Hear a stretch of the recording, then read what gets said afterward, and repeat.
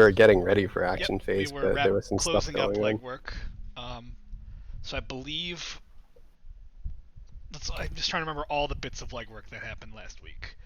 I know that. Did Tony do anything before he went down to the archaeology?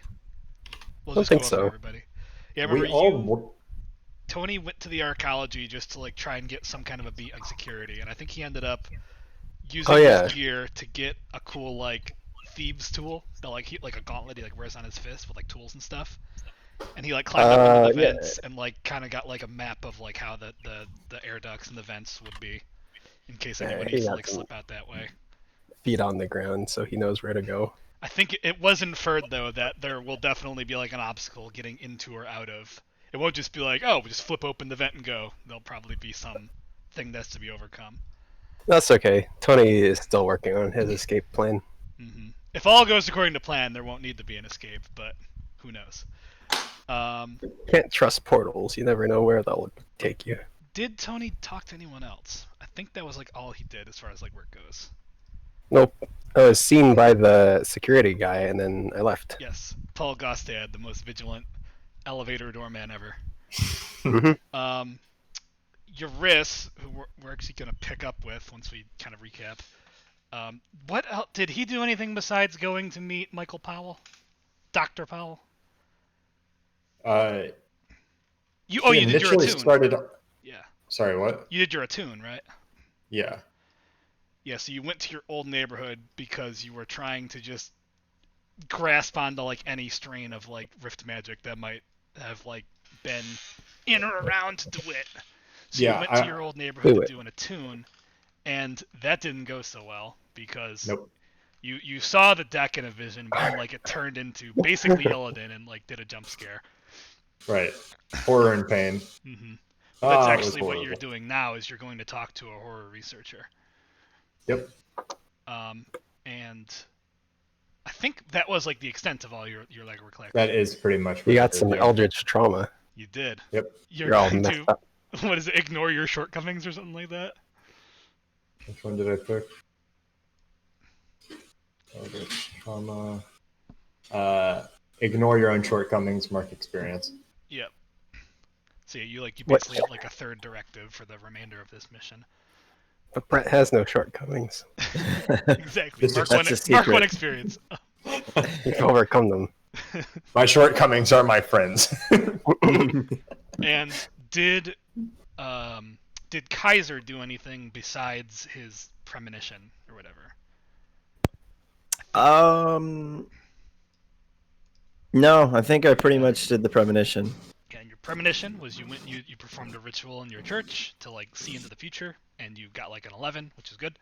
And you saw a potential future. It's not always the future, because that's what it says. Right. Like a potential, where you met under the bridge to deliver the deck, which your team had supposedly successfully lifted, and there was. I'll show the token again. Where are you? The creepy man. You saw this guy. And the man who betrayed us. And he was standing by two vehicles, and he opened a door, and out of the one door came this guy, Stringer Frost, who was from Kaiser and Y'Ris's Link's mission, the guy that you like slandered to ruin his political career. And he was like, blah, blah, blah, I'm so smart, you're so dumb, ha, ha, ha. And then I think it was, get the exact number, just so you have it. Wait, just to clarify, it was Tony in Y'Ris's mission, right? I don't think yours. Wait, was it? No, it was Tony. You're right. Tony slandered. Tony and Y'Ris. Yes. It was Y'Ris's mission that he had help from Tony. Correct. So yeah, Kaiser you would have only, but yeah, that's right. And we just kind of said like you were probably they would have told you about it at some point. Right. Since you're all best friends now. So yeah, it was Tony. Yeah, apparently. Yeah, that's right. Y'Ris and his Link's mission wanted to slander this guy just to like lash back at Alon, and with Tony's help they did, and they like ruined his political career. So yeah, he gets out of his limo, does like an evil sexy Hamlet, like I'm so smart, you're so dumb, ha ha ha, and then 8 like laser sights like came out of the shadows and like up in the rafters above you under the bridge and shit, and then like all of a sudden you just heard an automatic gunfire, and that was the end of the vision. So Excellent. that is one potential future that may await. And then so you guys all met, and I believe Y'Ris, wanting to learn more about this vision he saw, was going to meet Michael Powell, a horror researcher that at one point, I think we fictioned in you. What was the exact background? You met him while you were with Alon. Yeah, I met him during a mission with Alon. I saved him from a street gang or something like that. A rival street gang that probably like used cybernetics and was kind of like terrorizing the neighborhood or whatever. And I saved him from that. And then we've kind of been he's kind of been my contact ever since. You found that you two had a bit in common, so you stayed in touch. Yeah. So what you would already know about Michael Powell is he is independent. He used to work for a corporation, but now he's like got this lab set up just in the dirt. So clearly something happened, and now he's like out on his own, which is relatively unusual for somebody of like his skill level. And on the way there, you were accosted by Colin. That's right. Yeah, when you went to your old neighborhood to do the attune, you saw some Alon, like very low-ranking Alon dudes saw you, and they took it upon themselves to come after you by themselves to try and like collect the bounty. That did not go well. His two friends ran, and I think you chopped off his legs and threw him into a pile of garbage. You like threw him over a fence into some garbage. Yeah. Trash will always be trash. Trash will always be trash.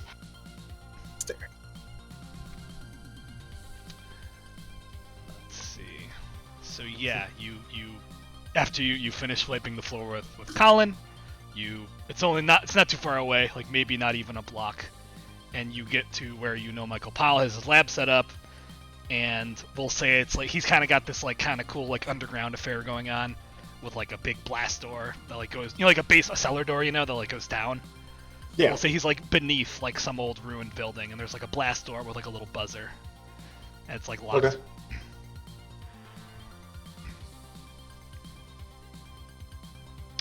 And I guess we should touch, so like a scene was definitely created, like as chaotic as the Sprawl can be. The ICPF like is a force, and while yes, corporate contracts do dominate their workforce and their focus, they're still the police. There is still a focus on street level crime, especially like crime in progress. Mm-hmm. I'd say like that's kind of the thing is like when there's like a robbery, a crime in progress, an assault, by just all the counts of living in civilization, like there is a very healthy response, even in like the dirt and whatnot. Where like the disparity really starts to show is like, oh, my car was stolen and it's missing. Well, you're just a dude and no corp is backing you, so fuck it. So, but in this case, like there was just a fucking showdown in the middle of the street. So right. You definitely like gave them the slip. You're not being pursued or anything. But yes, like as you like move 1 or 2 blocks away, behind you see a perimeter being set up, like some police cars roll up, people are interviewing witnesses, like it's now a crime scene back where you just were. The dirt is a poor part of. Yes. So actually, is it more heavily policed? Let's amend that. Let's say that I don't think there's like a great presence there, but they're on their way. Okay. Is it more heavily policed than like the other parts? Probably not. So actually, I'll give you that. It's like this is all happening, but like to a relatively scaled back extent. Okay. So like, there's probably like 1 cruiser rolling up with like two uniforms, and like once they like see the extent of what happened, this is just being inferred because you're just giving the slip. Like an ambulance will come for him. Probably like at least 1 or 2 more cars will come. There'll be like a perimeter. They'll ask what few witnesses do stick around, and like there's a proper crime scene back where you just were. Yeah, I think I don't. Yeah, I think after I deal with Colin, I just continue walking down to where my contact is, and I don't like rush or anything. I want to play it as cool as possible. Yeah, for sure.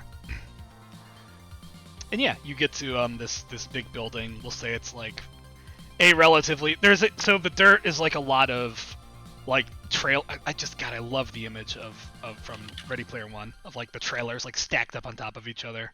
There's probably like a lot of that going on. There are some buildings, but they're very ruined. Like the top, 6 floors of this 10-story building are just like rubble, and then maybe like the bottom 4 floors actually have like rooms and stuff in them.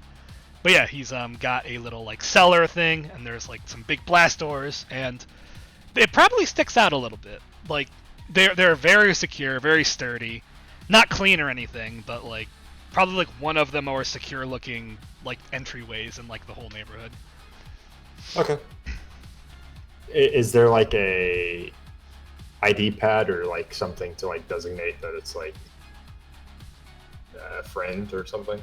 No, he's got like a little buzzer, and like as with most comms, I think there's probably like audio and video. Like you press the button and like a little like holographic display pops up with like a camera that he can be the other end of, or it could be one way.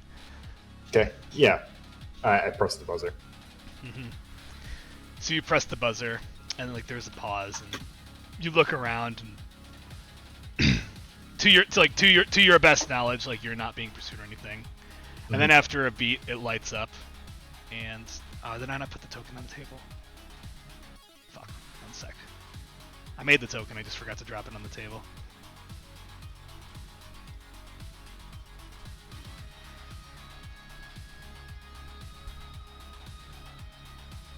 There you are, Michael.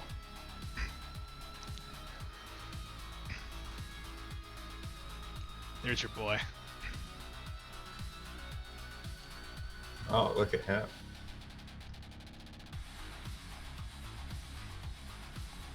Stacked out. Yep, so Michael Powell shows up on the screen, and he's got this very just calm and reserved look on his face.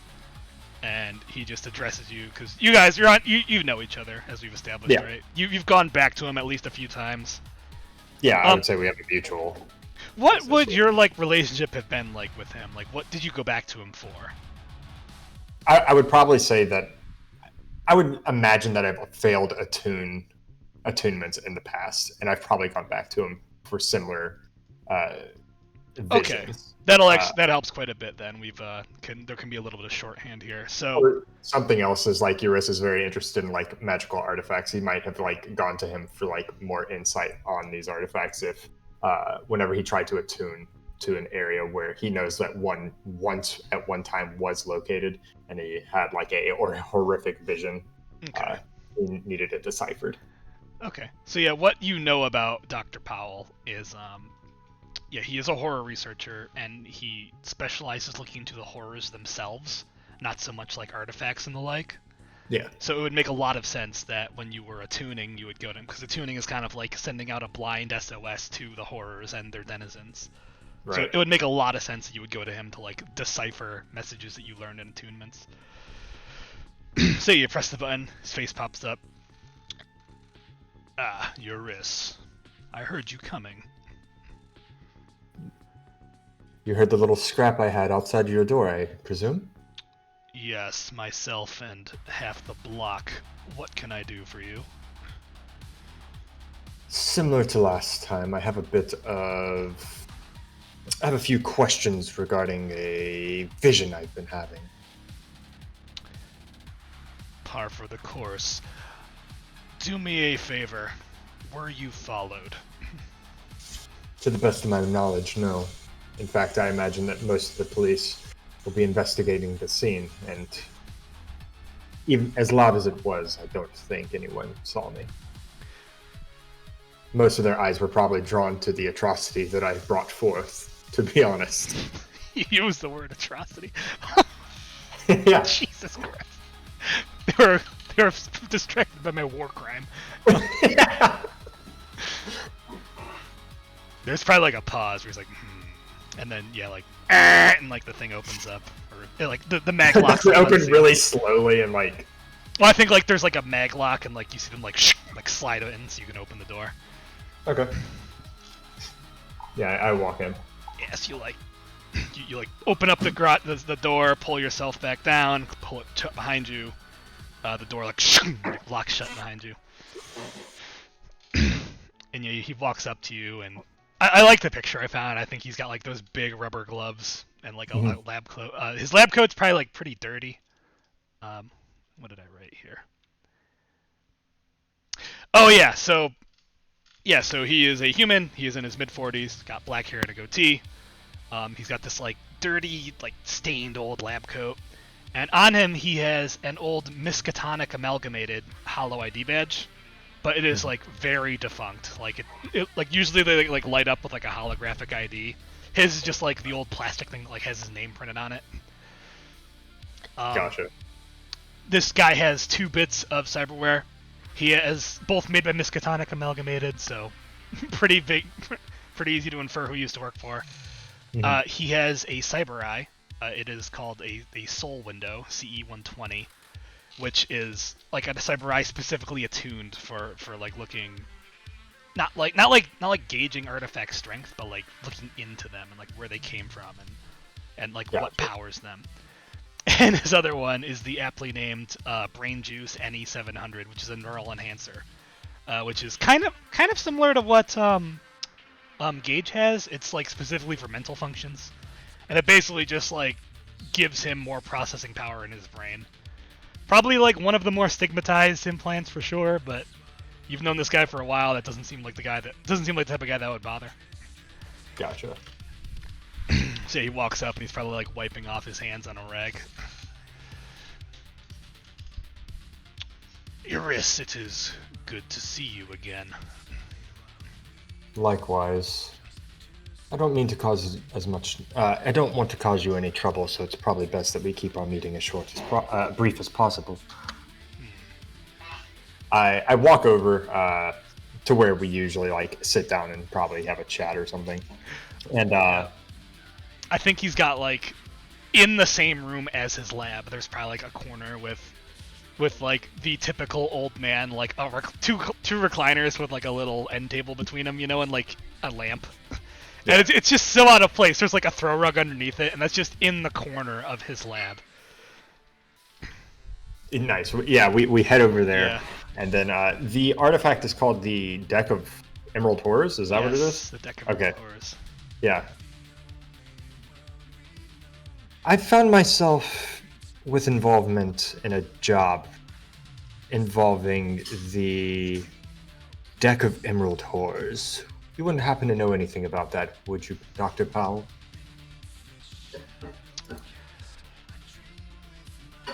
I confess my ability to stay up to speed on the latest artifacts is somewhat limited given my current living situation. I have heard the name before. I nod and say, a recent attunement has brought a great deal of distress upon me. I keep seeing this horrific vision of a horned elf, almost demonic looking, and I believe him to be one of the faces of the cards. And I was hoping you'd be able to decipher this for me. I don't know. Wait, was Kaiser able to like actually show me visuals of the cards? Yes. Well, you know, as long as Cody felt he would share it with you, yeah, Yeah, I shared it. Yep. So you can actually, if you want to, show him. I believe the ones I just read off the top of my head, he had like a 2, a 4, a 7, and a jack. So you could like show him the holograms and a little bit of data. I do show him that. And then I believe that the one that looks like Illidan is like the top one, the ace or the king or something. Well, you just saw like a vision.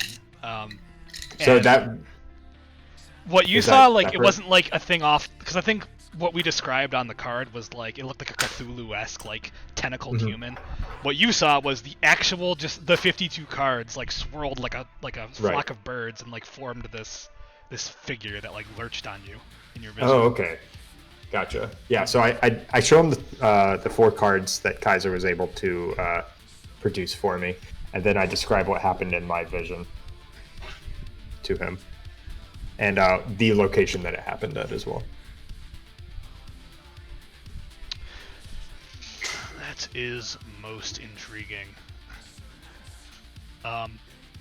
So I guess I can, since you've probably done this before, Brett, we can go over. Yeah, you've probably just literally done this with him before. Actually, no, it's more fun if it's new. Yeah, so he like turns and looks into his lab, and there is this chair that looks almost like an electric chair, but you know, not old and shitty and made out of wood, with like this like it's like you'd sit in this like little bucket would like go over your head with like all sorts of crazy wires and tubes coming off of it. It doesn't look invasive. It just looks like you would like sit in it like a thing at a hair salon. And yeah, he just like very deliberately like looks at this thing as he speaks. This is something I could help you get through. Is that so? Yes, I've recovered a bit of my old equipment, and this is almost exactly what it was for. But before I delve into you and your business, we will need to speak compensation, as your little episode outside makes this a relatively special endeavor. Understood. Now, you rolled a 9 before last time, Brett, so what did you want your things to be? Give me just a second.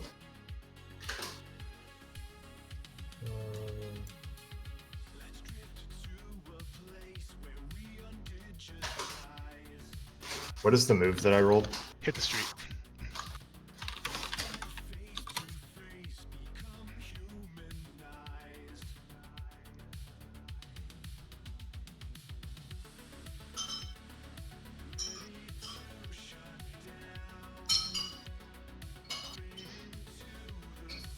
The bottom one. I need to help them out with something. All right, I think you have to pick 2 actually on a 7 to 9. You're right, and I think unwanted attention makes sense. Okay. Complications or consequences. Okay, those are like perfect choices. I think it goes without saying that your clock is going up. So now your legwork is 1 tick away, and now your action is going to be 3 ticks. I think that's a fairly like people saw you, so like there's there's police reports being, but no one knows who the fuck you are, so like that's all going down. But those actually like it's super fitting for what's about to happen. So yeah, he's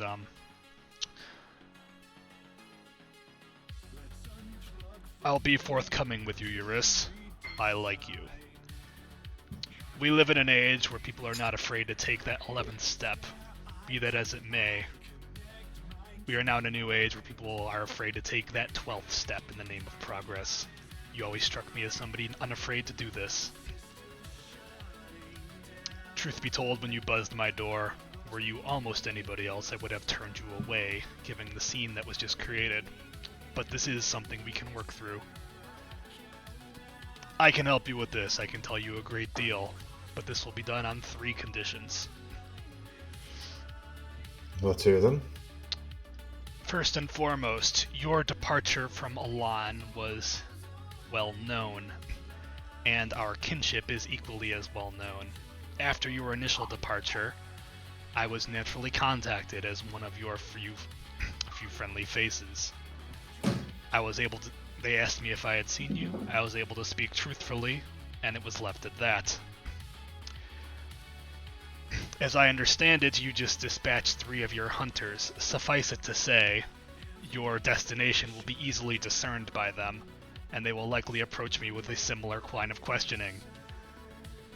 I don't believe I will do so well lying this time.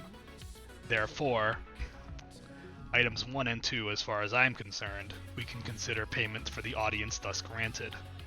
1, I will require assistance in finding a new location for my lab, and 2, you will need to help me move there. Is this amenable thus far?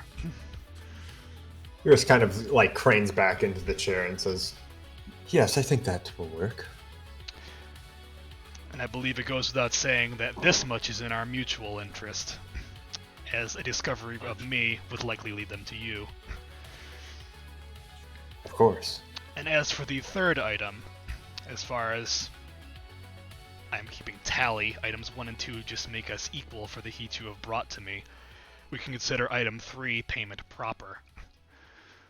As you may or may not be aware, I left on relatively unfriendly terms with my original employer. I have been getting by with what equipment I was able to take with me and what I've been able to scrounge up. But if we were to move forward with this, I will require some finer implements, things that I could not carry with me. Things that I left behind at... And there's like a pause, because he's like definitely mulling over just divulging this with you. Miskatonic Amalgamated's Lake Michigan black site. While I can give you surface level information on this, to truly get to the heart and soul of it will require these special instruments. Would I be correct in assuming that you are now, by some definition, an operative? You could say that. This is good. Then for my third item, I would request that you arrange some sort of an operation to acquire some of my old equipment. I can provide you a list and location. I think that can be done, but I think that we should prioritize the first two. I do have a job coming up Of that course. will be taking precedent over the third, but after that is complete, I will look into it and make preparations. That's more than reasonable, and as with the first two items, this will be of mutual benefit, so I trust you can get it done on good faith. Of course. Then I believe we are a gentleman's handshake away from progress. And he'll like extend his like gloved hand. Yeah, I offer him mine as well. Perfect. You accidentally poke him with your 7-inch long fingernails. Yeah, oops, I'm sorry. Contaminants! Okay. Oops, did I draw blood? Then if you will come with me, we can begin the process. And he'll lead you over to the cool looking chair. Yep, I go. I believe this is new since the last time you were here. And I can divulge some finer points of what it is I did for Miskatonic. I was part of the original team at the Kenosha... the Kenosha site. And so when the Michigan Rift opened, I was among the first transferred there.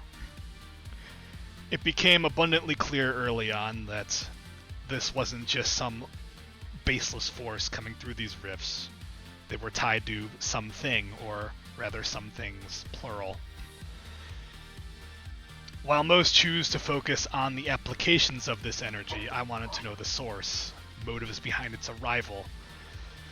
It goes without saying that in a world as corporately driven as ours, this was of secondary concern. At best, I was a tertiary priority. Nevertheless, I found that the greatest insights could be gleaned from dreams, more specifically nightmares. What you are looking at is a device of my own make, though it is just a replication of what was left behind at the black site. I aptly refer to this as the dream sequencer. When somebody has been exposed to what we have colloquially referred to as horrors, most commonly it comes with something resembling a nightmare. What you're describing is one. This tool can help us learn a bit about it. The process is painless, but still nonetheless unpleasant. Though I do not believe that should dissuade you. And he'll like pull the lever so like the little like feet rest kind of pop down. You can get up in it, if you will. Yeah, I do so. Yep. So yeah, you sit down on it, and he like pulls this like big like bucket thing over your head. It doesn't actually like fasten to you, but it's just like, you know, over your head and just over your eyes, and he'll go over to a lever and say, "On your mark." Let's go. Yep. So yeah, I think he pulls the lever, and you know the thing kind of like rumbles to life, and you know it's like a thing that he fucking built in a basement to replicate like lab equipment. So it's like very like rickety and like it like rumbles and probably makes some like really ungodly noises. And Oh yeah, like the power flickers for sure, and the lights like go out and they come back on. And yeah, then like your eyes your eyes are like inside the apparatus, like they're momentarily like blinded, and instead of like your vision coming back, you're just like right back in your attuned vision, and you can kind of relive it like with added clarity. So again, you're sitting at a table, in the warehouse where you probably like went to do the original attune. You know what? No, you're in the warehouse, but like the warehouse is now furnished like it used to be like years ago, and you're sitting across like a really nice card table from Dewitt himself. Mm-hmm. And he starts like dealing the cards out, and you guys are like playing like poker or some shit. And he deals you a hand, and you just get shit. And you look up at him, and he's just giving you this like wolfish smile, like like he knows you're beaten, you knows he's beaten you. And you both throw your cards down, but like instead of the cards like just revealing your hands, they just keep moving when they hit the table. And then just the thing just happens again, where like the 10 cards from your 2 hands like spool together, and then the whole deck kind of like one after the other, they all kind of like start flying through the air. And yeah, they take form into to make this easy, they take form into something that looks like Illidan. But again, it's just made out of cards flying around, so it's as detailed as that can be. And yeah, it like soars around the room, and Dewitt is just kind of like smirking at you with this like really satisfied look. And though he doesn't really seem to be paying attention to the thing flying around the room, he just reaches onto the table and pulls what you perceive would be poker chips, but there's nothing there. And he just pulls them to him and says like, "The house always wins, baby." And yeah, then Illidan like swoops in and just it all goes black. And then slowly your vision kind of regains, and you're in the chair and you're sweating, and you're in the room with him. And he's probably like looking at some readouts.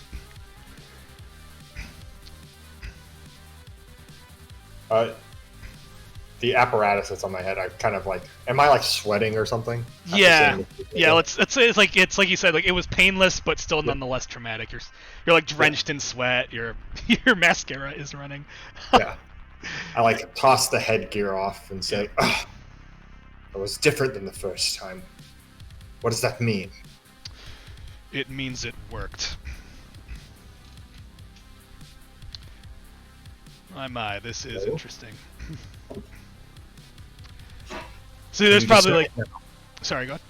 Yeah, I just say, can you discern it now? You had a fleeting encounter, to say the least. This was a secondary visit, but nonetheless, it was a visit. You got something's attention, albeit momentarily. He probably like tosses you like the towel that he was using when you like first walked in the room. Mm-hmm. Here, clean yourself up, and then join me in the sitting area. And he like probably like pulls a lever, and like this like remember like the old printers where it would just be spools and spools and spools of paper with like the little holes on both sides of it. Nope. Jeff does. Yeah, it's kind of like a CVS receipt type of a thing, where just like it's just an endless spool of paper, and he like prints out like this really long thing and carries it over with him and starts like kind of just going over with it. And he waits for you to just collect yourself and come join him. Yeah, I catch my breath, sweat kind of dripping down my forehead, and I regain my composure, walking over. I will say there's like, it's a guy in his 40s who lives alone. There is most definitely a fucking like little bar along the side of the wall. He'll like nod over to it. I thought you were gonna say like a gallon of lube. No, that every lab is a 55-gallon bucket of lube. Yeah, he'll nod at the bar. Help yourself. I go over.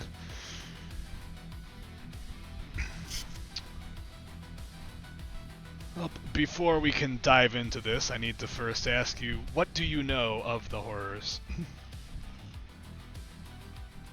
Truthfully, not much.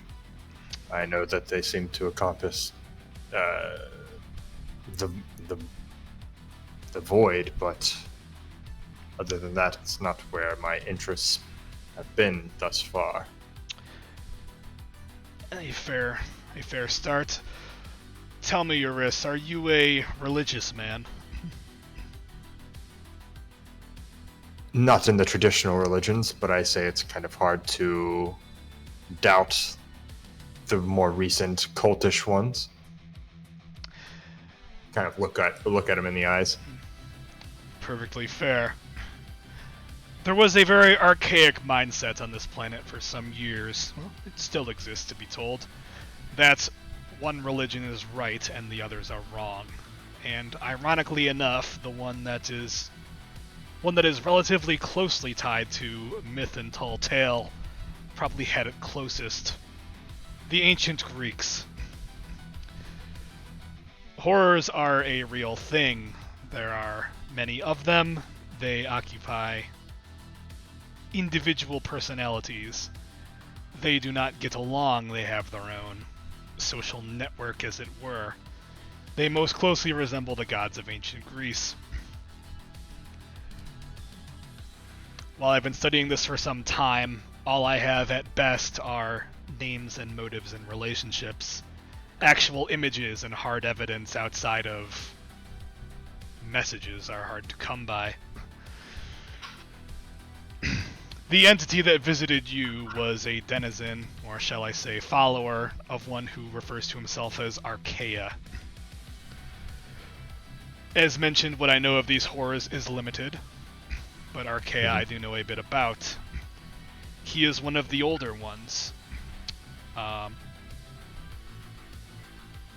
He is one of the oldest, and as with most, he has rivalries.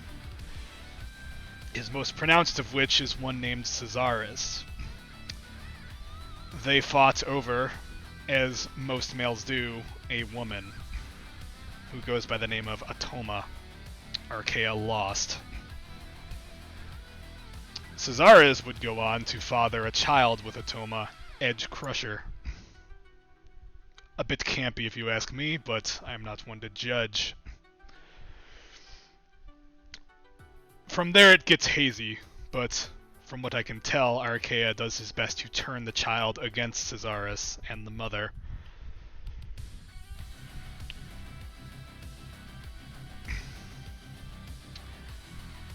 At best I can get moods, attitudes, overall dispositions. Archaea, he is a spiteful, ambitious horror. He is both deceptive and seductive. He probably pauses and looks you up and down. You're probably drawing the same conclusion as I. As to the extent of what attention you drew from him or his intentions for you, you can only speculate, but this being, perhaps he takes the form of Archaea, perhaps he doesn't. But this thing shows him loyalty. I see. You wouldn't happen to know where I might be able to get in contact with him, since he seems to be so interested in me. As I understand it, these two great religions of ours, the Congregation of Drak and the Circle of Yazul, they're relatively front-facing. It is no secret that Drak and Yazul himself are also horrors. They have a relationship, and they occasionally manifest as avatars in this world.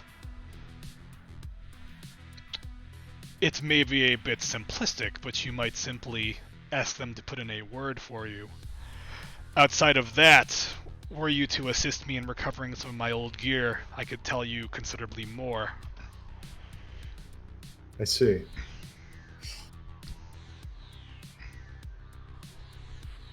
I kind of look down at the bar with my hand on my head, thinking, I see. So you can get more information once I retrieve your old equipment. I also have a contact in the Congregation of Drak that I might be able to get some more information about Archaea from him. The internetworking of these horrors is a relatively limited field. The general focus after they came was more on the application of their magics than the horrors themselves. Nonetheless, there is no lead not worth pursuing. But to put it frankly, don't get your hopes up. Understood.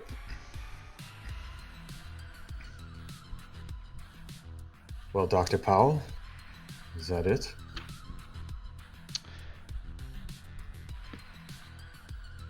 Yes, for now. I'll continue to go over what I see, and I may dig up something new for you. I nod and say, it's much appreciated. Anytime. Now, I believe at best you have 12 hours to get out of here. That shouldn't be a problem. I stand up from the bar, give him a nod, and say, I'll be seeing you soon with your new accommodations. For both our sakes, I hope so. I give him a smile. And he'll probably like press the button and the door will open. Yep, I leave. Cool. And you walk away for another character that was in no way custom tailored for Brett and Brett alone. Yep. Okay. Where did we leave Tony and Kaiser? It's an excellent question. I think we last left each other at the bar, right? Oh. Like we all met at the bar. And There was a shopping montage. Everybody went and got their swanky suits. Oh, that's right. I guess just the long and short of it is there anything else resembling legwork outside of Brett helping out Dr. Powell?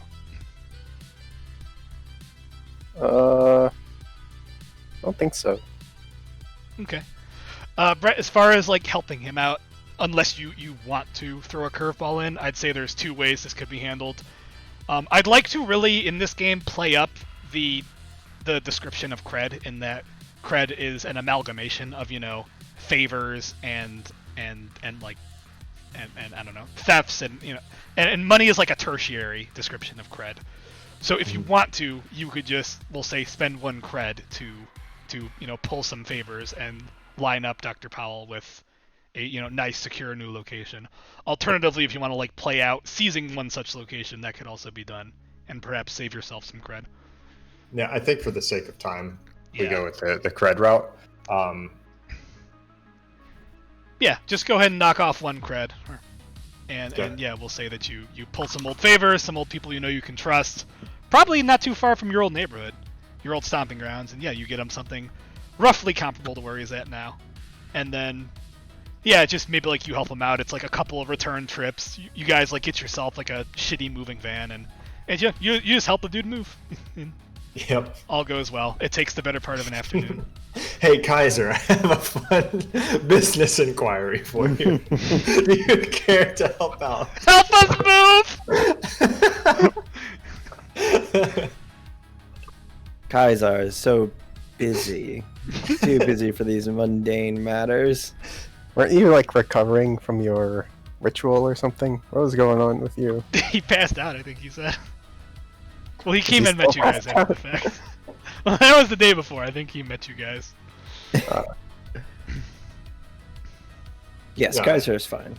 Yeah, I help him move, and it's fine. Yeah. And I guess, do we want to skip ahead to the ball, or any other business we want to do ahead of time? I have none. I can't think of anything. Okay.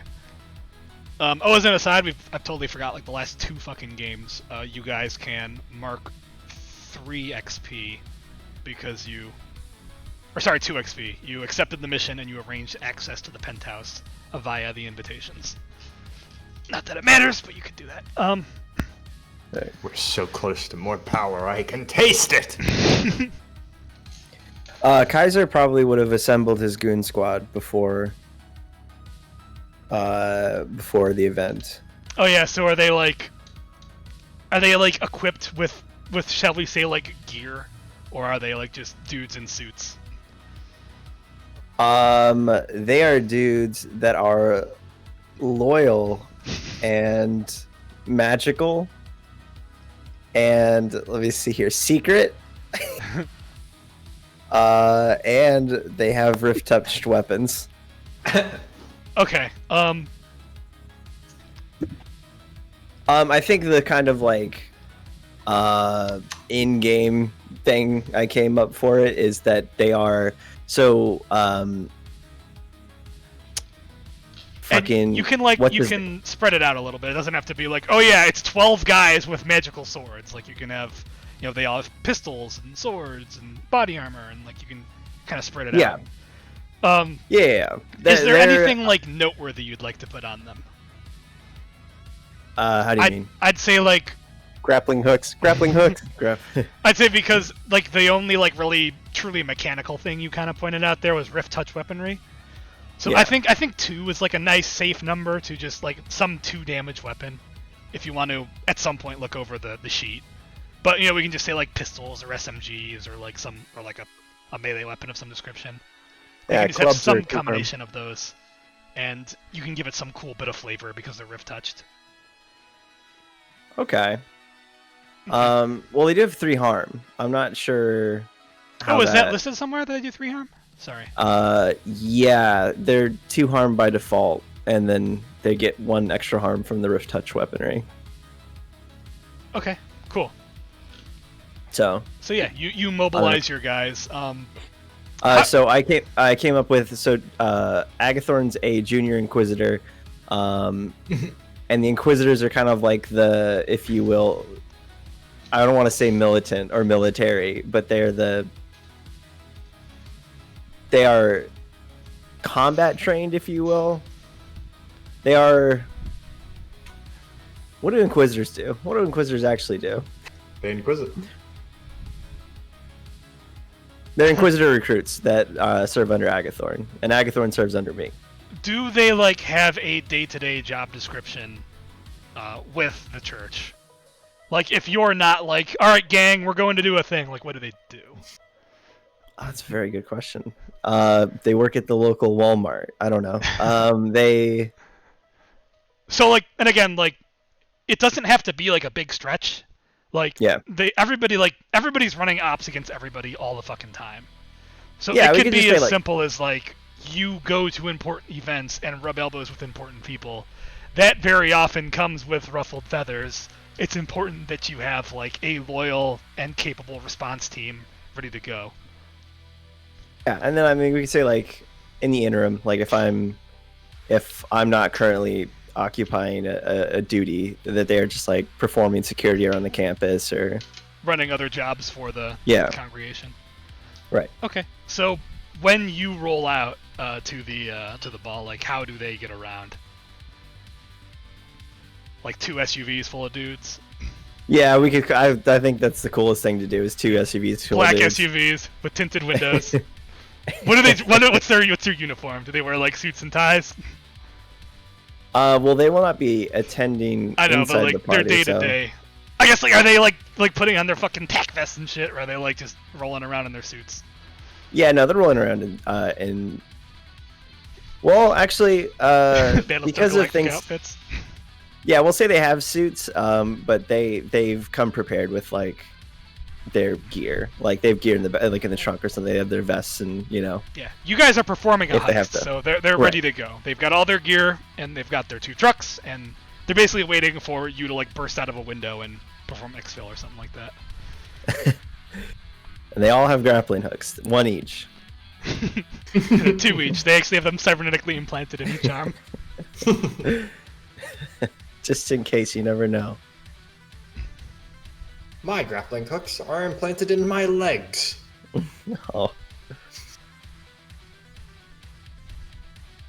All right. How do we show up? Okay. Yeah. Unless do you break out the Lexus for the? Oh yeah, absolutely. So you have Agathorn chauffeur the 3 of you there. The 3 of us. Oh, I guess they are my guests. Do you bring your friends with you, or do you tell them to take the bus? I guess his +2s. Yeah. We'll say like the back of the Lexus is one of those. It's one of those. It's not exactly a limo, but it's got seats that face both directions. Oh yeah, I like that. Agathorn has to stay outside of the thing. What? What do you? Agathorn's driving the car. No, I mean outside of the event, right? Yeah, he can't. He doesn't have. Okay, just making sure he's not one of your +1s. No, +2. you were both my 2. I thought You can. Tony had his own. Yeah. Does Tony actually have his own way in? Maybe. Tony scoped out a way to break in and out. If he wants to do that, he can. But I thought That's the entirely troll unne- that's offered entirely him a unnecessary. way in. Yeah, he's got that lady on the inside waiting to get him in. The troll? she's not, unless she Over. got rid of the invitation for her boss. She wasn't getting you in. If you want to retroactively pressure that, I think we could. It would just be I kind thought of. I did, but no, it's fine. I don't need it anyways, so I'll go with Cody. Who? Her Nova. But yeah, Tony doesn't want to talk to his boss, so he leaves a note at work saying that he's gonna be covering the event. I think no, you could go with her if you think that'd be better. We can retcon that. It occurs to me that was the game where I was We were talking about it, and she said that she was gonna go with her boss. Yeah. Mm-hmm. And yeah, you asked her, and it was like a big deal for her. But you succeeded on a hit the assess roll. So if you'd like to, we could just retcon that you arranged that. Because also it occurs to me that was the game where I was just really unhappy with how I was emceeing, and this seems like something you should have been able to do. So we can do that if you'd prefer. Okay. Yeah. The deal was Tony's just gonna be recording a bunch of stuff for her so that she can schmooze with her boss, and Tony does all the work basically. Yeah, on the down low. They got you a +1 with them. So her boss is that how we want to do it? Her boss is still going. Oh yeah, I like that. Yeah. Okay. Cool. Because I remember the original phrasing was like, "Can I come with you instead of your boss?" And that was a big problem. But yeah, I like the idea. You're going with her as a +1. So Kaiser, you may bring Agathorn if you like with your +2. We need Agathorn outside because he's supposed to catch the artifact. I could just give it to one of your other goons. If you would have all 12 of them make like a big thing, like a fireman, you know, like the big catching Yeah. net. They have orbs in the middle of them. That'd be dope. They've got one of those like trampoline things. They all hold out. Oh, where's my Agathorn token? Okay, yeah, fine. Agathorn gets to come now. Yeah, he's got a nice suit. Look at him. He's got a nice suit. He's ready. He's ready to go. Oh yes. Oh, me? I get to go. Are you sure, boss? Okay, so yeah, you three roll up in Kaiser's cool. What's it? What is the car? Lexus with like the seats that face each other. I love that. Yeah, it's like just the 2 rows of seats that face each other. And there's totally a little privacy screen that like blocks out the driver. We'll say Agathorn got to ride in the back because he's going to be attending with you just have a driver. That's fine. Yeah. For just transport around the city, it's not a big deal that you just have a car with a driver. So yeah, you guys pull up. It's like a red carpet scene. Is it like paparazzi snapping photos and like or is it just like we just get out at someone's apartment? No, I think there's definitely like a little bit of a hubbub going on downstairs. Like it's not every day that there's like big events like this. It's not huge because like because like it's a whole floor of an arcology that you're going to, so that's where like all the action will be. But there's definitely like a small number of like reporters and stuff gathered, like maybe like 4 to 10 dudes kind of like rush everybody with like cameras and stuff to get pictures of who's all going upstairs to the thing.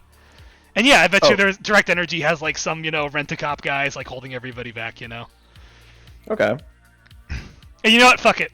There's a red carpet. There's an AR red carpet. Okay. And yeah, like they've got like. Is it like above the ground so we kind of like wade through it? Yes.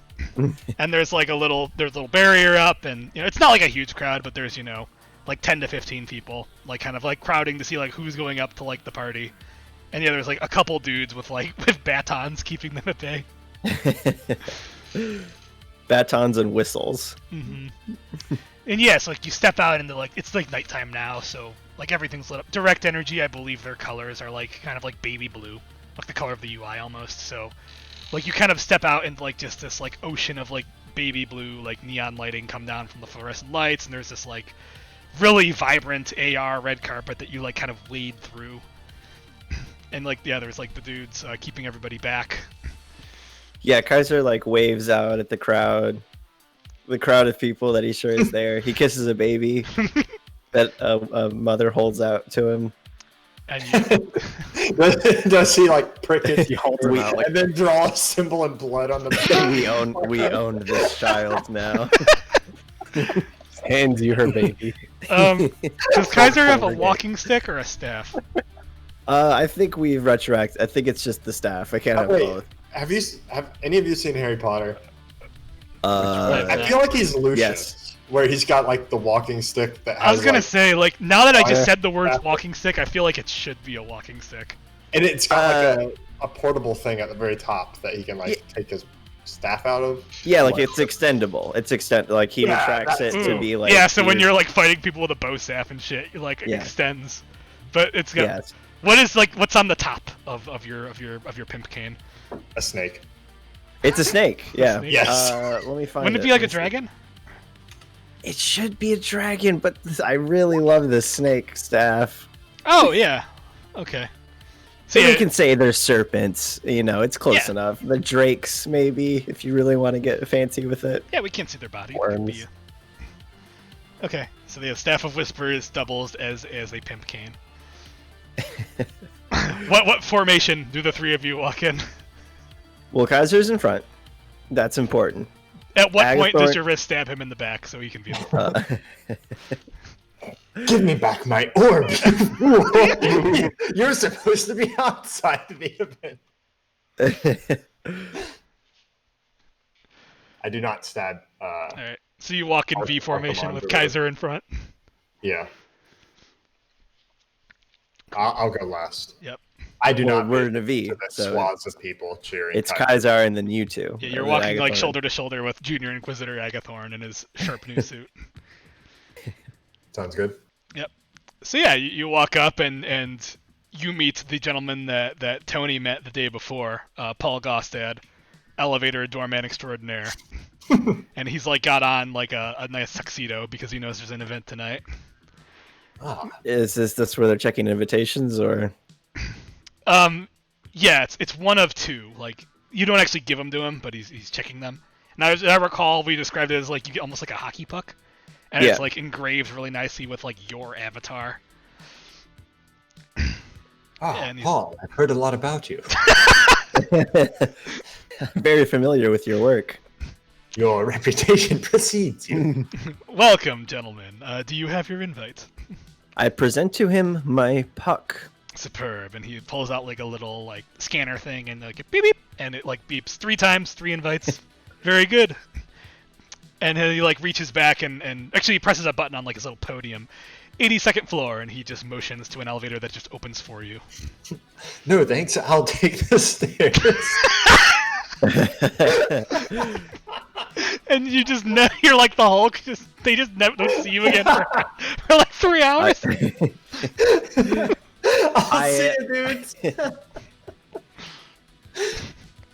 Yeah, get I assume he like gives us like a gesturing motion into the elevator, and I will put $1 in his hand, Oh, and I will say, "Thank you, kind sir." I think he like bows his head graciously. Oh, thank you very much. Enjoy the gala. Just give him the full he's- cred, Cody. He's on the payroll now. He's complicit. So if something goes down, you can blame him. And you like pull up the footage right there. That's where I hired this man to do everything that just happened tonight. Yep. So yeah, you guys get in and start going up the elevator. And mere moments What's the later, elevator music that plays? You tell me, Cody. God, it's probably jazz, right? Is it K-pop? It's K-pop, isn't it? Fuck, I It's guess always it's K-pop. K-pop. The future's a terrible place. It's Oh, all K-pop all the time. The Koreans took over the music industry. Okay, so then mere moments later, Tony rolls up with Nova. And yeah, so where would Tony have gone to meet Nova? Would they have picked them up, or would he have gone and met them somewhere? I'm sure they have like their own thing, so they probably pick them up on a street corner somewhere. Okay. What are we arriving in? What do you think an exec from the Diamond Network would ride around in? Like a hover limo. Does it hover? Are we doing hover cars? Is that what we're gonna?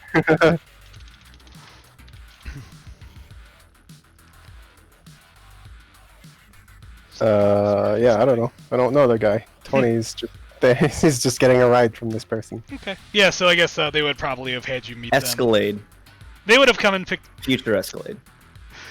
I'm sure like one of his guys comes and picks me up in some nondescript vehicle. You're right, because Tony lives in the back of a laundromat, and they wouldn't bring the limo down there. He doesn't give him that address, but yeah. He gives the address of a slightly nicer district. Okay. And I forget what fucking throwaway name, but the name of the boss is Tom Thorburn. So yeah, Tony is taken by one of Mr. Thorburn's staff to meet him and Nova, probably like outside his estate, wherever the hell he lives. And yeah, you pile into the back of a limousine with Nova and Mr. Thorburn, who's not probably terribly crazy about a third wheel being in the on his hot date. But he also probably, I'm sure, like, yeah, so just to retcon, she would have probably, like, told you, like, he won't be happy that you're there, but he understands, like, what, the fact that you can get in camera equipment for them. So he's probably, like, willing to suffer this with the intention of kind of ditching you as soon as you get inside. Probably goes without saying. Tony would rather escape this man's notice, so he keeps quiet and he sweats a lot. Yep. That's probably everything Mr. Thorburn could ask for the limousine ride. It's like, you probably, like, shuffle into the limo. And Nova's like, oh my god, Tony! And she, like, reaches over and, like, grabs your upper arm and, like, it's so good to see you! And Tom's like, yes, good evening. No, so like I was saying, though, and just just right back into, so, have you been on my yacht? It's truly wonderful. Hasn't even finished saying hi and bowing politely, then the guy's already moved on. Exactly. Well, Tony makes himself invisible, but he's got his cool sunglasses, so he's recording everything. Perfect. And yeah, you guys drive there. You probably just listen to this guy talk about his yacht to her for like the better part of like the 30-minute ride. And yeah, you pull up, and it's very much the same scene that these three had. You kind of like get out, and you're kind of immediately swarmed by like 10 to 12-ish, like paparazzi for a better description. How does Tony handle himself on like the walk up to Mr. Gostad in the elevators? Well,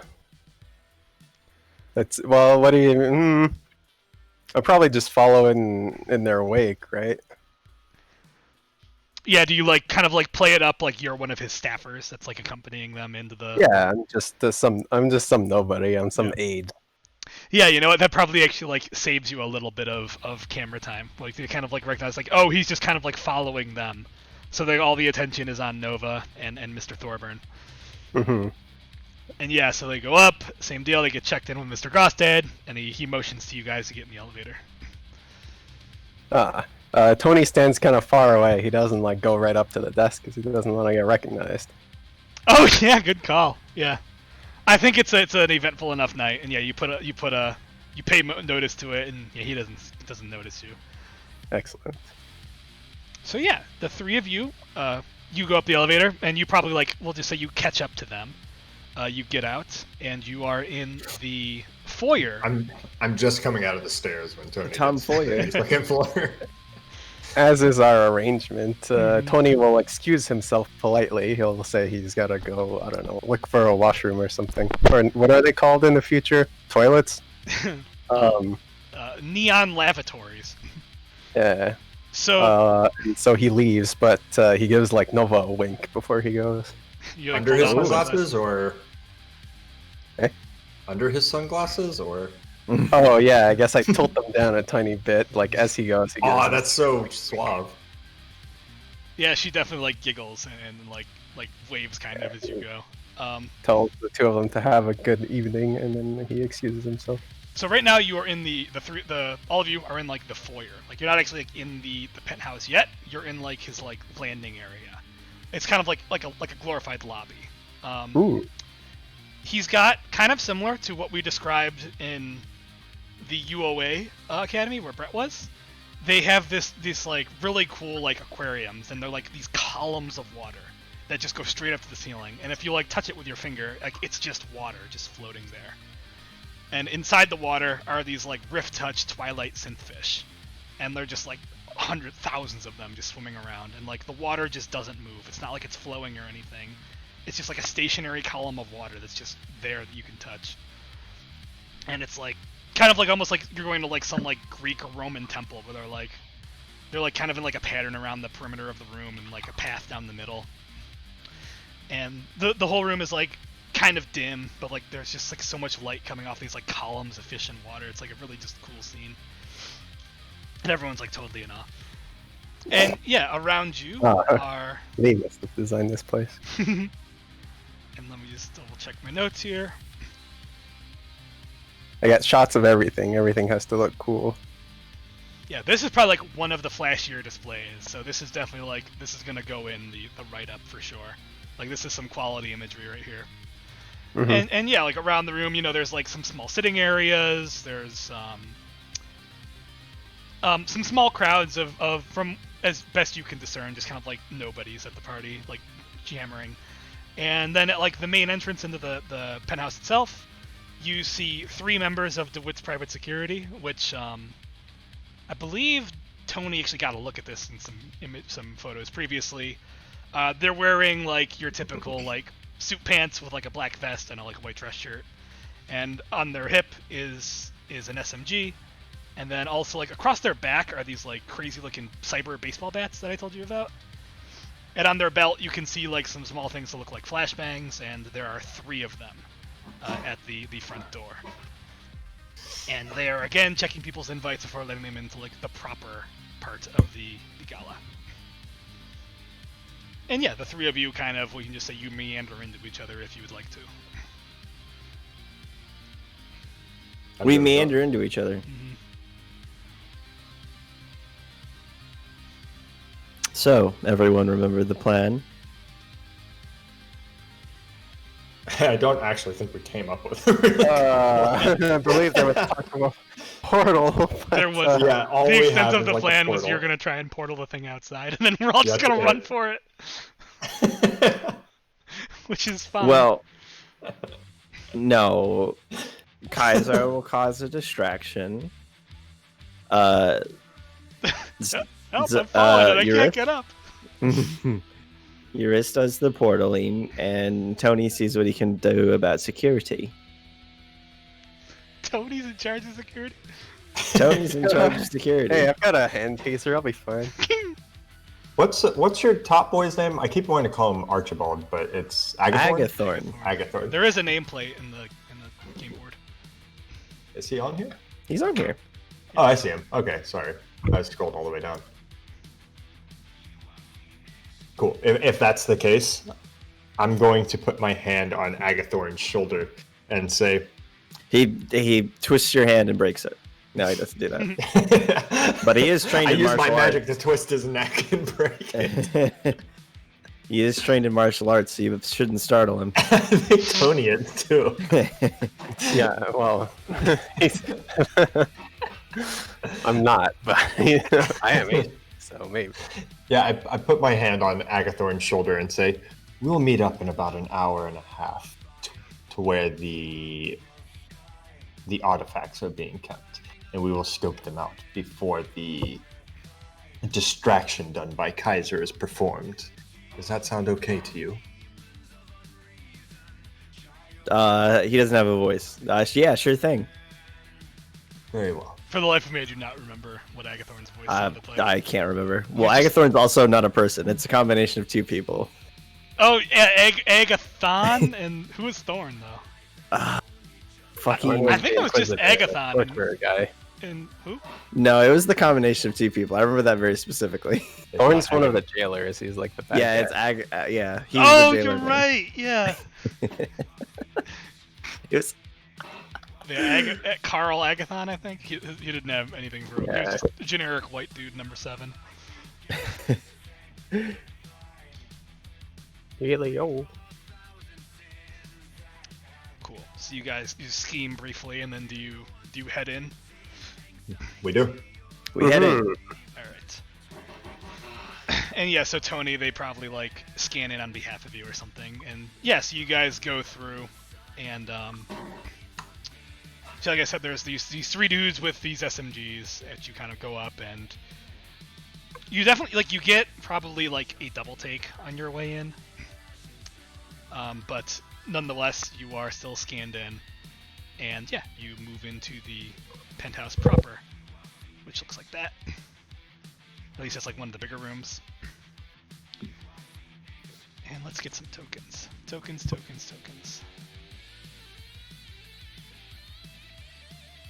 Oh yeah, you have your friend here.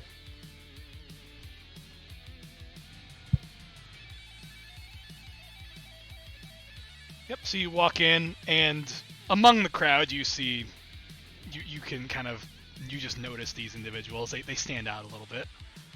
They have a tokeny look about them, as one might say.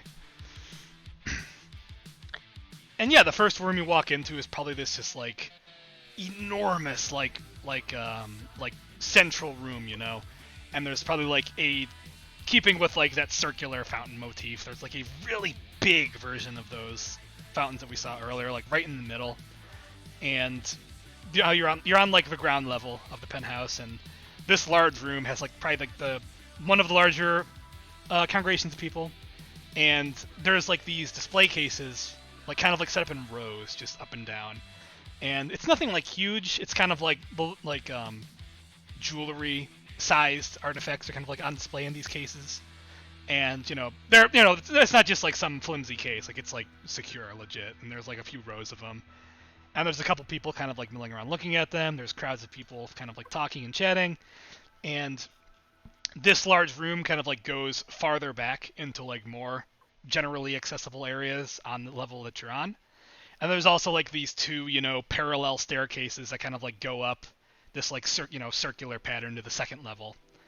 And up on the second level, overlooking everybody, you see, where are they?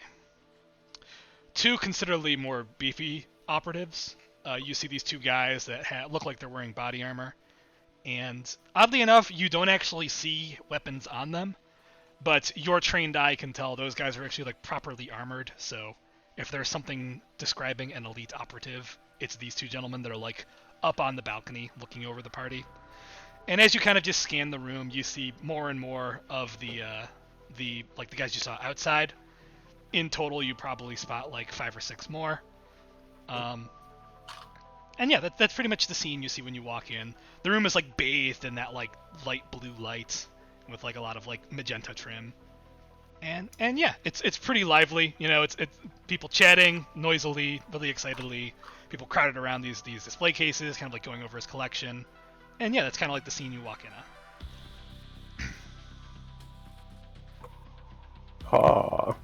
Tony scopes out the place. He'll start to mingle, but he's actually Eavesdropping. Closely studying the place or situation. Let's see what he can find out. Ooh, and assess? Yeah, can I roll asses? Yeah, let's roll Asses. Alright, Tony with his expert gambler's eye. Right. Ooh. Oh, Nailed. Big Dick Tony! Let's get to it. Let's assess the shit out of this place. 3 asses. Where would I find a deck? That's my first question. Well, actually, no. My very first question is, Tony finds a couple of nice spots where he can avoid trouble here. Oh, for sure. Anything in particular? Like, closets, well, hallways? I guess it's up to you. Yeah, Tony, he's not looking for anything in particular, but if he needs to make himself invisible, or like hide somewhere, avoid trouble. How about those 2 elite guys? I find somewhere where they can't spot me. I find their blind spots, and then that's the first thing Tony does. Yeah, so I think we can totally revisit this if we need to. But like, you circulate, you don't just post up at the door and look, you move around. And there's definitely like a kitchen. And I think maybe that like the kitchen probably has like, like the swinging doors, that like swing both ways. Tony's got his little burglar's tool. Could I open a locked closet or something? I hide in the walk-in shower. Exactly. I was gonna say like. So the bedrooms and stuff are all upstairs, but yeah, I think maybe down on this floor, like the whole fucking floor isn't open. There's probably like, you know what, like the best place to hide is probably like the Lord of the Rings, like the safest place. The closer you are to danger, the farther you are from harm or some shit. You probably like discern that like slipping into his office would be like the safest way to duck out of sight. So you like you spot his office door. It's very clearly an office. You can like see through the little thing on the side. And yeah, you like just size up the door like I can get in there. And that's gonna be your spot. Cool. Yeah, Tony does a little bit of mingling, you know. And then yeah, he's gonna search for the deck. I guess that might be part of it. He's asking Yeah. Dewitt got a nice new artifact. He was hoping to get his eyes on it. Have they seen it? So this isn't even an assess roll, because this is the main attraction. Everyone's here to see it. Y'Ris and Kaiser and Agathorn probably inevitably meander this way too. So like I said, there's like rows of like cases out in the front, but this is definitely like not the main draw. In the back, where all his prize pieces are, is where like his proper collection is, and he's got these like these ceiling high displays that look kind of like that. Where like there's like this like big stone pillar or plastisteel coming out of the ceiling and the floor into like a like by your trained eye like, you know, bulletproof, bomb-proof like display cases, and there's like larger pieces inside. And like the big one right in the middle is the deck. And it's like all fanned out, you know, nice and cool, so you can actually like see all 52 cards, and it's very nice looking.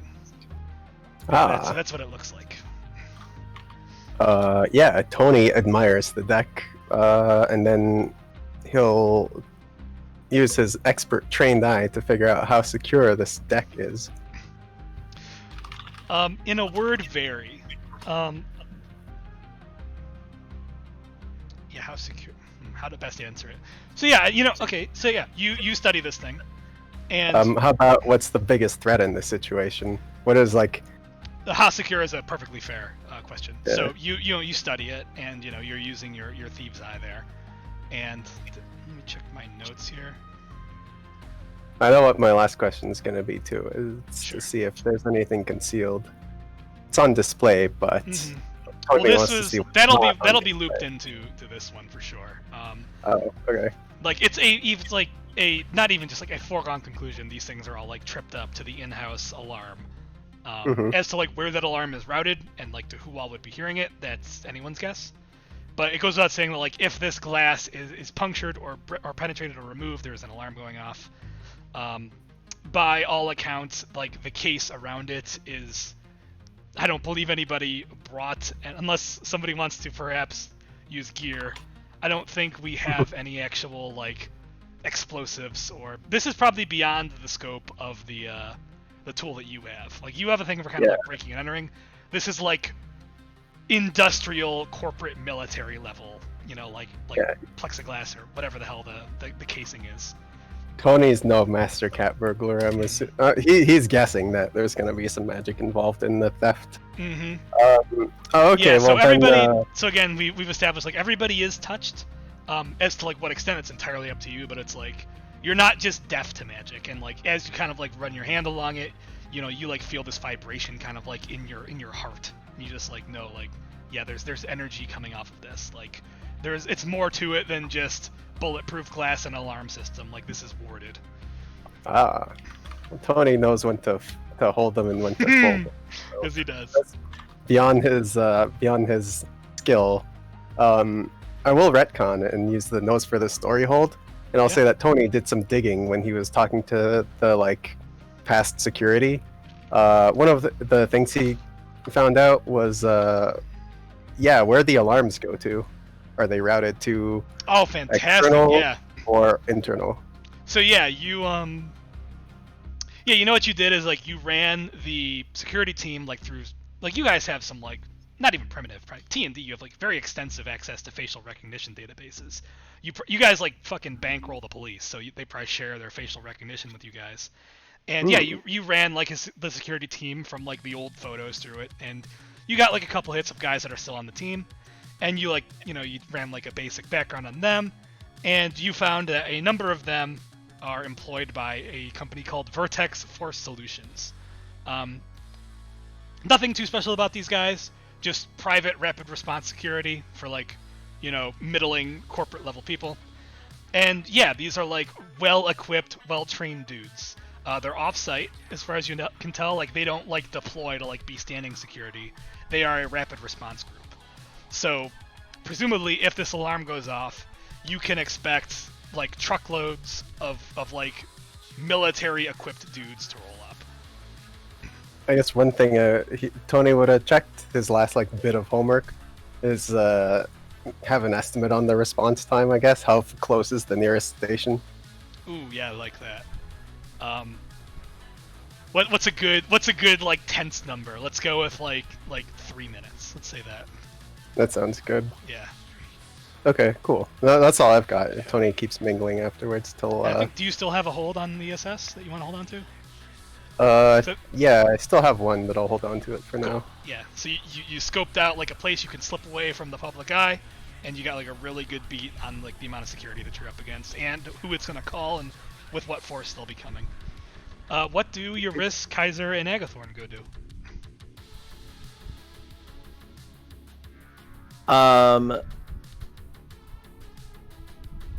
Kaiser would he walks over. He'll leave Junior Inquisitor Agathorn. Agathorn will kind of meander, Mm-hmm. Or hang out with Y'Ris, whatever Y'Ris needs him to do. Kaiser is gonna go up to Dewitt. Yeah, so you walk up to Dewitt, and he's laying his southern charms on this lovely lady. Well, what do I overhear? Let me hear that southern charm. Alright. DeWitt is charming up this girl. Let's see. I have to piss. I'll be right back. Alright. My, you are a fine thing. I do not recall I catching your name. And there's... So this girl, I guess we can describe DeWitt and her real quick. You already know what DeWitt looks like. He's in his 30s. He's got synthetic silver hair. He's a very confident man, very accommodating. And he wears this like just immaculate 20th century like gangster attire almost. Like very much like a what you see in the mobster. picture. Yeah. Okay. And he's got the bat that he carries is not like the mechanical ones that his goons have. His is like very ornate with like it's black with like gold lettering on it. And the girl he is talking to, she is an elf. She looks a little older than he is from what you can see, but it's tough because the whole lower half of her face is augmented. She's tall. She's taller than he is, and she's got this like wavy red hair and like just these like really just cool eyes. Like she's not really getting a rise out of her. And she's got this like slim-fitting teal synthetic evening gown on. Just looking her right over, you would recognize that the thing on her face is a T&D make. It's called a gateway. It's a it's tough to say like what a cybernetic mouth is put in for. The gateway is most commonly used for voice modulation and translation. So presumably she can like speak like any number of languages, like it'll just translate for her. And then also, she has a cyber arm. Her left arm is replaced by a Maravati Incorporated Incumbent, which is just a relatively general consumer-grade forearm. And yeah, so DeWitt is trying to chat her up. And he's like, I don't believe I saw your name on the registry, Mrs. And she replies, Lillix. There, now she has a name.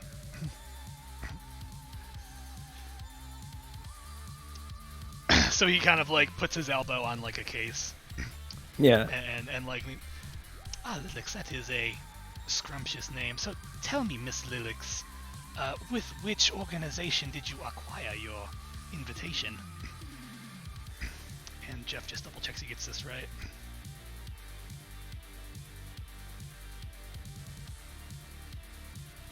Sorry, I have so I'm many back. documents. Too much paperwork. Oh, DMG. I'm with DMG. Of all people, if you'd believe that. He's like, DMG, ain't you a little far from home?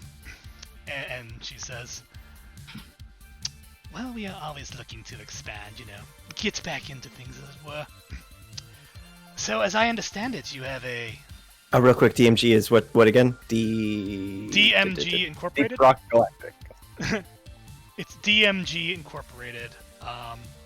They are... So, he is definitely accurate when he asks if she's far from home. It's from the Midnight, or the Darkening Alley book. Oh, okay.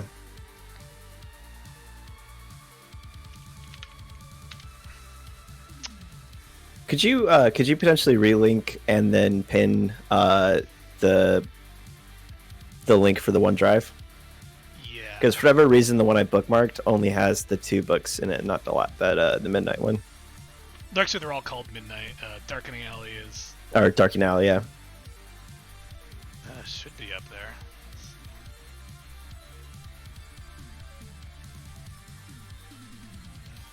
Discord's not scrolling up. Wait, I think I can just relink it off my hard drive. Let's see.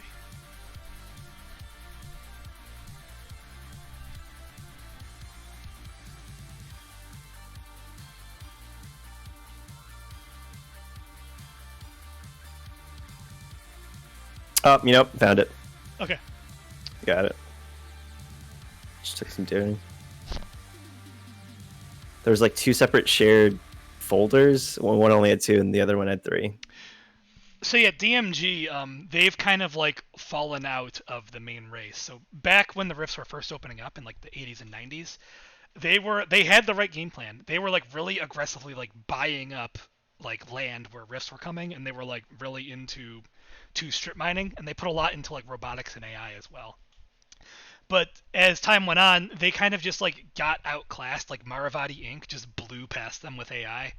And in doing so, and plus DMG, like they're mostly centered around New England. So out in Chicago, they're a corporation from New England that is like fallen into like 3rd place over there. So for them to be out in Chicago, it's a bit of a stretch. But what she's saying checks out. Like they're without question like the 4th or 5th place corp as far as like Rift tech goes. But like they're trying to get back into things, having been outclassed by their competitors.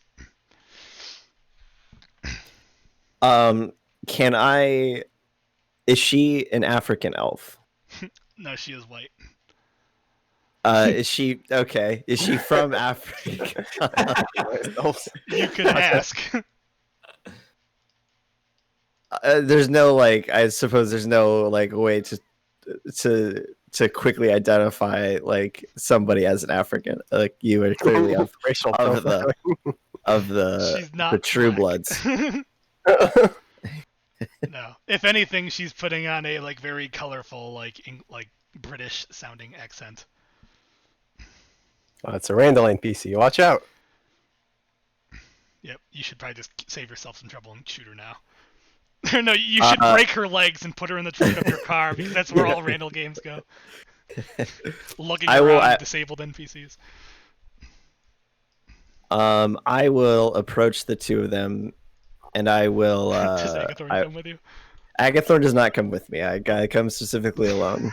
So Fred's over there. Yeah, Fred and Agathorn are hanging out. Y'Ris just he turns to you, and Y'Ris just turns to him. I hate you, and he just walks away. Alright.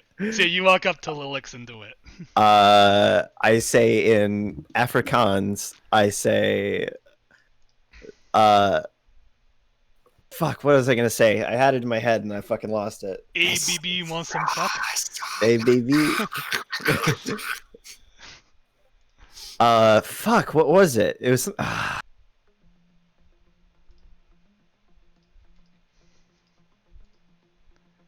I say, this man can never handle a woman of culture.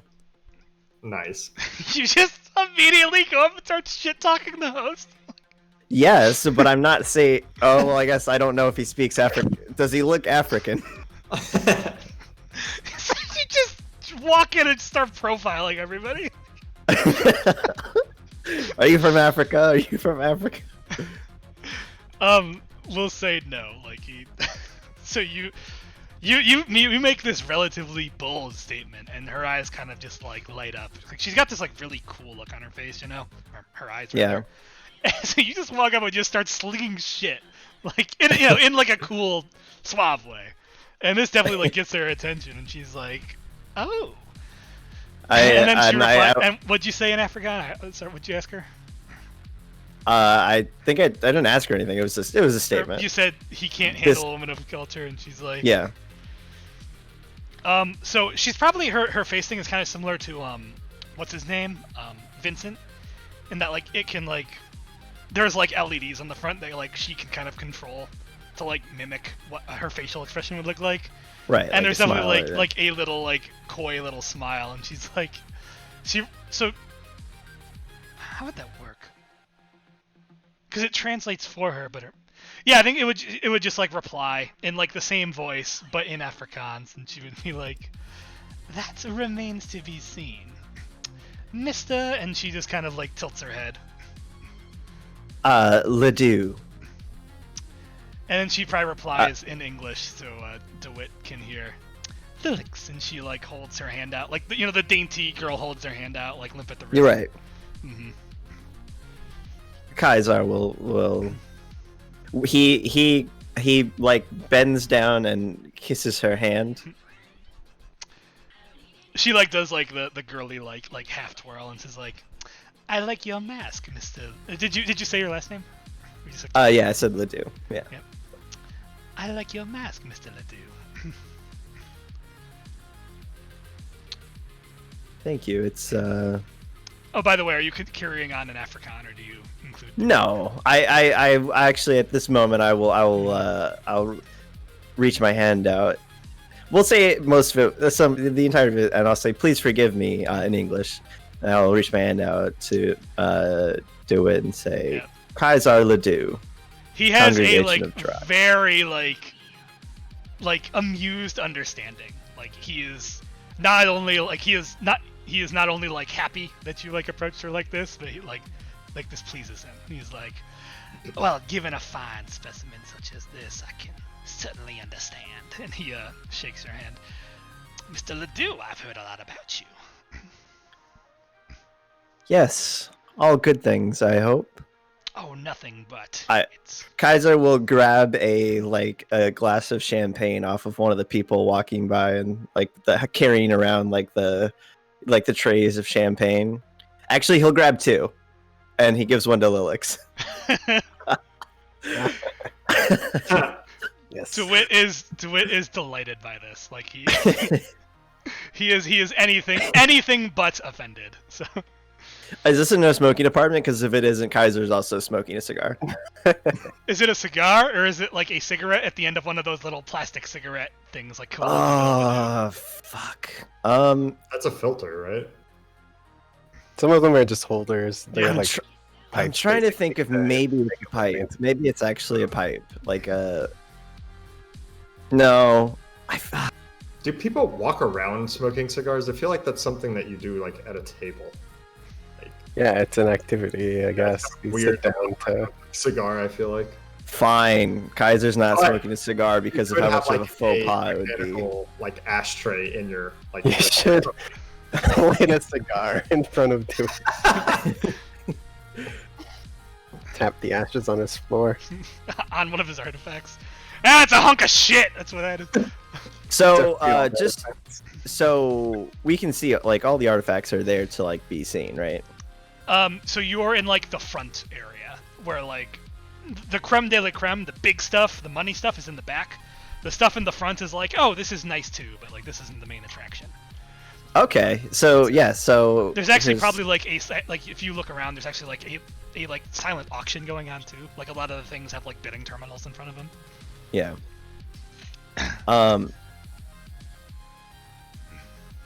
So Kaiser will look back at Lillix and say in Afrikaans, go along with me on this. And then he turns back to Dewitt and says, I believe your guest here would like a tour. Your guests, I suppose. Are you referring to yourself, or are you yourself and Lillix? Myself and Lillix. Okay. Why, Mr. Ledoux, you took the woods right out of my mouth. And he like puts on this like big like crocodile smile, and The congregation is very interested in the magnificent array of artifacts you've been able to collect. right to the business. I can appreciate that a great deal. Come with me, and he like leads you on. And yeah, he starts like going over some of the artifacts. Are you like waiting for something in particular, or are you just like getting the lay of the land with this guy? I believe I'm looking out specifically, unless anything of like immense note of like story you want to just throw in here. I'm looking for the Surskit, what was it called? The Chalice. Chalice of Surskit, yeah. Mm-hmm. That's probably like in the front area. Oh, really? So, yeah, Okay. You, Basic shit. so yeah, I think you he like takes you down the aisle, and at one point, yeah, he does pass. And this is the Chalice of Surskit. I tracked this bad boy all the way from the faraway land of Egypt, but it eventually made its way to the States, and I was able to acquire it through he like pauses and like gives you like a knowing look, and he says, a card game. A children's card game? Does your wrist like butt into?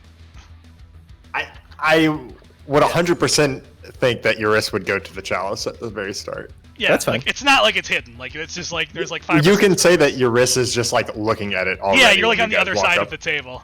Yeah. It's like a children's card game. A children's card game, and I take out my Yu-Gi-Oh deck. A pot of greed allows me to draw 2 additional cards. He just kind of like smiles. He's like, we may have started playing Go Fish, but rest assured we ended playing Hold'em as any gentleman would. I don't believe I've seen you before, Mr. Y'Ris, the pleasure's mine. Likewise. All yours? And pray tell, No. Mr. Y'Ris, who are you here with? I nod towards Mr. Ledoux. He's an ambassador from the homeland. Just introduce him as African? You're really lucky he doesn't speak Afrikaans.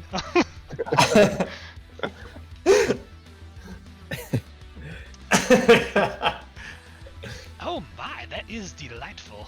Tell me, Mr. Y'Ris, are you finding our country to your liking? The Sprawl has its benefits and its downfalls, but overall I would say that I'm enjoying myself. I have found it to be no less than the land of opportunity that they advertise themselves as. I see. And I see that it's brought you great fortune. And I kind of like gesture my hands in like a I don't know, like to all of his artifacts that he has like shown. Although I must say that I was actually expecting more. Oh, my friend, this is mere window candy.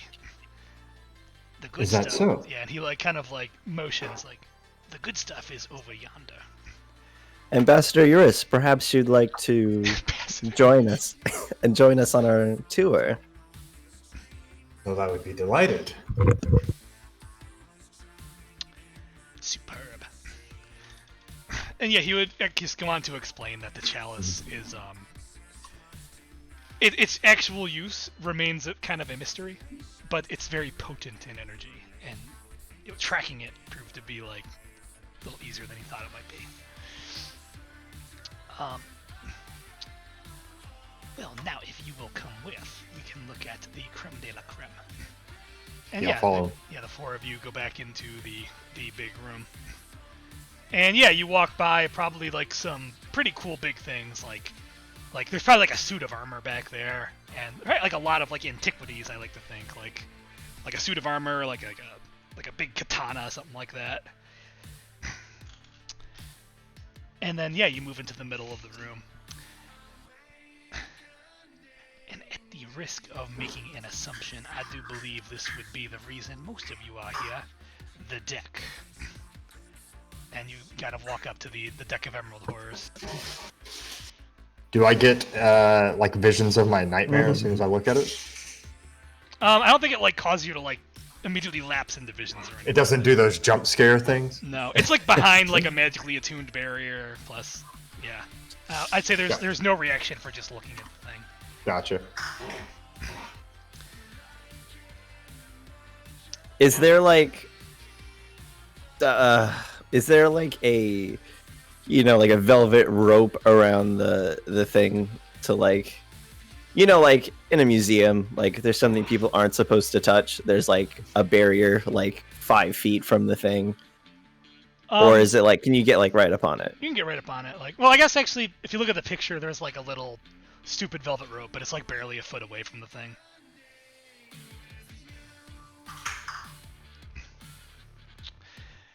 Interesting.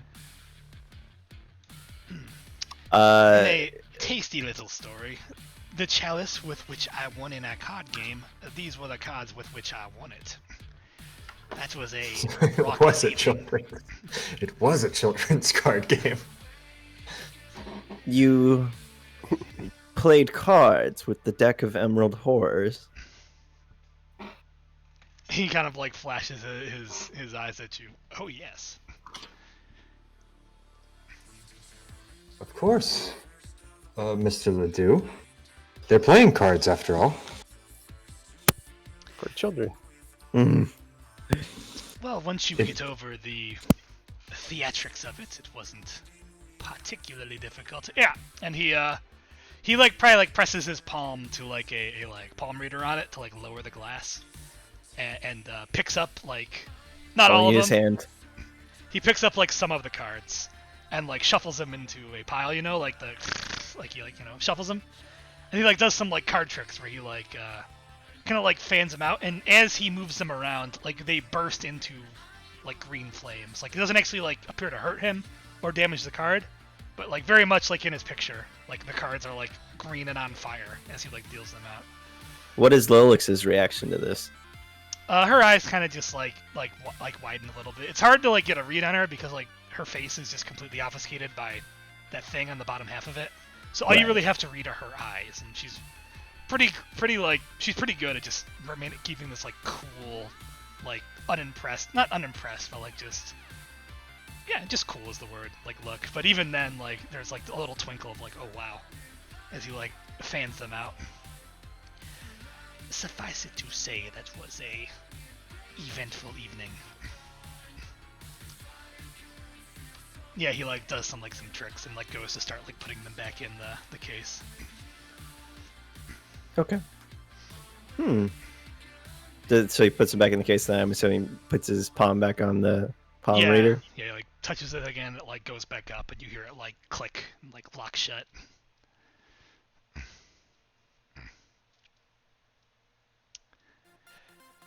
Some quite advanced security features you have there, I suppose necessary for artifacts of these value.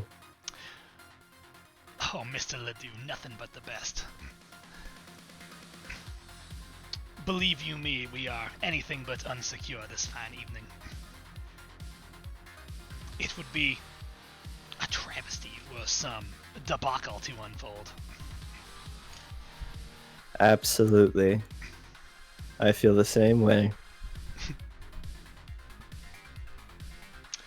So yeah, you guys are probably like standing around admiring the deck, and Y'Ris, your good friend Gage, approaches the group,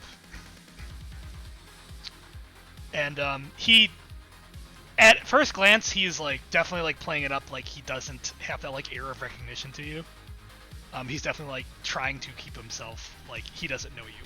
Like that's abundantly clear as he walks up. Ah, Mr. Dewitt, I see we're admiring the centerpiece, are we not? Oh, Mr. Gage, do not believe we've yet had the pleasure. Yes, you believe you just missed the show. Oh, it's quite alright. I saw from a little ways away. I fancy myself a man of business, and, well, frankly, I think we should just get right to it, and then I'll let you get back to your humble guests here. Did I overhear you right in saying you took the deck in a game of cards? Oh, you did, Mr. Gage. That's I am anything if not a gambling man, as they like to say.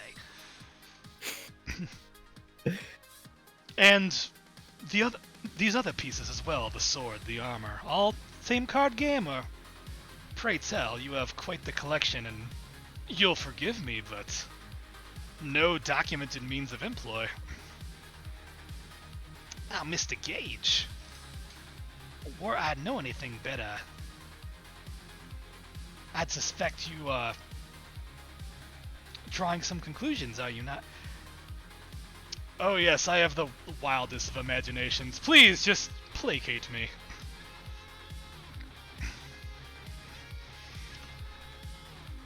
Well, truth be told, Mr. Gage, I have my hand in a number of investments and long shots, but the odds are ever in my favor. How else do I put it? Gage starts to look like kind of like unamused, like, I see. Is this something you'd rather speak over in private, Mr. Dewitt? And there's like definitely like a pause where like Dewitt is like feeling pressured. And then Gage just kind of like doubles down like, I'll be frank, Mr. Dewitt. You know what I need to hear, so I would just like to hear it, and then I can be on my way.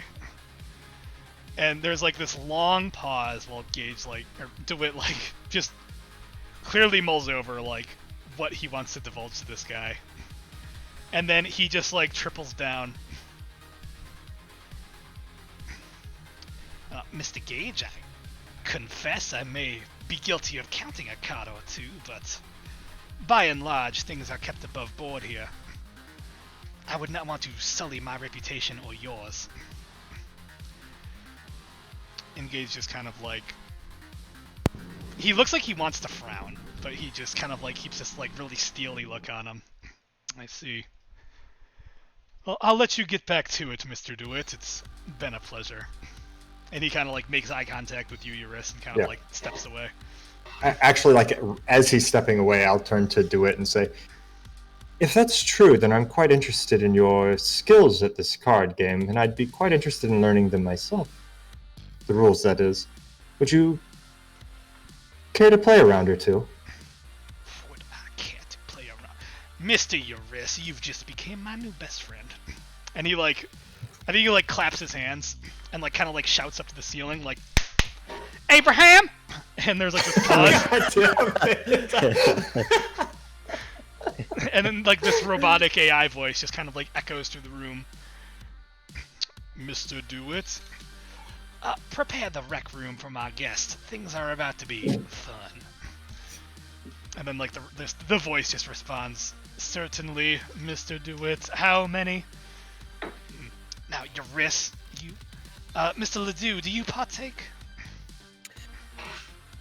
The church would probably frown upon it, but why not? Superb. You only live once. Unless you're Drock. Superb. Come with me, and he'll lead you. He doesn't even ask Lillix, because he's a fucking piece of shit. And yeah, he like starts leading you guys, and so Tony, you're out in the main room, and we should probably like double back to Tony. So, Hi. So Tony like staked out the room a little bit, did a little mingling. Would he have like tagged along for this tour, or was he kind of like off doing his own thing? He was studying the deck for a while, so he was probably next to these guys while this conversation was happening. Do we notice him though? He's a ninja. Yeah, do you want to be like? Did you want to like be like on the other side of the case, just kind of like? And you guys can notice me just fine. I'm not like being. Well, I thought you were like as you see us walking up, you might like try to like slink back into like the shadows to try. Oh, I pretend like I don't know you guys. Yeah, Gotcha. He did arrive with a different party. Okay, so yeah, as he leaves, Tony, you and all the other guests kind of like hear like localized announcement. Mr. DeWitt will be initiating some gambling festivities in the den in 5 minutes. All who wish to join may do so. Libations will be provided. Ooh. And then anybody, so like, oh yeah, so like we'll say like everybody kind of has like this, or most people have like like a holographic like calm thing on their wrist or something, just some device, And anybody who hears this, they get like a little prompt where they can like RSVP a seat at the table, and then those that do press it, and like a little like light kind of lights up and like leads them back to the gambling room. So does Tony go with them to the game room, or does he take this opportunity to skulk about with a few less people out looking at the artifacts? Trying to think what I would do with my skulking. I go to the women's bathroom. Yeah, crawl through some air vents, maybe. No, I'll go. But Tony's just some guy. He's gonna see if he's gonna contact Nova real quick. She's probably busy with her boss, but he'll see if she'll either her or her boss will bankroll him for this high stakes game. So yeah, you go back to the main room and you find Nova and Mr. Thorburn. Because Tony would like to partake, but who is he? He's just some guy, right? So he's gonna see. It could be an interesting chance for some good shots. So actually, when you go back out to the main room, Mr. Thorburn is nowhere to be seen, and Nova is just kind of like bouncing from like guest to guest to guest to guest. Oh. And doing her thing. You know what? You actually walk up on. So we'll say that like, at some point, Lillix just wandered away from these three idiots having a dick measuring contest, and actually, she's like out in the front. And we'll say that like, some of the cases like have an attendant with them, and like they're allowing like the things to be handled. And there's like this like really ornate looking like necklace, like it's got this like really cool fuck it, we'll just say it's also like got this Egyptian motif to it, and it's like this like deep jade like sphinx like locket emerald type of an affair, and the attendant is like holding it, and Lillix is like standing there with Nova, and they're both just they're very much two girls admiring the jewelry, and the attendant like hands it to Lillix, and she's like looking at it, and Nova's like, oh my god, you need to put it on, that would look so good on you. And Lillix is just like, she looks like her eyes kind of like give out a hint of like exasperation, but she's nonetheless enamored by it, and she's like, well, if you insist, and she like goes to put it on, and that's like right when you walk up, and she's like, Tony, and she like that's her catchphrase, Tony, and she like runs over and grabs your arm and pulls you over, and yes, like Lillix is like putting it on. This is Lillix. Tony is uncomfortable at being touched, but yeah, he will give a courteous bow. Lillix kind of like politely like like as if one would do if they were smiling, like when the eyes would narrow, like her I don't know how to fucking describe it. It's like a polite, like kind, like welcoming, like she kind of like narrows. Oh yeah, she's got that translating thing. She understands Tony. Does she understand Tony's etiquette? That's the Oh yeah. That's the big question. But yeah, he bows and says hi a lot. Yeah, she like a little like animatronic smile kind of like appears on her piece, and she smiles and she's like, a pleasure. This is a remarkable piece. And she's like, and she like kind of like tugs you guys just like slightly out of reach of the attendant, just barely out of your shot, like a foot away. She's like, Tony brought in a camera. We should totally take your picture. That stuff looks amazing. And Lillix is like, no, I don't think that's a good idea. And she's like tugging on your arm, like, no, really, like, and she's like pointing at your glasses, like, it would be so fun, and it looks amazing on you, and it would be such a great piece for me to write up. And Lillix kind of like, I guess like, well, does Tony interject himself in this? No, he'll mostly go along with Nova. I mean, she's poking and prodding him, like, Tony will reluctantly agree. And she's Tony like goes in with Nova, and then Lillix kind of like the lights on her her mouthpiece kind of like flares red just for like a split second. She's like, I said no, not a good idea. And then she like kind of like almost like hurriedly starts like taking the piece off. Tony realizes he's committed a social faux pas, the most dishonorable thing to do in Japanese culture. Yeah, so Nova probably like has this look of like, oh my god, I've just like upset her, and she's like, oh, I didn't mean to, it just looks so good, and she's like, and Lillix probably like takes her hand like, oh, sweetheart, I'd really rather there be no pictures is all. And Lillix or Nova's kind of like nods and like gives you like a little look. She gives me a what? Like a little look. Just kind of looks at you. Like, that's a It's too late. I've already got her face recorded. Oops. So I guess Lillix would, Mr. Garoshi, pray tell, who are you here with? He bows and explains that he is here on business. Well, aren't we all? I'm here with DMG myself. Hi. He is with T&D. Oh, you... And she kind of like, that would suppose why... That's why Nova seemed to have known you so well. Well, it sounds like the boys are going to be boys. Will you be joining them, or... What does this evening have in store for little old you?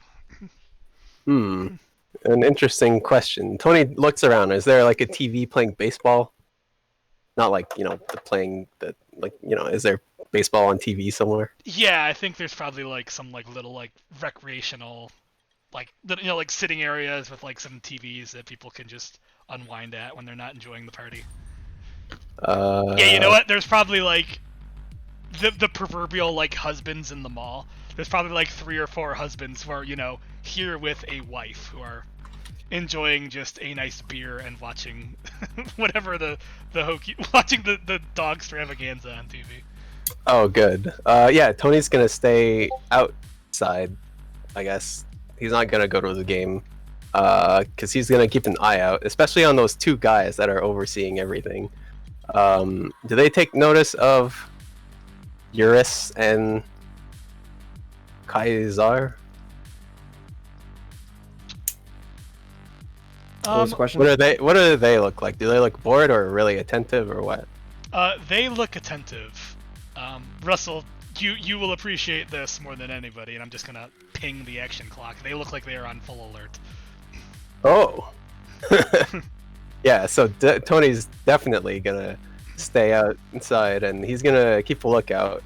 If they make any sudden moves, he knows that something's going down in the game, and his 2 compatriots will probably need him then. Okay. But till then, he'll just relax watching baseball.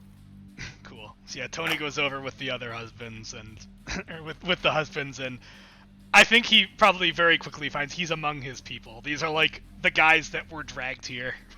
And would just rather be doing anything else. Yeah. Okay. Well, he does a bit of networking. These are all like failed businessmen, right? Or like these are guys whose wives are more successful than they are, I think. Then he just hears a bunch of useless stories about nothing. You know what? You probably sit down with some poor sap that came here with Lillix, actually. Yes. Oh, then I'll ask about her. Who? Yeah, he's there with her. Who is she? She looks aloof. Yeah, he's like, oh, yeah, she's DM. Yeah, DMG. She's some I don't fucking know, man. She's some mid-level hotshot. I think she's just here, shopping for. What the hell did she say? Oh yeah, they're trying to size up this Dewitt asshole to see if they want to do business with him. Well, yeah, I think she's told me she's in asset acquirement. That's it. Yeah. Tony understands this is operative speak.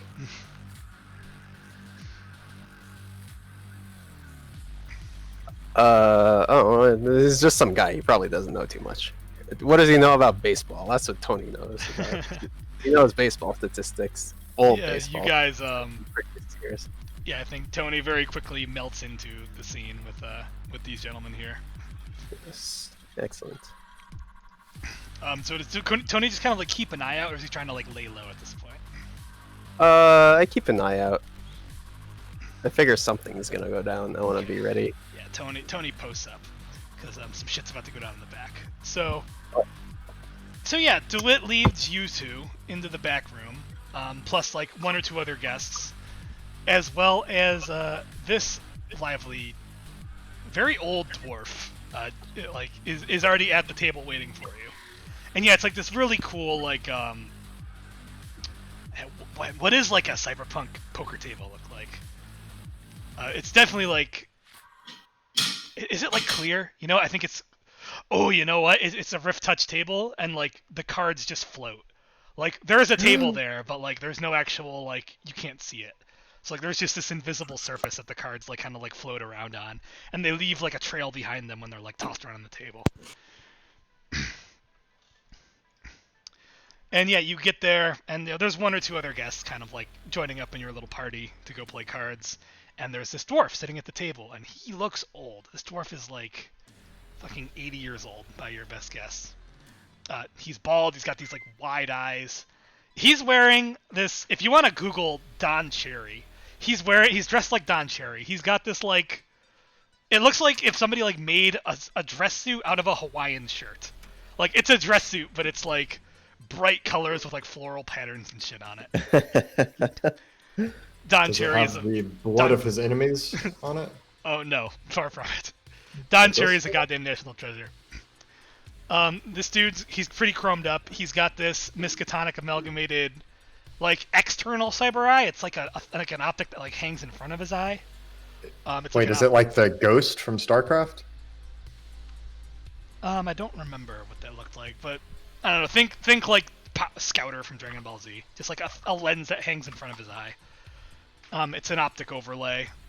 By your best guess, it's like for evaluating like magical energies and stuff. It's over 9.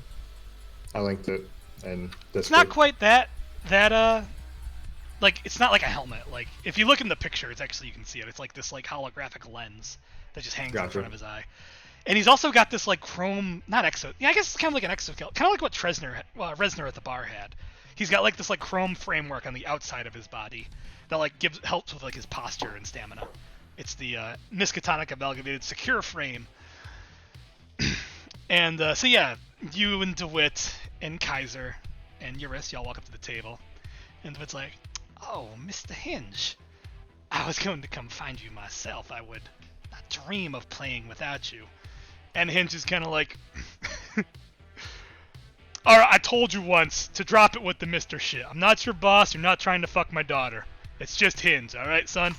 He's like, "Oh, but of course, Hinge. Gentlemen, if you please." And he like motions you all to like the seats around the table. I take the nearest one.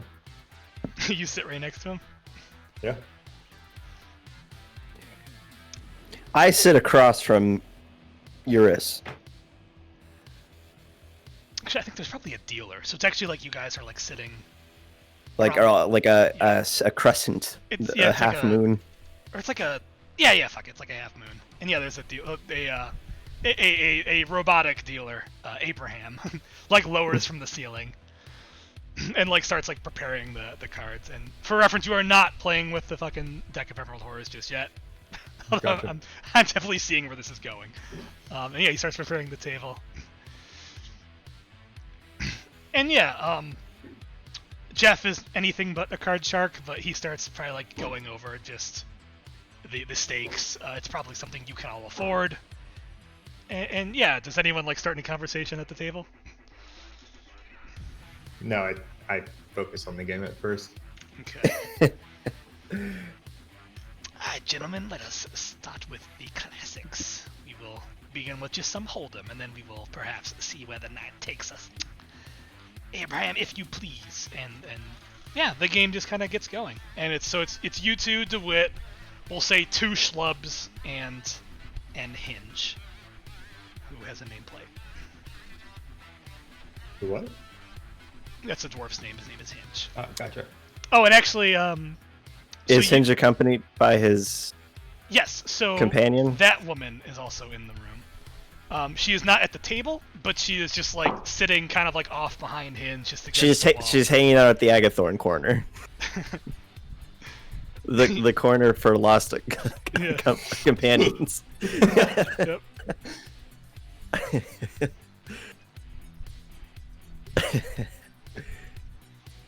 And let's see.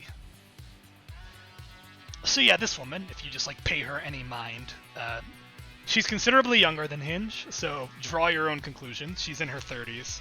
She's got this like faded, like very not robust pink hair. Like it's very faded. And she's got this like just tired look on her face. These tired eyes. And she's wearing this like mahogany leather coat with like this kind of snazzy, like it's like synth chain like beneath it, like almost like a stylish chainmail. Like people would, it's not like chainmail as you would think of it today. Like people would wear this, but it's just like a chainmail pattern. But the whole outfit itself is like very, she kind of sticks out a little bit. Like everybody's, dressed to the nines. You're at this like gala. There's a lot of tuxedos or cyberpunk equivalents, and she's got this like drab leather coat on, and she just looks tired and kind of just unhappy. And yeah, she's just probably like sitting on a chair just against the wall, just waiting basically.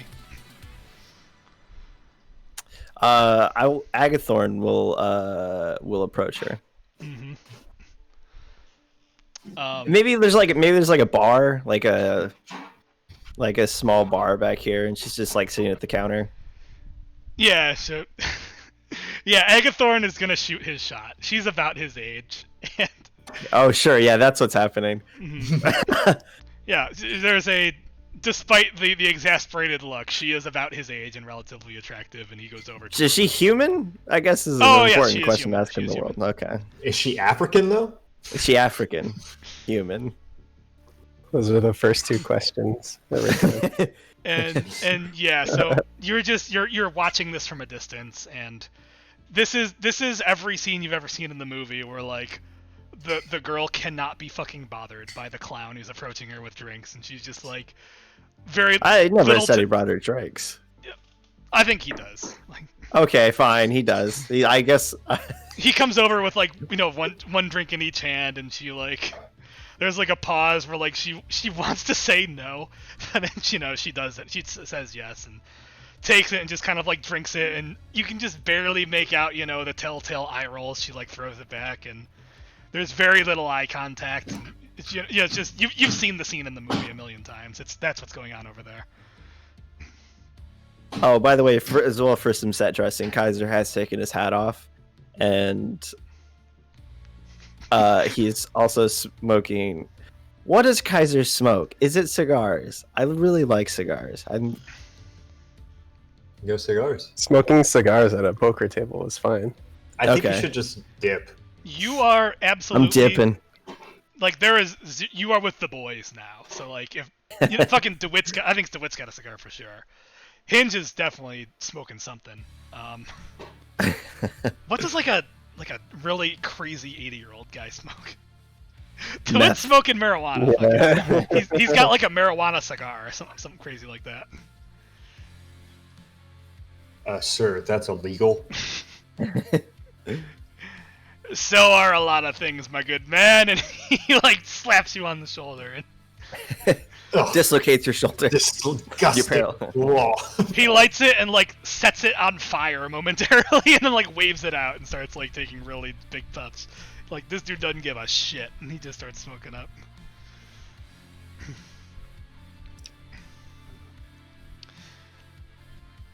And yeah, I think the card game kind of gets underway. Let's just take some very Russell, I was meaning to ask you, like Tony's gonna probably play cards at least once. What do you think a card game, like a gambling roll, would be? To like resolve Yeah. gambling.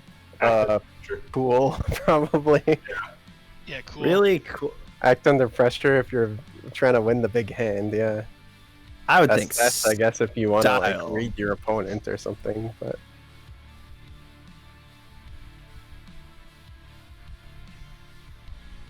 Mind outthink them. I think. Let's say dealer's choice. It can be mind, cool, mind or cool. I think would be either or. Synth if you're cheating with cyberware. Yeah. Nobody has cyberware in this game. Touch if you're cheating with magic. Ooh. So yeah, let's just do a roll to see like how the game gets going. Like this will be a long evening, I'm sure. Cool. So you can roll cool or mind. Based on what type of player you are. I suck ass at everything. God damn it. Don't worry, Kyle. Oh, and let's roll Dewitt. Let's see. Does he get a home field advantage forward? He's probably got at least a +1, so DeWitt's probably out in front, but not by. It's competitive. Oh yeah, and let's see what Hinge is doing. Hinge is fucking. Hinge is down with his luck. Mm-hmm. It's all that weed, blunting your mind. So yeah, I think the game is, in a word, competitive. Like it's literally, we just saw what, 5, 6, 7, or no, 5, 5, 7, 8. So yeah, it's a close game, and yeah, things get lively. You guys are having like an even back and forth card game. What is Y'Ris drinking? Margarita.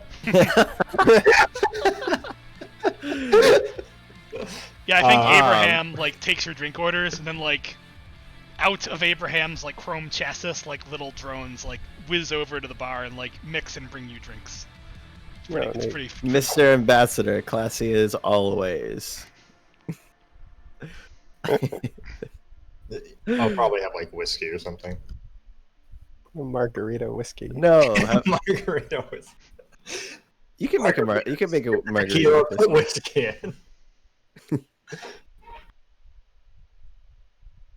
I think after a little while, Y'Ris would turn to Dewitt and say, "As interesting as this game once was, it's actually grown quite dull. Are we going to move to something a little bit more interesting, or are we just going to keep playing around?" So Jeff asks for help now because Jeff doesn't know fuck all about cards.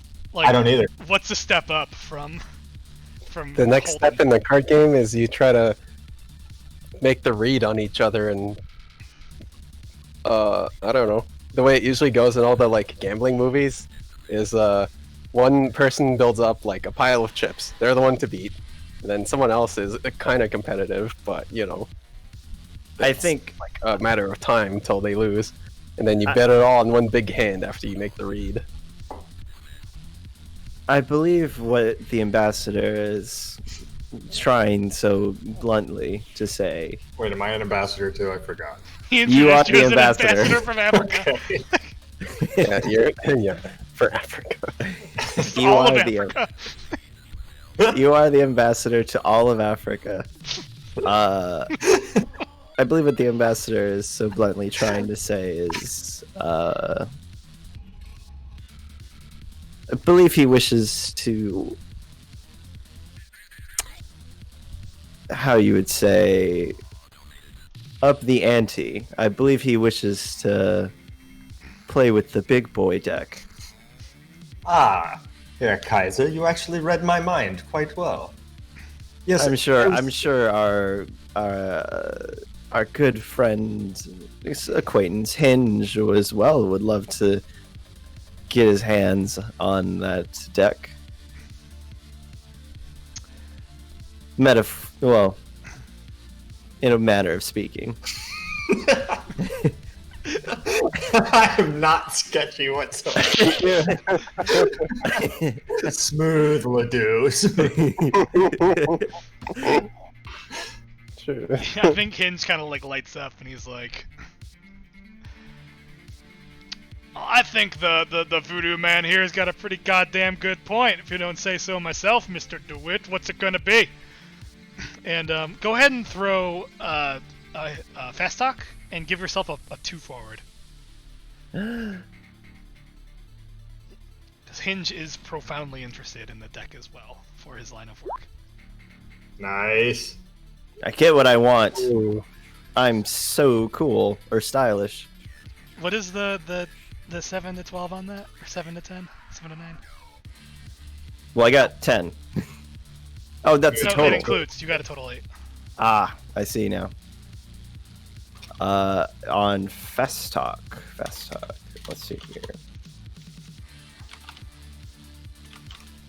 7 to 9. They do it, but someone will find out.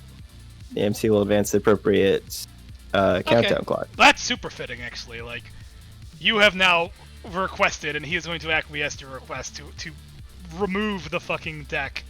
So yeah, so DeWitt's like, Mr. Ledoux, I like the cut of your job. You boys wait here. And he walks out, and as he leaves, he snaps his fingers as he like walks like through the main. Tony, you would see this. He goes out into the main room and he snaps, and those 2 like cyber elite guards come down the stairs with him. And yeah, you see them go into the big collection room, unlock the thing, and he starts like shuffling the deck as he walks, and the cards, they like light up. And yeah, so you guys see him, and Tony, you see him disappear back into the gambling room, just shadowed by his like 2 elite goons. When he left for a moment, Kaiser would get up from the table. Oh yeah, for a moment. You got plenty of time. So yeah, what are you doing? He walks over to the Inquisitor, and he holds out his palm, and in his palm there are 2 dice. I thought you were gonna give him a pill and say, "Try this with the girl next." And I was like, "Cody, no, Cody." No. Right, what are the It's dice? 2 dice. He looks down and he sees a 1 and a 5, and the 2 dice begin to swirl rapidly around in a circle, producing a sort of, in essence, a sort of portal. And out of the portal comes a. Is this like on the DL, by the way? You guys like kind of Yeah, corner? Okay. Yeah, I pull him over to a corner and do it. It's a small portal. It's a small. Yeah, Cala does not contest you when you take away Agathorn, who's like, I work for the church, and she's like, that's riveting. So the dice swirl around, creating a portal. Now the portal becomes a MacGuffin. It's a. So the best way I've come up in my head to describe it as, imagine, like, how like those like security things they put on doors that are essentially just like magnets. Produce equipment as if you had just spent gear. You may produce an artifact if the horrors do not appreciate re-gifting. I love that. So yeah, you're producing gear. So what are we producing?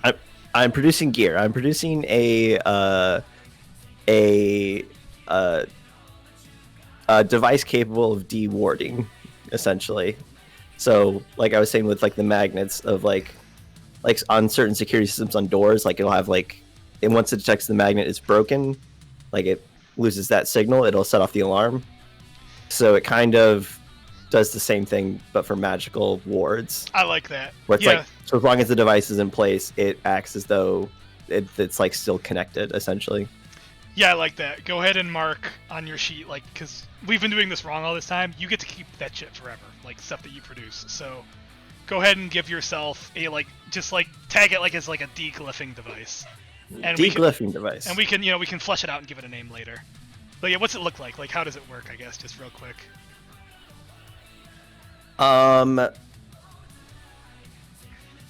So how does it look? Is it like maybe like a little like it fits in your palm and then you like press it up against the surface?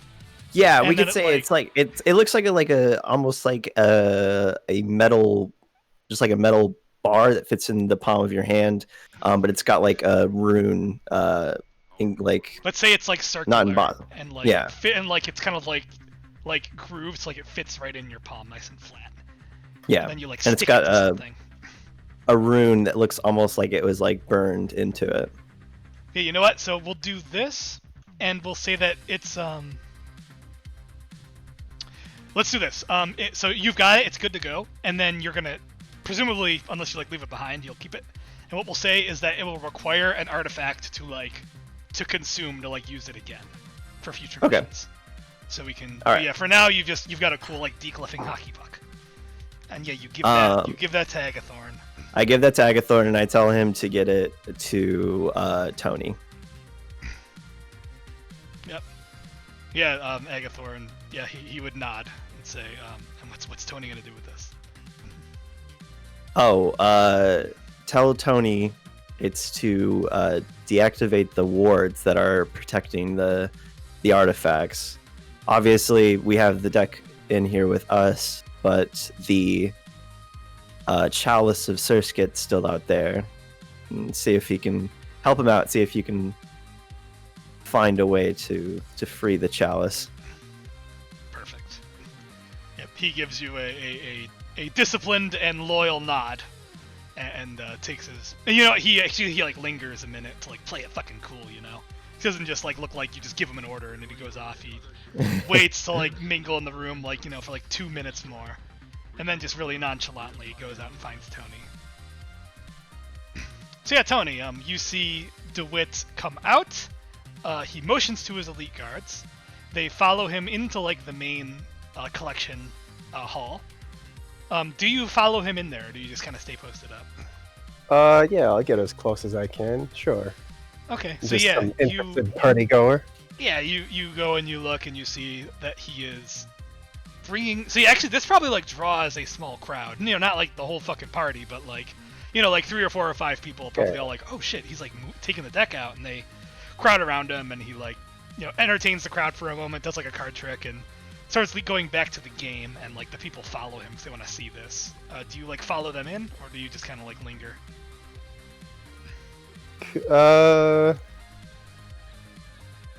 He went to like to get the deck, I guess, right? Yeah. Yeah. So now he is carrying the deck of Emerald Horrors back into his like little den where like all the boys are gambling, and a small, very small crowd is kind of like following him in. How did he remove the deck from its like case, I guess, or its whatever display? So like you saw earlier, he pressed his hand up against there's like a palm reader, and there's like a moment and like it beeped, and then like you swear you saw like the lights also like kind of like shift colors once he did that, and then like one side of the case like just kind of like slid down into like the big metal base, and then he just reached in and collected all the cards.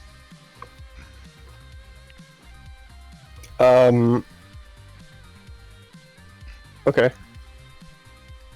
I guess all eyes were on Yep. Dewitt during this time. Definitely. A distraction was definitely made if you wanted to seize the moment.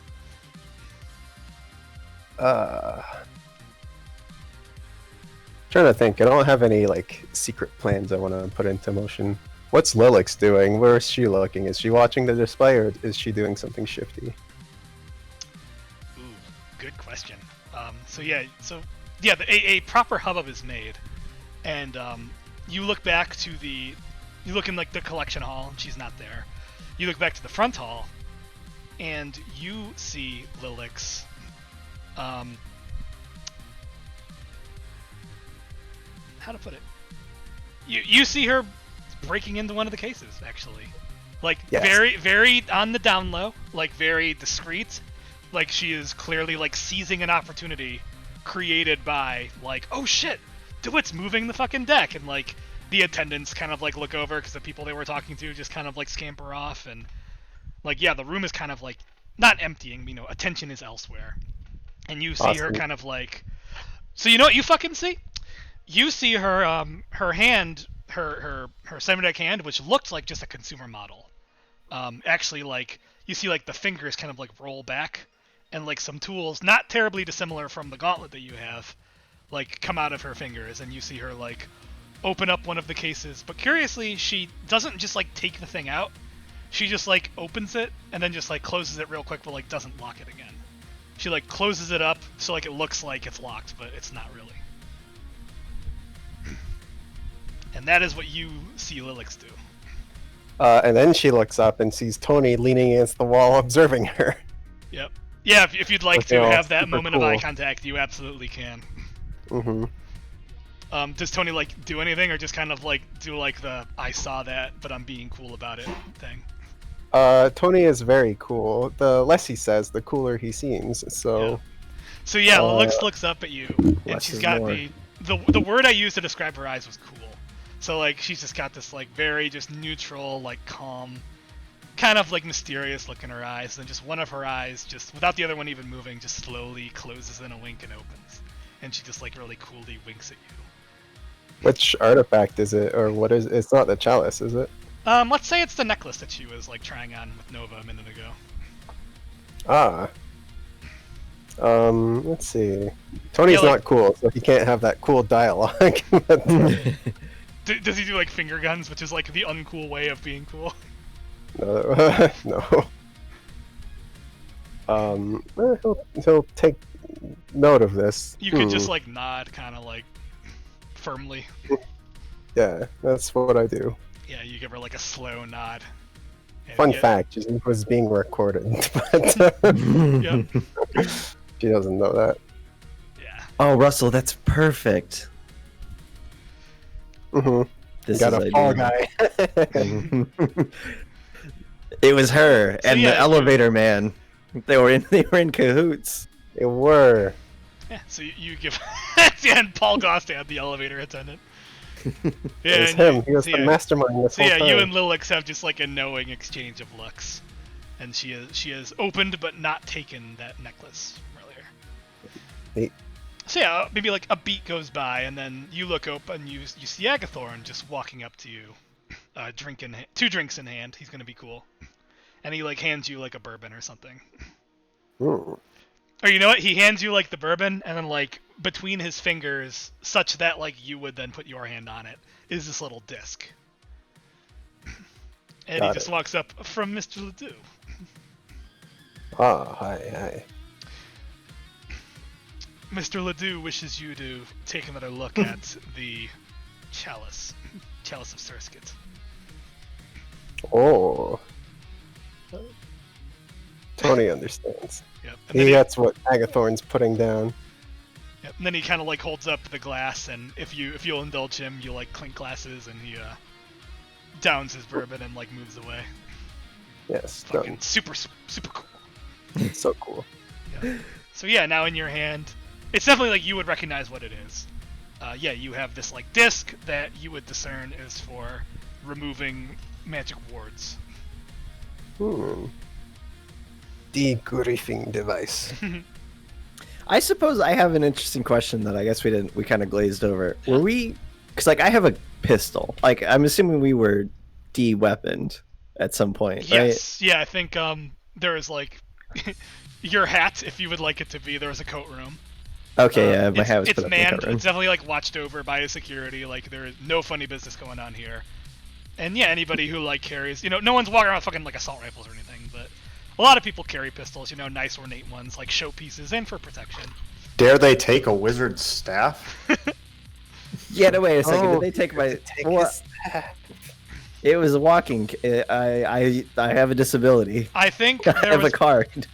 there was probably like something akin to like a rift magic metal detector, as it were. So if your staff is rift touched or an artifact, they would have like put it away. But if it's just your wooden staff that you carry around, no, it's fine. And I think both of your weapons are just like normal, aren't they? Or any of your Yeah. weapons rift touched? No, they're normal. Yeah, so you would be permitted to take your staff / walking stick around with you.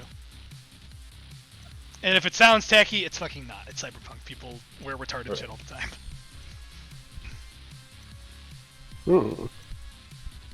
I go find Lillix. Also, this is important. I did give them my pistol. I did not give them my hat. My hat is currently sitting on the poker table. Perfectly fine. Do you put the hat up for stake when you run out of money? No, absolutely not. That's my You would signature sooner hat. pull out your pistol and shoot up the table. Yeah. You're like Abraham Lincoln. The thing that you're known best for is your job hat. Fuck it. You would have caught that. She would have curmudgeonly gave up her name as Cala to Agathorn. So that's Cala. Yeah. So yeah, Tony, you got the disc. I got the disc, but I don't have the skills. I'm gonna go find Lillix and see if she will assist Tony, and Alright. believes that he can help her and she can help him. Yeah. I feel like things may be approaching a climax, so we'll go with Tony first. So do you you play it cool? You let a few moments pass, and then you approach Lillix later on, or? Mm-hmm. Yeah. So you go up to Lillix. And she probably just she's probably doing that girly thing where she's holding a drink and her wrist is kind of bent back, and she's like, Mr. Garoshi, my silent partner. Silent is right. He tries to play it cool. Does not sound that cool. But yeah, he nods. Y'Ris. Yeah, I'll just skip to the chase. Yes, he needs her to do the same thing to the chalice, but he'll do it in a cool innuendo way. He'll be like, that necklace looks nice on you. You should keep it, and I'll keep the chalice. Wink. She kind of puts her hand on her elbow This is a meeting where, people. It is a meeting for people to meet and do business together. Yes. Perhaps we should indulge in the spirit of the evening. Mm-hmm. Yeah, you get a slight smile on her mouth overlay, and she's like, yes, you have me at the slightest but of disadvantages. I'll tell you what. I can help you out here if you see to it that only the discerning eye gets to go through the contents of those pretty little glasses of yours. He will. Tony believes that every good business relationship is built on trust, so he'll give her the disc, and she knows what to do with it. And he's got the footage, so long as everything goes fine, there's no reason for anyone to see it. He'll make sure to edit many parts out of his data footage later. Yeah, I think she kind of very girlishly will take the let's say you do the gangster, you do Agathorn's trick where you go over with a thing of champagne and just do the same move to her, right? You give her the disc. Yeah. Yeah, so she takes the thing from you. Yeah. She's Tony makes sure to give her the opportunity to betray him, because guess what? Tony's not gonna be grabbing the chalice. It's Agathorn that's gonna be doing it.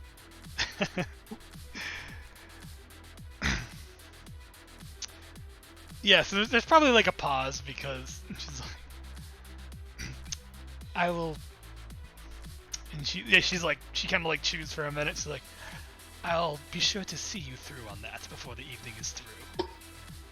You can only take good faith so far these days, you understand? Hi.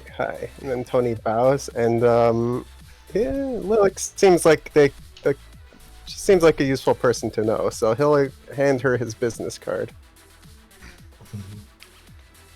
Yeah, I like that. The back of the laundromat.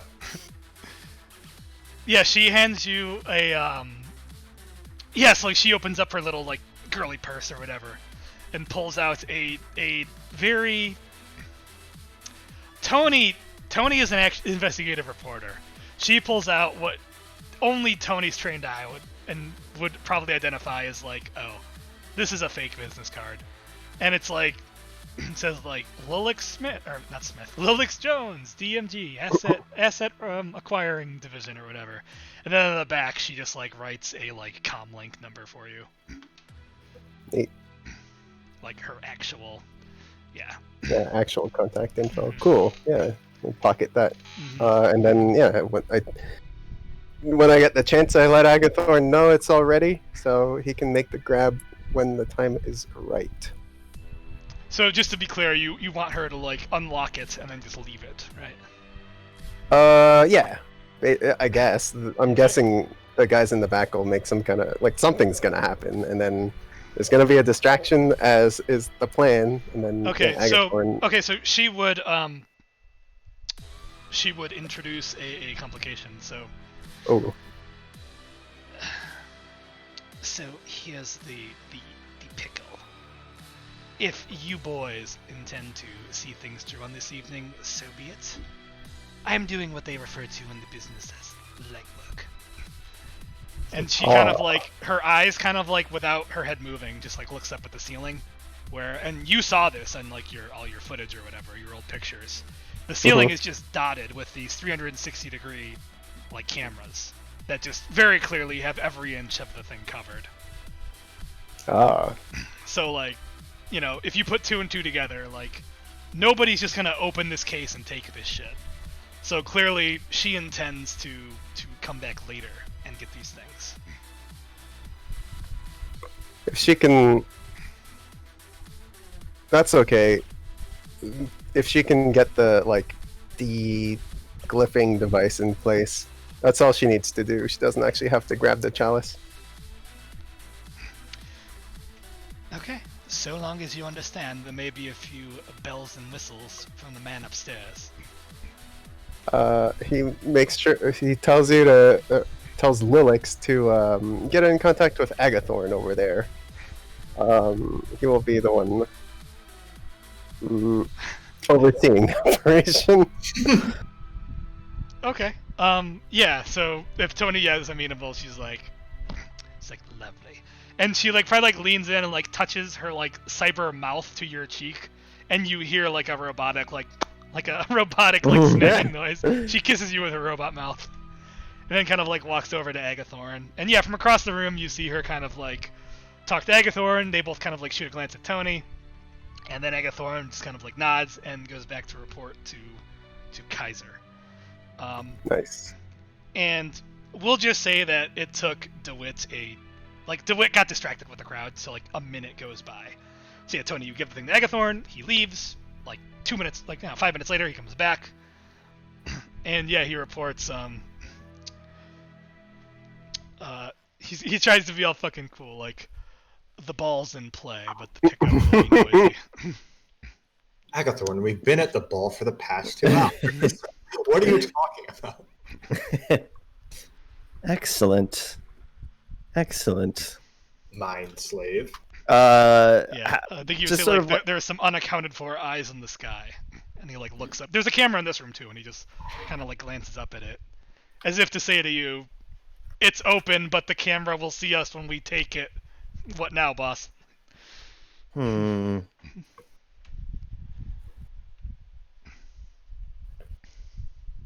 Curious.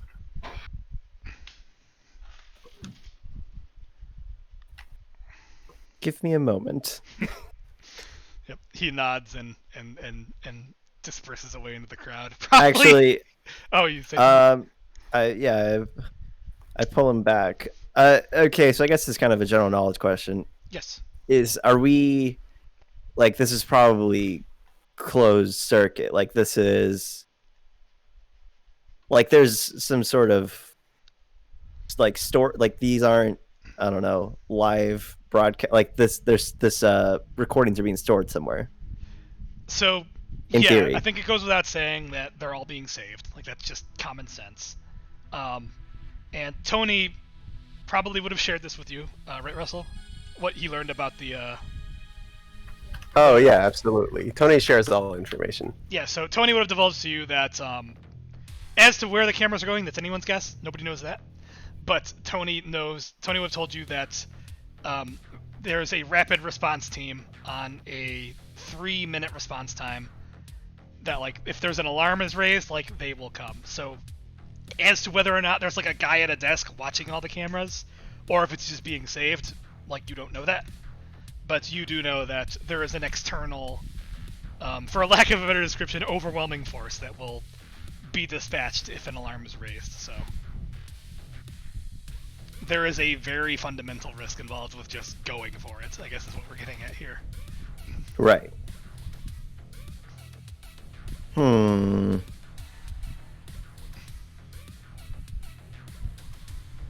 How is Y'Ris doing in the card game? Is he lost yet? Well, you're in like an intermission right now. We Oh, had the okay. rolls for the first one. Dewitt was like ahead only slightly, relatively even game. Dewitt with the edge, and then Y'Ris suggested we play with the deck, and Dewitt was like absolutely tickled by that. Or I think you suggested it, and then he went to get it, and now he's distracted by people, so like he's gonna probably be back in a few minutes. Okay, I will approach Y'Ris then. Kaiser. Yeah, you guys are probably like, mingling around the room. You're not just waiting at the table. Y'Ris. So yeah, you approach Y'Ris. So I've been able. I'm assuming, is there some amount of like, I mean, like, it's a crowd. It's like a loud crowded room. We can go to a corner, whisper somewhere. Yeah, you're in like Like- effectively an intermission. So like people are up, they're mingling. You can whatever Okay. you want. All right. I've been able to deal with the ward problem. We still have an issue with performing this whole thing without being recorded or seen. It seems far too many cameras, and without knowing where that's going, there'd be no way to get out of this clean. Jeff, is this room soundproofed from the outside?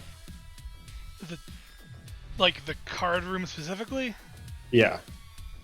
Probably not.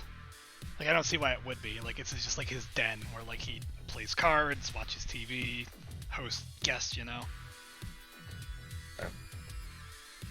Does he have like a murder room that's soundproof, maybe? So Yeah, privacy screens are a thing. So if you wanted to, if you wanted to like shield a room from sound, you could probably like privacy screens like are common tech. Like this guy probably has like a number around his house. You could probably like find one and then like maybe like jury rig it to like be in this room. That would probably require no small amount of like sneaking around and like rewiring this dude's like home security system, but it could theoretically be done if the goal is to shield this room from sound, or vice versa. Would I be correct in assuming that magnetism might short circuit all the cameras? Oh, I like that. Yeah, I think that's a. Yeah, it probably wouldn't like let's destroy them or anything, but it would probably like just like severely disrupt the footage for like long enough for whatever it is you guys are planning. Right. It's one of your magic things, right? Yeah, rift magic. Yeah. So I think yeah, I think that that would absolutely work, but it would be anything but subtle. I think that goes without saying. Absolutely. Well, I'm assuming you relay this kind of idea to me of magnetism Yeah. not being subtle. Yeah. I as well have an idea that could give us more of a, how you would say, active distraction. And Kaiser holds out his hand, and in his hand you see 2 dice. Yes. Did you have 4 dice? I thought you only had. Oh, 'cause you rolled then. I rolled twice and I got 2 more die. Nice. Yeah, Yeah, let me know when you do that so I can keep updating the thing in front of us just for. Yes, so right now I currently have a sorry, keep in my notes, the 5-4, and I have a 5-4 and a 3. Got it. But if you were to look down at Kaiser's hand, you would see a 3 and a 5. Okay, so you're gonna use your 3 and your 5. What's that do? The bones holds an explosive hex. 2 harm explosive. Place the bones and give. I have a time bomb. There's a bomb in this building. And it looks There's a like bomb in the building. It looks like these 2 dice. Okay. So if you can short circuit the cameras, I can create an explosion That would give us 3 minutes to secure both of the artifacts. And, well, really, once the artifacts are out, where so long as we are not discovered, we're in the money. The artifacts will be safely outside the facility. My boys know to leave once they've acquired the artifacts. The artifacts will be safe from this position. As long as we haven't incriminated ourselves, we'll be free to go. I nod and say, perhaps we should save the...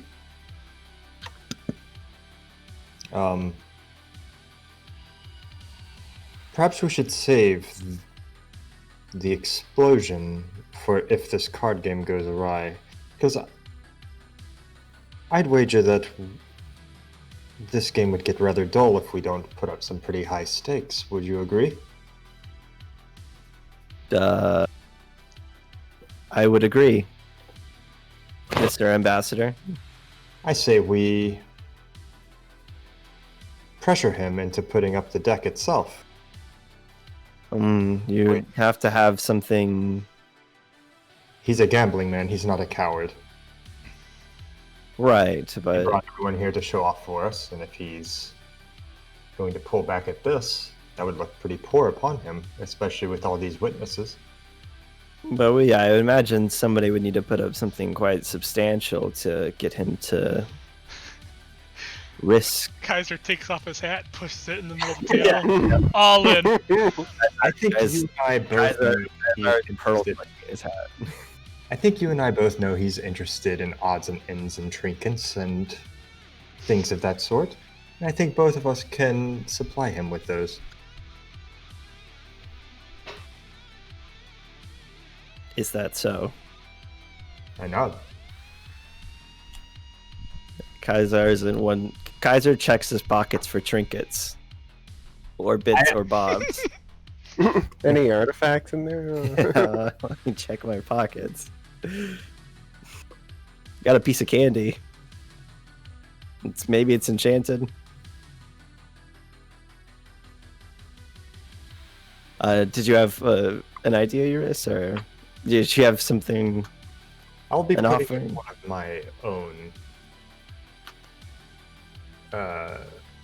of my own collection.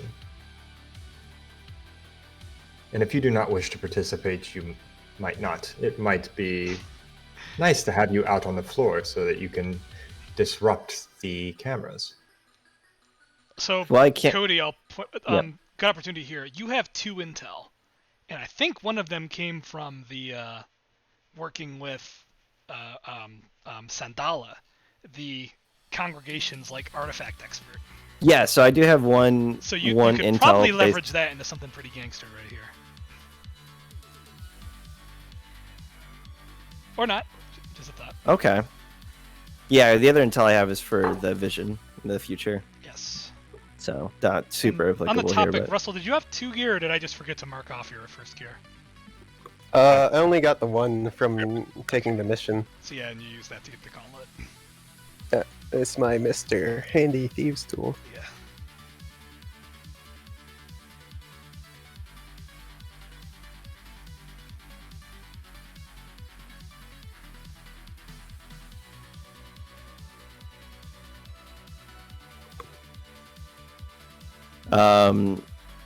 Y'Ris, you should go talk to Cala and see what her angle in all of this is. She has a character portrait after all. You're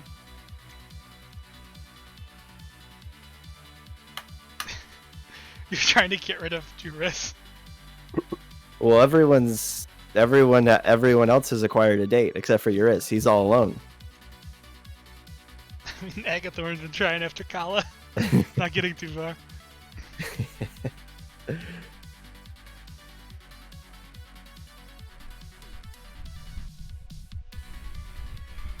Are you trying to get rid of Y'Ris, or? No. I mean, we're in intermission.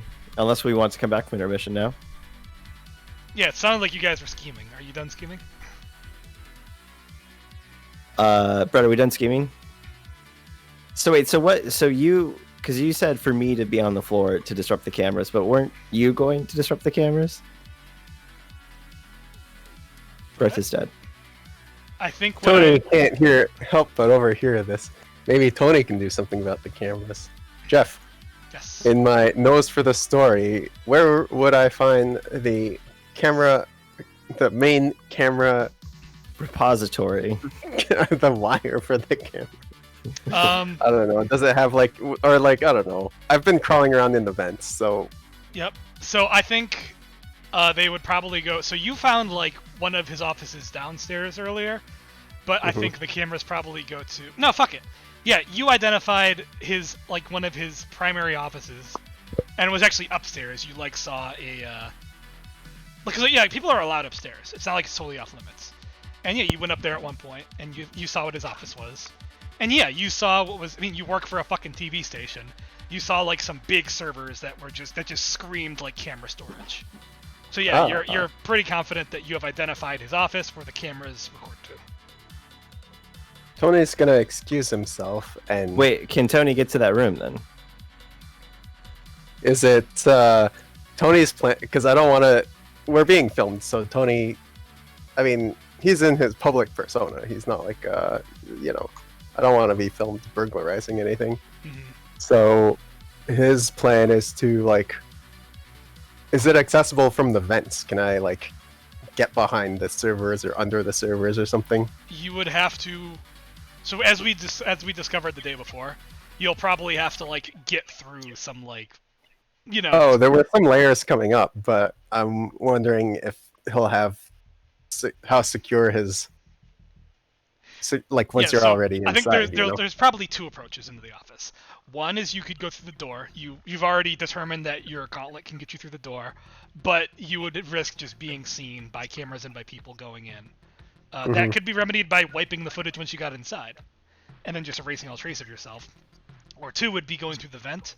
That would require the bypassing of some sort of security system. You don't know what. It could be lasers or a ward, but the events are anything but just held in place by screws,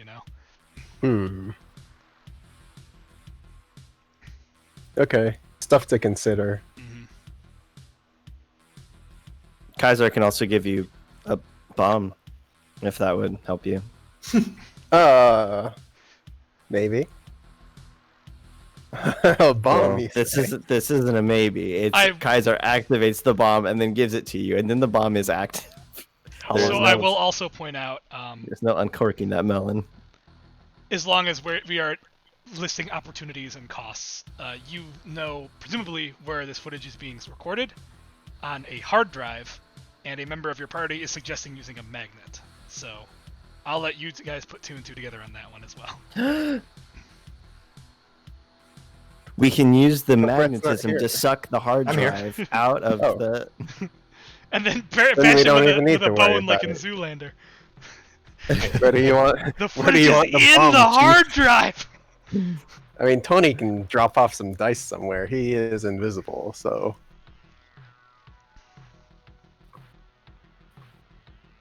So Brett, welcome back. Fuck, what was I asking? So what was your plan as far as the whole magnetism thing went?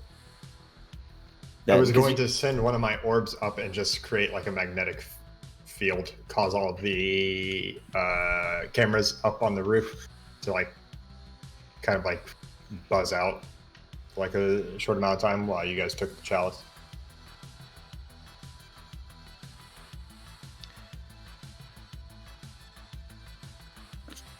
That was the plan. So while you were AFK, Tony approached Kaiser and announced that he found the server where the footage is being recorded to. He knows where it is. Mm-hmm. Okay. Oh, then yeah, hand me the dice. I got this. Just put a long fuse on it.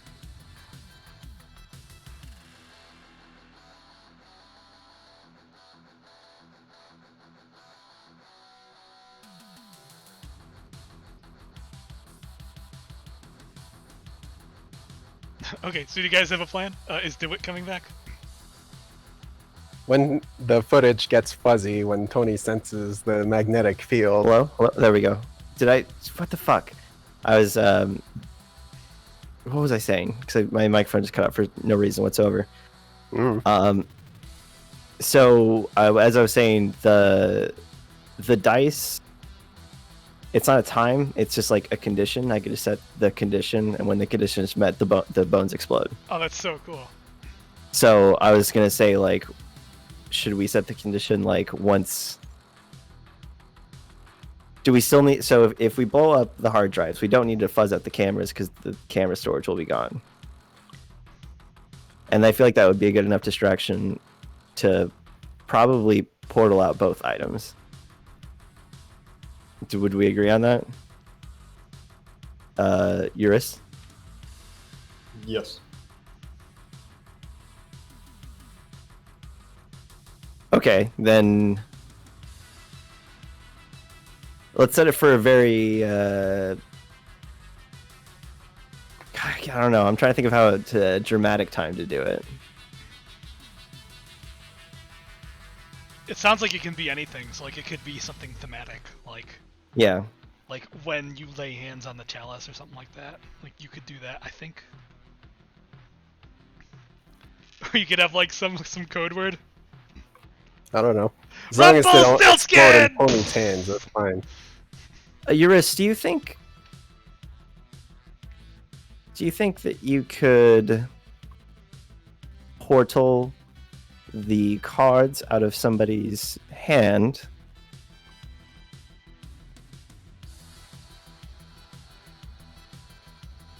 I'm not sure how the deck works, in all honesty. If they're kind of tethered together, then I would imagine that it wouldn't work. But assuming that they aren't, then I don't see why not. However, I fully intend to win them from him.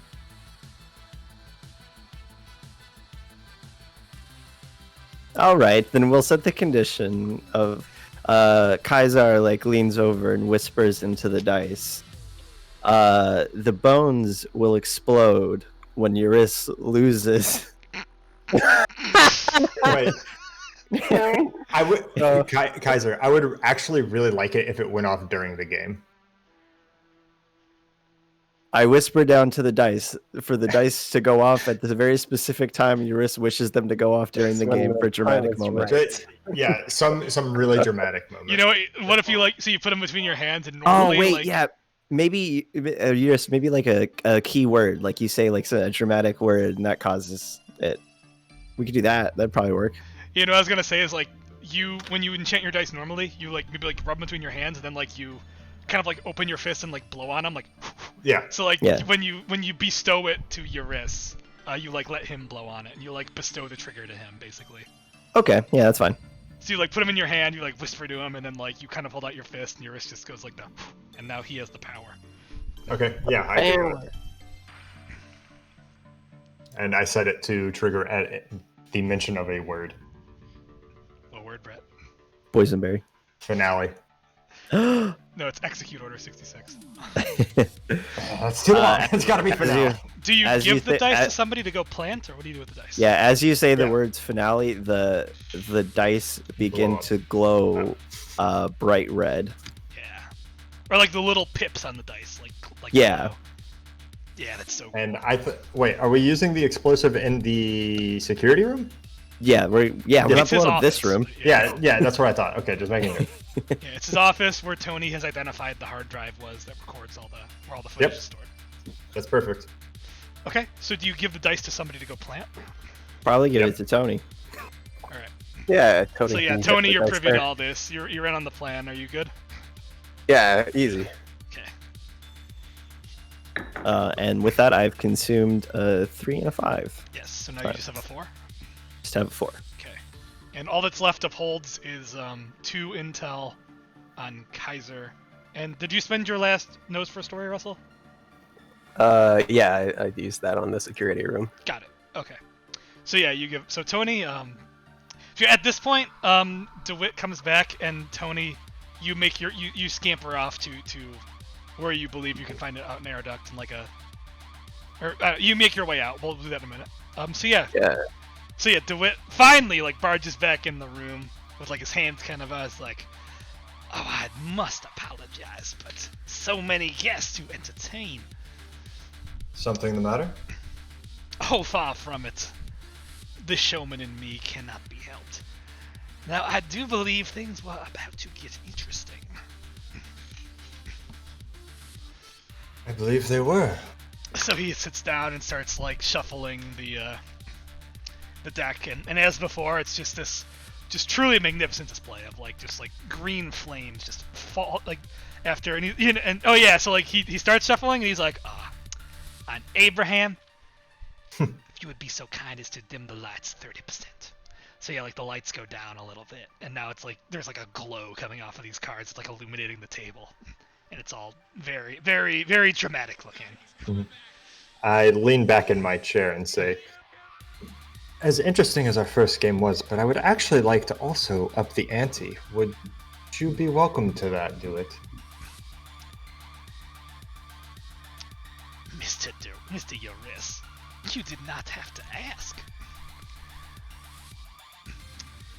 Excellent. You see, I would actually much like to play for the cards themselves, if that would be...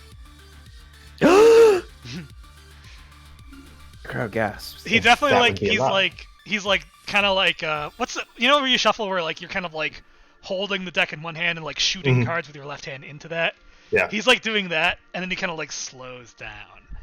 Unless, And- of course, you're not confident in your abilities.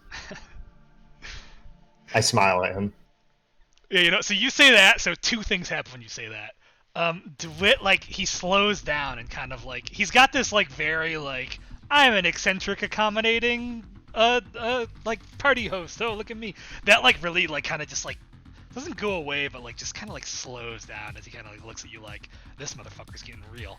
And Yep. also, like, we'll say behind him, just in your view line, when you say, like, we'll see if you're lucky as you really say you are, Gage just kind of like is over there just looking all like smug as shit and just holding a drink, and you see him kind of just like lean over, just kind of like, oh, shit's on. Like, Gage is thoroughly invested in how he responds to this. So yeah, there's like a pause and he just kind of like slows down shuffling. And Mr. Y'Ris. I would like to produce intelligence. Yes, go for it. Something that a sort of, I don't know, like not like a drawback, something that a piece of intelligence acquired through a research is that the deck of Emerald Horrors does have what some would describe as a curse, in that the current possessor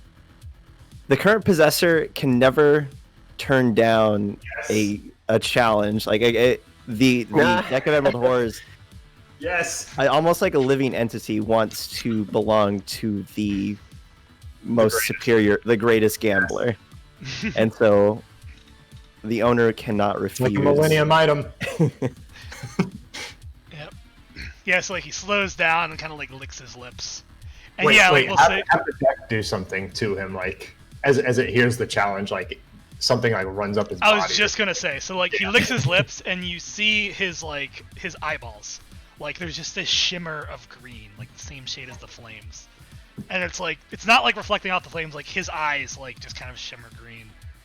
And like you could like all of his body language was like clearly gonna be like no, you fucking crazy assholes, is like the centerpiece of my collection. But like that kind of like just almost like washes away as like the grip takes him, and he's like, Mr. Y'Ris, things just got a little bit more interesting. But what, pray tell, do I get if I win? Of course. My one of my orbs, one of my two orbs that are still with me, opens up and out drops my grimoire. So tell us about your grimoire. The grimoire It drops of down onto Nephthetides. Nephthetides.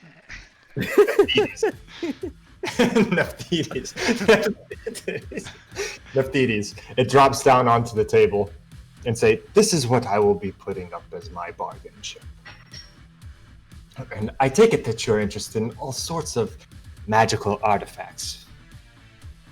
And this would surely be of interest to you and be a fine addition to your collection. I think you you see Gage like further lean in, because I think definitely we're gonna will into the fiction at this that like mages would like sooner die than lose their grimoire, especially to like a perceived adversary. Mhm. So like to put up your grimoire in a fucking card game is like the most baller of baller moves. Yeah, and I'm like sitting back in the chair with my my right leg over my left one. Yeah, so I think Gage now is like how to communicate it, because he's not like, oh wow, golly, but like he looks fucking like thoroughly like giving you like a not bad nod, you know? Mhm. Yeah, you are putting on a show for Mr. Gage. Yeah, so Mr. Dewitt, he starts like shuffling a little faster, and he's like, well, things just got a whole handful bit interesting. He like addresses the table. Is there anybody else who can match such a stink? And yeah, one by one, all the people at the table like fucking pack the fuck up. Like they can't match this. Does Right. Kaiser stay in? Can he put something up? Kaiser will Hurt to fold. stack the odds and go, oh, you fold? Huh. Could have been 2 versus 1 there. I trust. You put the In your hand in. wrist. All in. Alright. Kaiser, you're not giving a go? Afraid not, Mr. Ambassador. This is a little too rich for a public servant like myself. I see. Indeed. My eyes like dart back over to do it. Very well. We shall have a riveting game with or without you. Cool. So yeah, I think Abraham, the AI, kind of like returns everybody's chips back to them and like clears the table, and like DeWitt sits down, and it's like, you know, the table. It's like people like kind of like get up from the table, or like the table like reshapes itself into just a circle, and it's just you opposite of DeWitt, just like in your dream from the night before, and like the lights dim even further, so there's just a single like light over the table, and everything else is dark. There's just like a dull like blue, just so people can see where they are, but it's just you I want guys. my back to be to the door that we entered from. Done. Yeah. So your back's to the door, and Abraham starts dealing the cards, and Tony. It's the scene from Casino Royale. They're just facing off against each other. Yep. Only it's like, yeah, like there's still some people are at the table, and it's just you two. But it's like, imagine the whole room is just like almost pitch black except the light above you, just this like really dim blue light around you, and the table's like just bright green from the cards. But so now Tony is getting in position. So what's Tony doing? What's the best way to the server room? So Said yeah, there were a couple, right? Yeah, so there were 2. You could either go up to the front, just go up to the door, and as we pointed out, the elite guards are no longer at the top of the balcony, but his regular rank and file guards are just kind of all over the place. By your best count, there's about 10, so you could try your luck just being spotted by just a Tom, Dick, or Harry, just one of his guards. Just go right in the door, because That's what I'll do, yeah. Okay, and then the other one would have been to go through the vents, but that would require you to tackle a like legitimate, proper security structure, like getting through a laser grid or something, which you could That's probably pull off with your gauntlet, but it would be tough. Yeah, could, but nah, Tony will stay in the room. Okay, so you're basically just gonna try and like just play the crowd and like just get in when no one's looking. Yeah. I'll wait for the right time, I guess. All I need to do is basically, get the door open with my thief tools and throw the dice in there, right? Yeah, your gauntlet will say just it has. The door's probably got like a pretty solid maglock on it, but your how would it open? We'll say that you like lifted his probably not his palm. Yeah, fuck it. You lifted his palm print off of the case because you saw him do it like twice, and then you're gonna basically project that onto the door where he do it normally, like presses his hand and then the thing unlocks. Okay, So basically, cool. like your gauntlet will kind of like stick out like a little sticky pillow in front of it with like his handprint on it, and that'll like scan as his hand, and then the door would open. Okay. So what you really just need is like a little opening of like 5 seconds. Huh.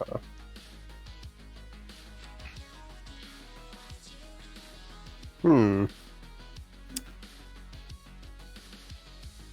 Tony will stand around thinking about who. I don't know.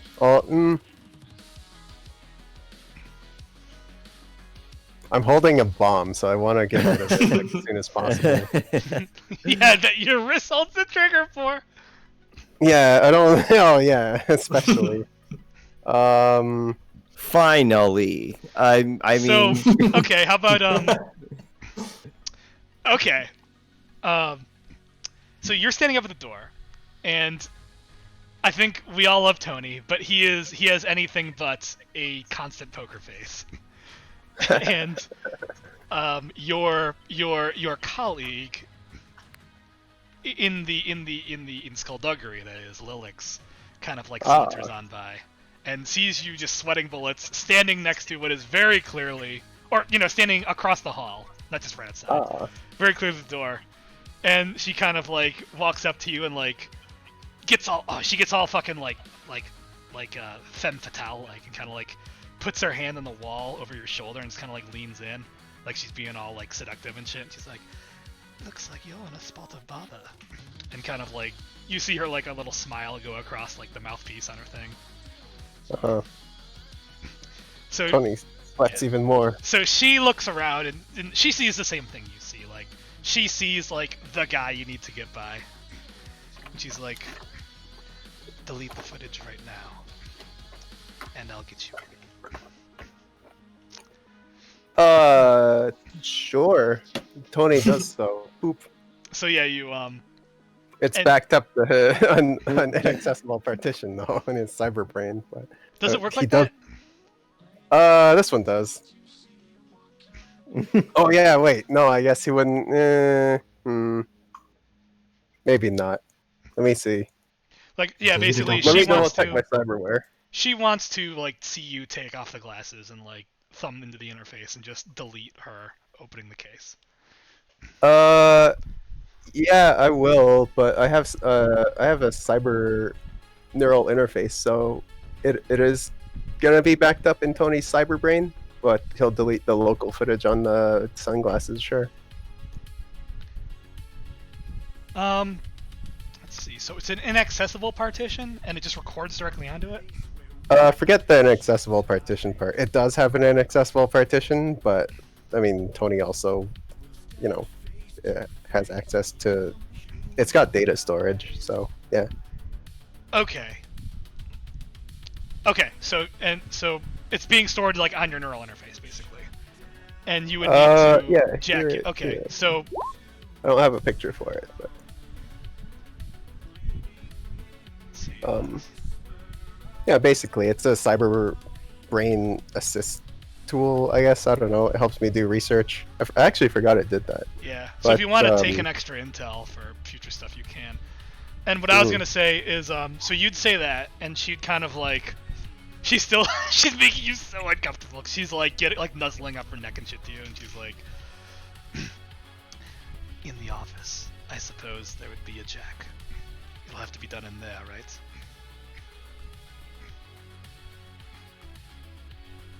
What? Say again? What in the office? She's is what? suggesting that you use his equipment in the office to wipe the footage of her. Like jack in his office. There's probably a jack in there. Oh, certainly. Okay. Jack in the office? So yeah, she's like, "Perfect. I'll see you in 2 shakes of a lion's tail."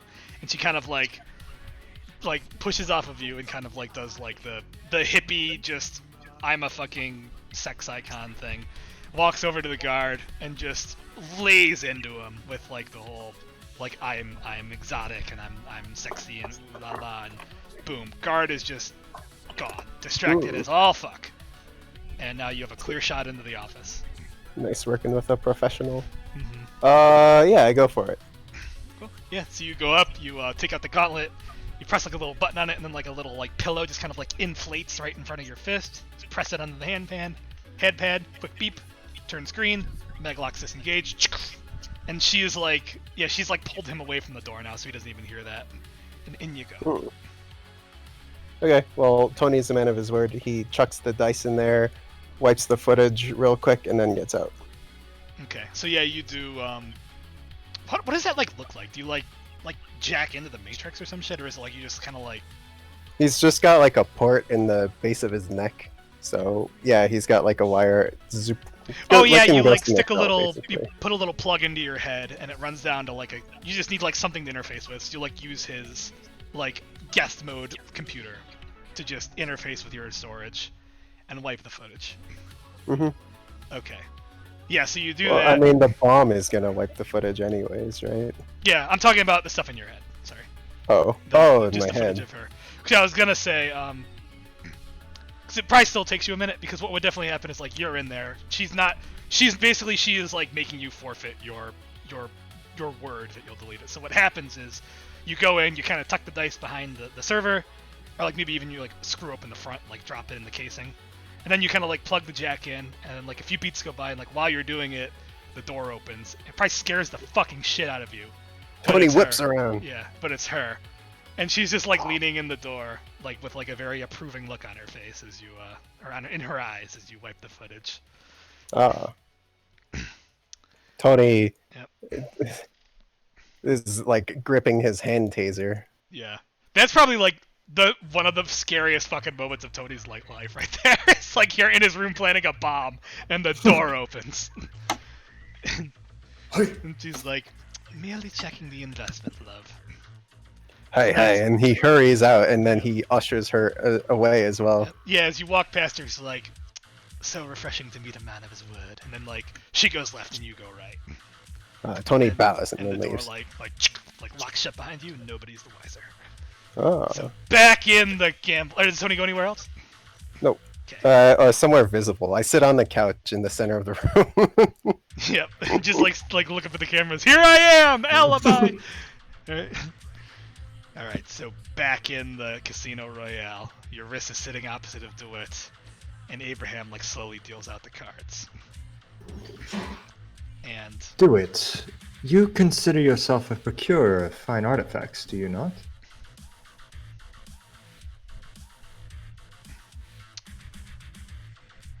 yes, I thought that much was evident. Would you consider yourself? I kind of look down at the table and then look up at him, into his eyes and say, "Would you consider yourself a thief?" Only in the eyes of the sore losers at the table, Mr. Y'Ris. I smile at him and say, "I see. Interesting." Yes, sore losers can manifest all sorts of hesitations of the victims. But believe you me, I am but a simple shuckster. A simple shuckster. I understand. And it's to my understanding that you used to be involved with a gang in your earlier life, is that correct? Seems no matter how fast we run, we cannot outrun our shadows. I've done my research. He kind of raises an eyebrow. Pray tell. Can the cards be being dealt at this point? Yeah, we'll say like it's just like this is the fucking like there's like a crescendo coming in the music, you know, like this is like the alt like one card, then the other card, and you guys are just whipping out your bigger and bigger dicks as minutes go by. So Yeah. So yeah, the My cards are being goal here is to get slowly him dealt as slightly. this all happens. Yeah, my goal here is to get him slightly nervous. Yeah. So I look You're down at my succeeding. first. You're fucking going right for the jugular here. So. Yeah, I look down at my first card. My frown turns to a smile, and then I look up into his eyes and say, "I mentioned the address of the warehouse where I tuned it. Mm-hmm. I'll be like 1663 North 5th Avenue. Does that ring a bell?" He kind of like he looks at his first card and matches your smile with like just like a I'm comfortable smile, and like leans back in his chair. Just yes, vaguely. Me and the boys used to do a little running back then when we were just silly kids. Ah. I lean back, look at the next card that's dealt. My smile kind of like turns to a frown and say, I actually spent some time there recently, and I had a bit of a funny memory. I kind of like turn my head, or tilt my head towards him. Yeah, he looks at his second card and probably relatively like mimics you. Like he doesn't. It's like this is gambling 101. Like when you get the second card, you don't fucking do anything. You just play it cool as a cucumber. He's like, do tell.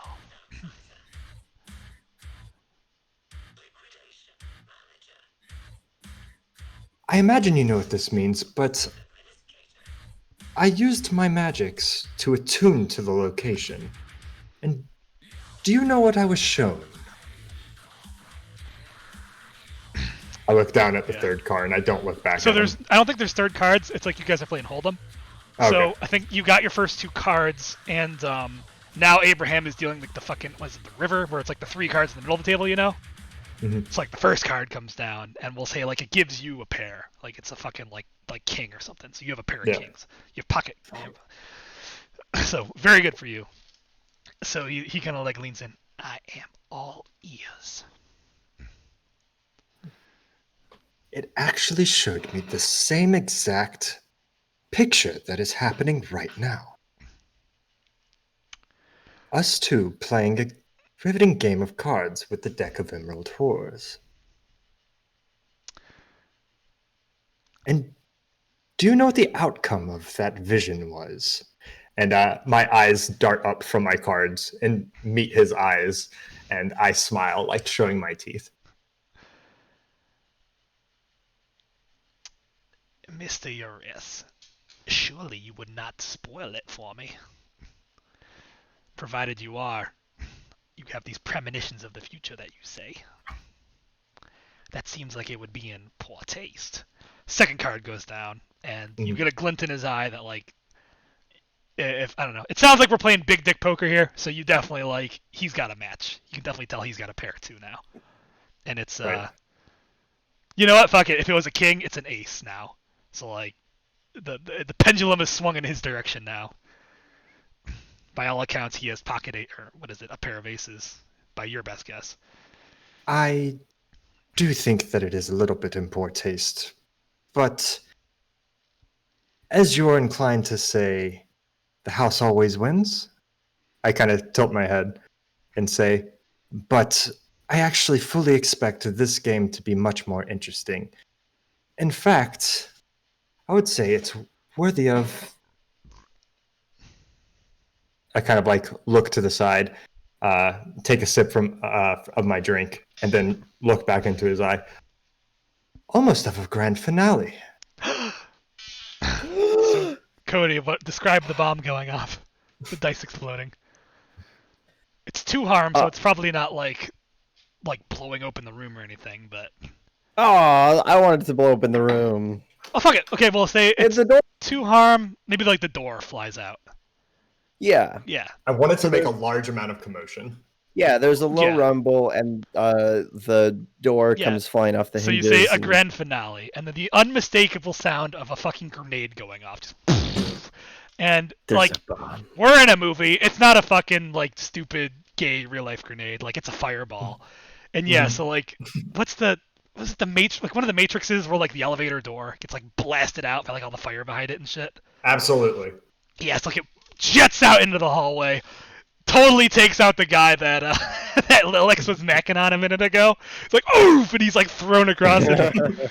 Yeah, and fuck it. It goes over the railing and down into the middle of the Cala. And you know, maybe it even like smashes open a display case. So Like guard flips over the railing and lands on a glass table. yeah, he goes through a glass table. Glass shatters. Fucking like, you know, so glass shatters too. Like it makes an alarm go off probably. And, Can I think I'll go live and on the air, or at least I'll. oh start yes, you're gonna record.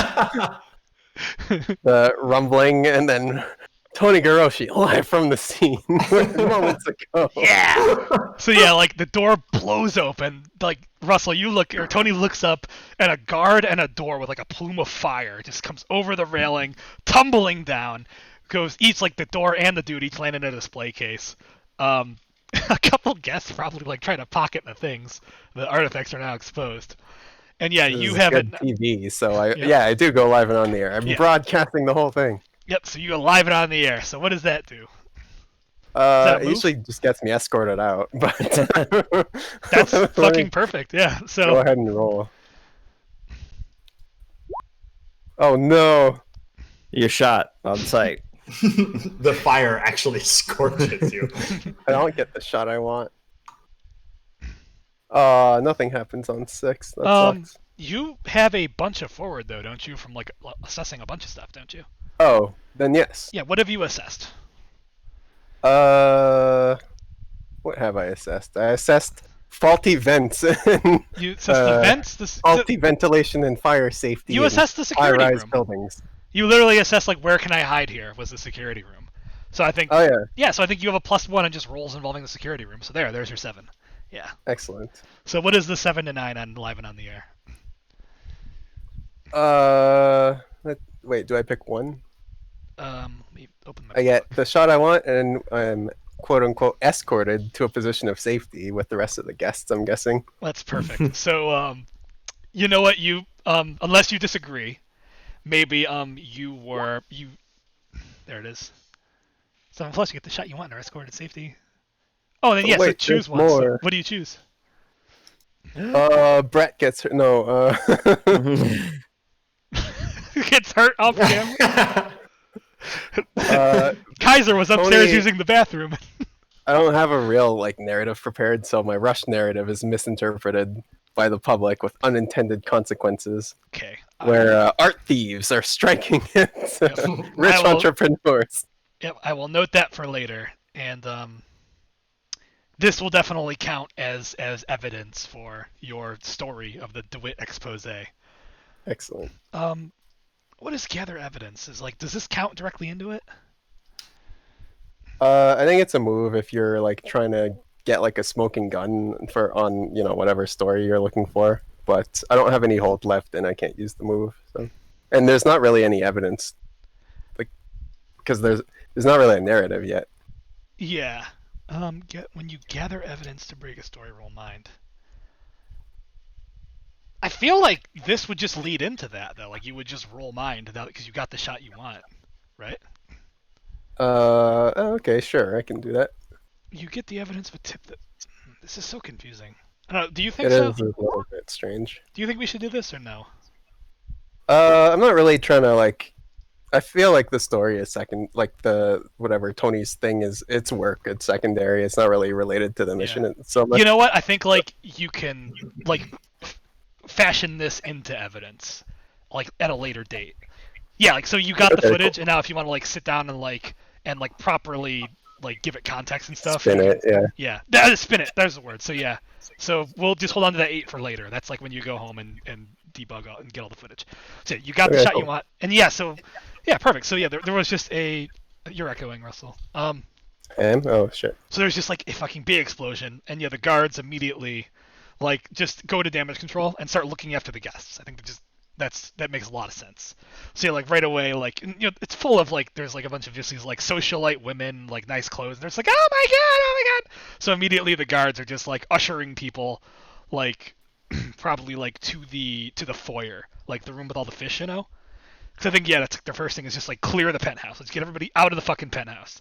So yeah, guests are being borderline forcibly being ushered out to the front. And you are just immediately ducked down, and boom, you are just one of the people.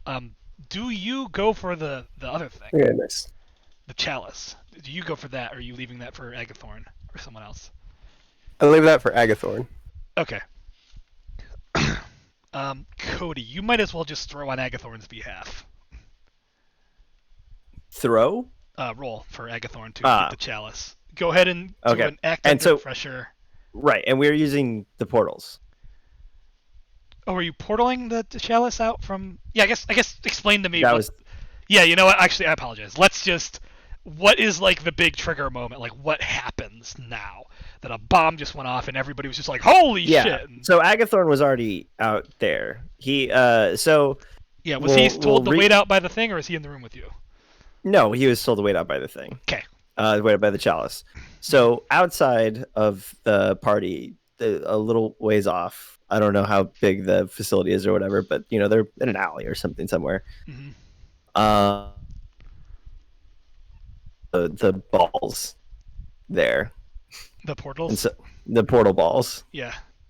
Y'Ris's great big portal balls. And I don't know how many of these do you have? I guess is a good question to ask. Wait, what did you ask? How many portal? How many Kilthos balls do you have? I have 3. I have 3 total. 1 is with your goon. 1 is with Agathorn, and 1 is with me. I was gonna say 3 seems like a good fair number to work with. Yep. If we were going higher than that, I would be like, but yeah, I like 3. So we'll say like the bomb goes off, the man comes crashing over the mantle, crashes into a bunch of glass. Agathorn takes the opportunity, takes his elbow through the glass. The ward's already down, and he just kind of motions the ball into it, and he just envelops it, and then the ball goes back into his hand, and he proceeds to the exit. Yeah, and let's you know what? I think there's enough chaos. We don't probably have to even roll for that, because actually, a number of what's happening. A number of guests of the less than reputable guests probably try to pocket artifacts. And Tony, what you find is it's partially to secure the thing. They're ushering everybody out. The other reason is to search people, because they are less than subtle about it. So people are rounded up in the atrium or the foyer, and they start once oh my god, we're not dead is established. All right, turn out your pockets, and they start kind of taking back the artifacts. And you Tony doesn't want to get searched, so he's gonna duck to the washroom, climb into an air vent, and find his own way out. Nice. And now you can roll to what's the soldier move to run away? The exit plan. I leave everything behind. Oh, I leave incriminating evidence, my ID, and the rest of my team, as well as the objective behind. You leave the duct open with your ID hanging from it. Yeah, so I think you climb out through the duct. Agathorn's a little bit of a cooler customer. He just, because he's clean. He pushed the thing through the portal, so he just goes with everybody to the foyer and just puts his hands up yeah, search away. I'm clean. And yeah, Tony, or Kaiser, you probably get a nod from Agathorn, electronically that you're in the clear on that. So back in. Well, I think we go into the. So you would now have you have the confidence that the chalice is secure, but back in the card room. Boom! The floor shakes. There's screaming, shattering glass. There is a thorough commotion coming from the main room. The lights flicker. Dewitt is thoroughly, momentarily distracted. What happens?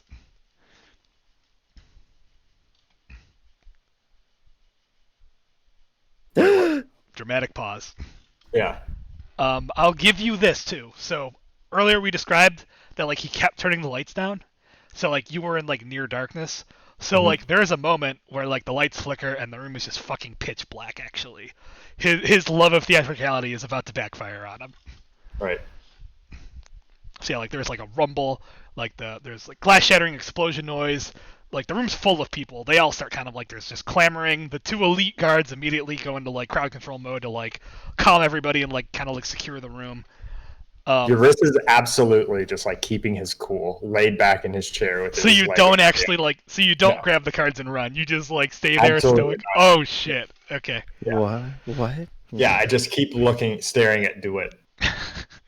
This is either gonna be straight gangster or just the biggest mistake ever. We'll see what the fuck happens. Yeah. So, yeah. What is everyone else in the room doing? So I think the sorry, I should have been that. The non-elite guards, maybe there's 4 of them there, in addition to the 2 elite guards. They immediately do they follow protocol. They start ushering all the guests out. That probably includes Kaiser, who's spectating the game. And then I think what probably happens is so the lights go out, lights come back on. There's commotion. One of the guards probably puts his hand on Y'Ris's shoulder. And then Dewitt, who maybe his hair is messed up now, he's a little bit rattled, is Jacob, wait. and he like takes his hand off of your wrist, and like they respect that. So like the 2 elite guards stay with you 2 playing, but all the spectators are just being like ushered out by the non-elite guards, the 4 of them. Does Kaiser go with them, or does he kind of like fight in the crowd and hang back?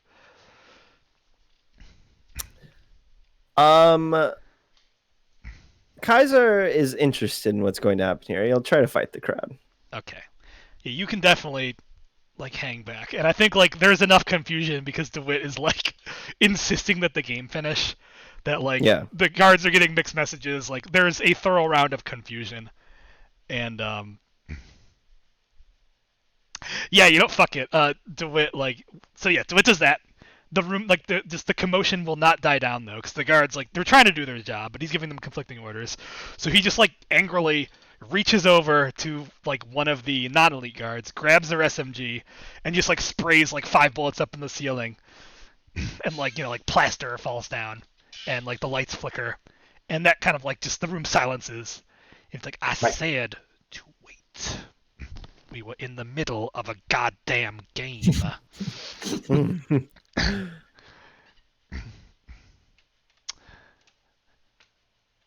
Now, Mr. Y'Ris, I don't suppose you know a thing or two about the commotion now, do you? I can assure you the only thing that I'm privy to is this game. I put my like hands up in like a shrugging motion, my eyes closed. That's all I needed to know. And yeah, I think so I think there's supposed to be like 3 more cards. So it's 3 cards from the river and then 2 cards for a total of 5. Yeah. So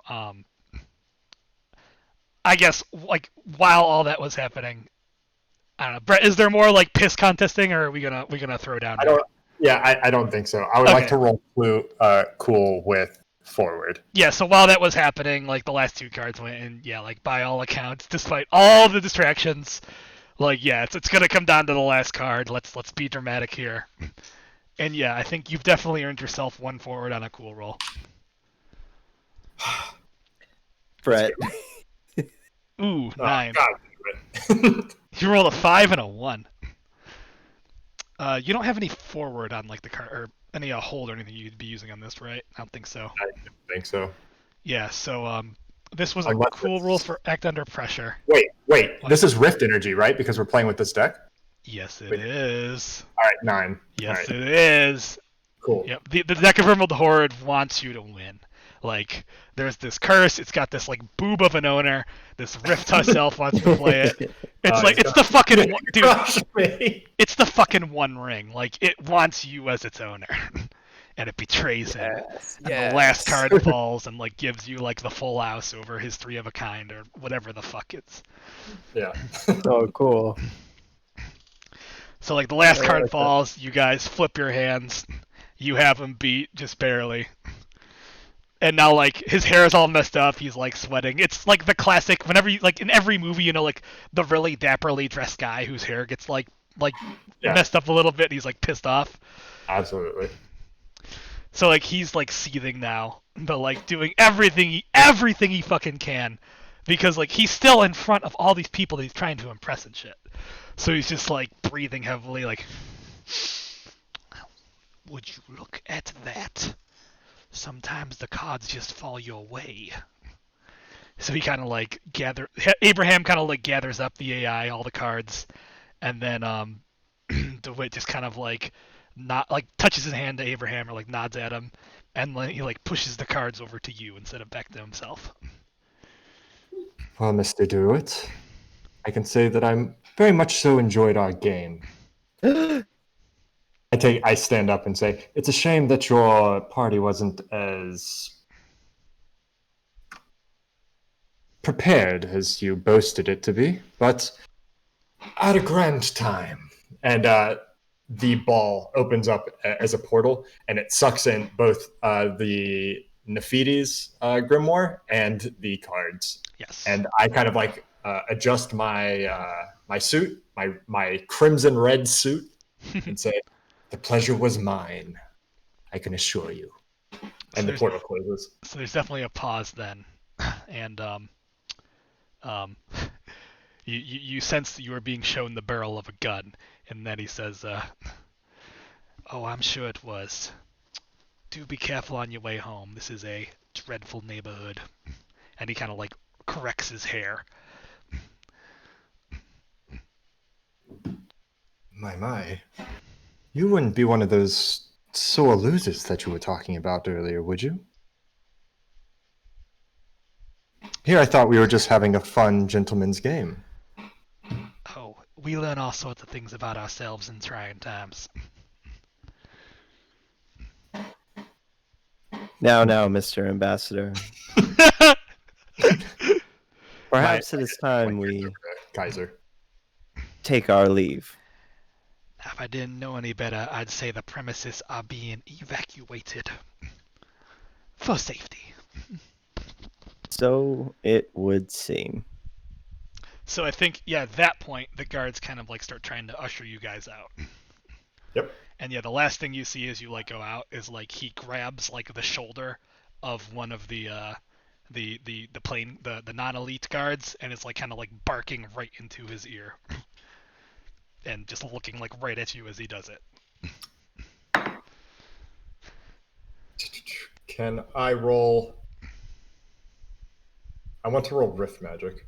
To do what? To He's gonna start a fight? Like no. Oh fuck. I want to shroud this room in darkness. Ooh, yeah. Sathari rides again. Yeah. Let me just look at the thing, see if that's. I wrote dart. Oh, that's the shape. Never mind. Wait. Yeah. Okay, so can you ray, an orb, a dart, a slick, or gaseous? Yeah, I want it to be an orb of darkness that just like fills up the. Once we walk out of the doorway, I want the orb to just like be there and just like be like a shroud of darkness. What if it was gaseous darkness? Yeah. Okay, that's actually cool. Ooh, Yeah. Yeah, that's really And then cool. what are the adjuncts? Split or hidden? Because I think gaseous is probably the only way to like fill a room, you know? Yep. Yeah, so you step out into the room, and so this is going to be a little dicey, because like you're in a crowd of people, like being escorted by armed guards. Oh.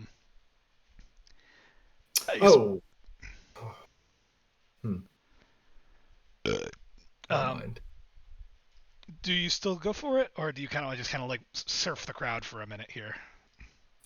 Let's surf the crowd for a little bit. Okay. +1 forward with Rift Energy. Yeah.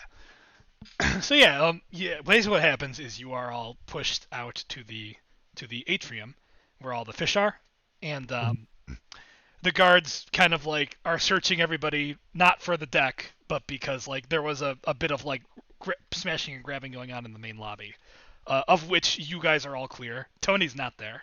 Tony's making his way down the air ducts, right? Yeah, he hops down the fire escape. Like the ladder goes down. Tony makes his way kind of slowly down the ladder. Mm-hmm. And he's in this alleyway back into the night. Yep. So you guys are searched, and feel free to jump in at any time. But basically what happens is once each guest is like searched and like given the like okay by like the searching guard, they are like put onto the elevator like in sorted groups.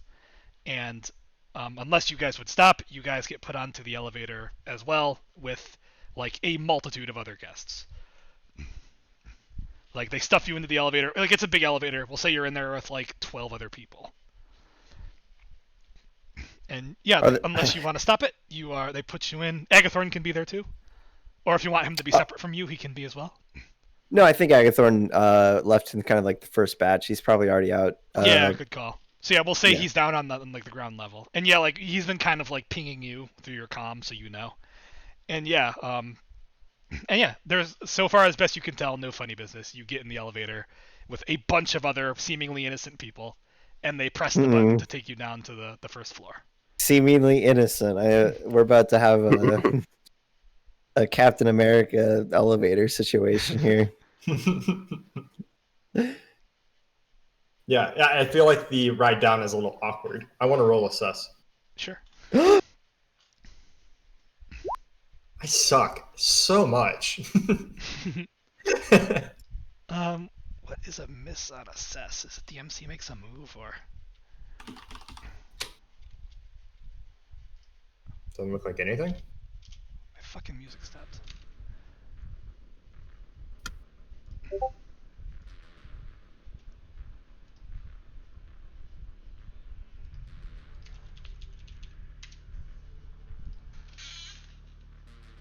Yeah, I think just nothing happens there. And it's a bit fitting because there's nothing going on in this elevator. Like, you're in an elevator, it's like 12 people, like 8 of them are like hysterical women.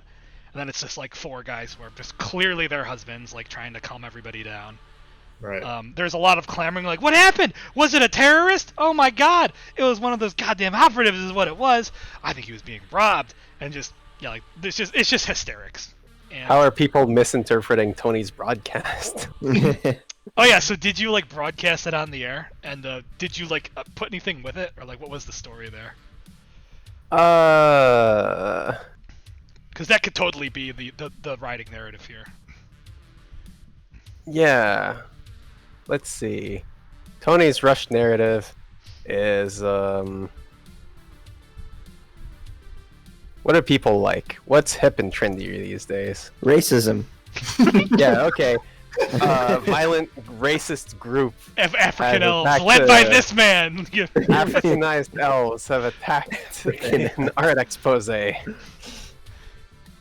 seeking revenge against Dewitt. That's for unknown reasons, and that's the. Well, actually, didn't he announce that he he brought the chalice back from Egypt? From Egypt, yep. What if they're reclaimists? They're coming back after the chalice of the name that I forget. Right or So wrong, you, the viewer, decide. African But- radicals. Oh, and then Tony gets escorted out by security. Oh, so Typical. oh yeah, and then your broadcast is interrupted. Okay. Yeah, it was a short broadcast. Yeah, but, so while you're on your way down, somebody pulls up their comm link, and you guys see Tony talking about how African elves attacked the Cala to reclaim the goblet of the chalice of Surskit, which was But he's ousting us right now. which he actually is. Actually, I guess I fucking said that. Would Tony have said that? The Said chalice. what? Oh. Because it came from Egypt is the reason I say it. I know 2 specific elves that are very interested in the chalice. Oh. Sure. And it does. Yeah, and then Tony like zoomed in on the empty display case, Yeah. like the cracked, broken display case. Like, Yeah. oh no. Okay. Yeah, so everyone's like, oh my god, it's those damn... Oh, where's the... It's those damn elves in this room in the elevator.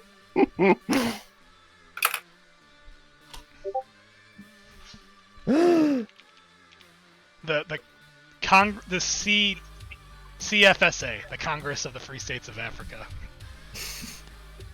They probably sent one of those damn recovery teams over here. They're still mad about the goblet, the chalice. And yeah, so like there's just a lot of clamoring going down, and people are like even more scared now that it's like got like a terrorist edge to it. And yeah, you guys get down to the first floor. The doors open, and there's no immediate threat. Just the word's probably gotten down to the local archaeology security now, and they're just like emphatically ushering you guys out. And there's just a ton of ICPF cars rolling. Like, fucking archaeology just got hit. So like there's an overwhelming ICPF like response showing up now.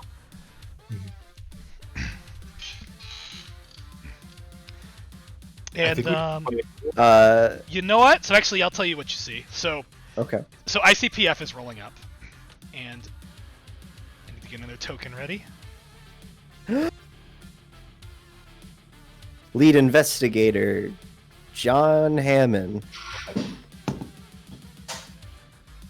Did I delete it out of the table? I think I did.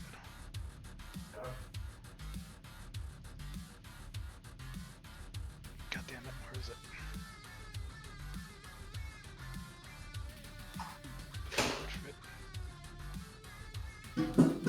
There he is.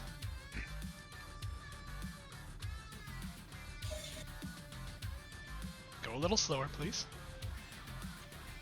So you see this guy, like, kind of, like, out in front of all the ICPF. And what's curious about you seeing him out there is you see Cala walk up to him, like, very nonchalantly, and just speaking to him very matter-of-factly. I knew we should have investigated her backstory. She's the undercover cop.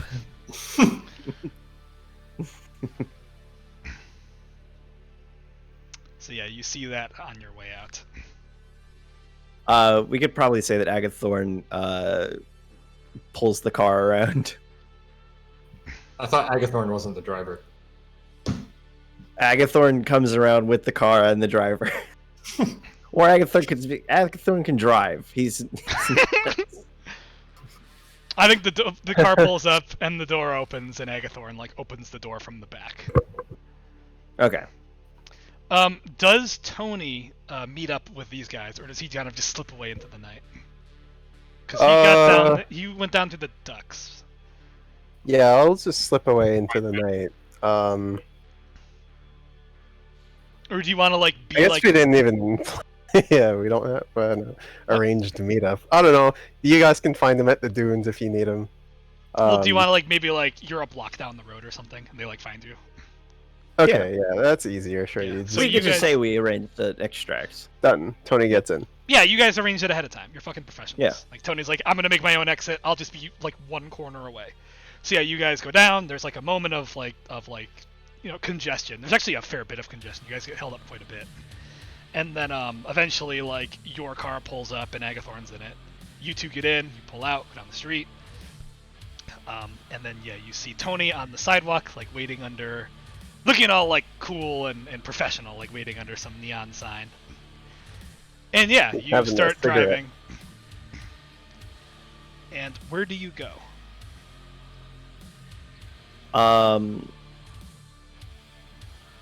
Well, we'll fuck. Okay. I can't remember. Do we go straight to? Or I can't remember if we do this in this game, or we do, like, we have to wait before we, like, turn in the thing.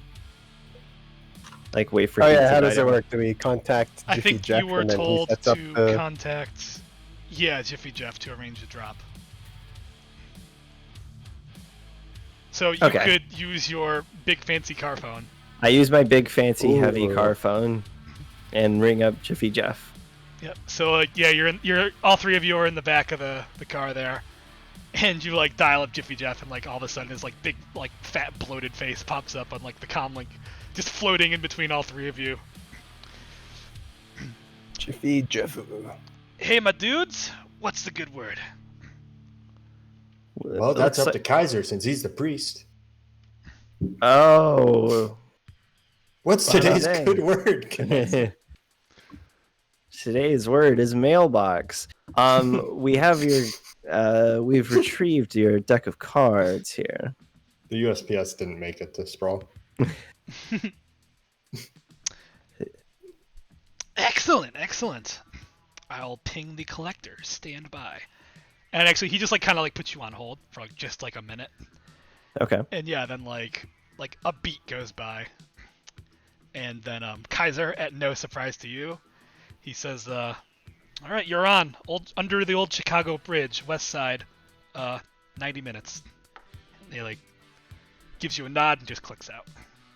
I turn Perfect. to Kaiser and say, would you be able to replicate one of these cards? Replicate. I know not the extent of the congregation of Drax abilities. I produce the deck.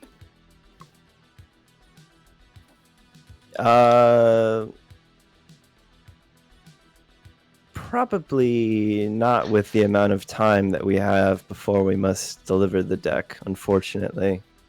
I see. But let's just say, to use a turn of phrase, I do have a card up my sleeve for this deal. I smile at And- him. Jeff, I'd like to Yes? produce intelligence. What's that? I would like to produce the location of the 8 sniper locations. Did this intel come for your premonition? This came from handoff vision. Yeah. So I think, yeah, what happened is like, much in the same way that your wrist had like a very traumatic vision. Like, it goes without saying, like, you just like basically like had a premonition of your own fucking death. So like Right. that moment of just like 8 lasers coming down and like pinning all 8 of you is just burned into your fucking brain. So like you feel confident that like if you were to go down there and just have time to like just close your eyes and just channel it, you could like point like there, and there. Yes. So yeah, you feel confident that you know all 8 locations. Excellent. I would like... You may have +1 forward when operating on that knowledge. Absolutely. My operation that I would like to perform is to have the goon squad and their 2 cars separate out and take all 8 of those positions out and replace them. Excellent. Yeah, so I think what you probably do is, because to communicate like exact coordinates like that probably like takes a minute, because like you don't like... Well, we got 90 minutes. Yeah, so like you don't have like a map of the fucking bottom of Old Chicago Bridge. But Yeah. what you can do is probably like open up some like goofy like editing software, you know, just like some primitive like like Cyberpunk MS Paint or something. Right. And you start just like making like a very rudimentary but very readable like diagram with like elevations and like something communicable. And it like takes a few minutes, but like you do it. So you're just like manipulating, you're like freeform building a hologram, like it just in the little table between like the 4 of you guys. And yeah, does anything else happen during the ride? Yeah, I turn to Kaiser and continue our conversation and say, and if I'm to understand the bit of knowledge that you supplied me with during the game, that the deck of Emerald Horrors actually has a bit of a mind of its own, and it doesn't actually belong to anyone except for the person that wins it in a game. Is that correct? That is correct. While you are technically speaking its current owner, the deck always seeks out, in its own way, greater gamblers. I smile at him and say, of course, I think I understand. I mean, it is a bit single-minded in its desire, but it's probably a lot more than we're capable of comprehending with our dumb human or elf brains. I smile and nod at him. I don't think anything else is said from Y'Ris. Okay, so no sooner than Kaiser finishes his like model, his like battle plan, and sends it off to his team, do a like pair of just blinding bright headlights just like flash through your passenger side window, and the car is just violently T-boned off the road. Like you're just rammed like right off the road up onto the sidewalk and pinned against the building. Not the company car.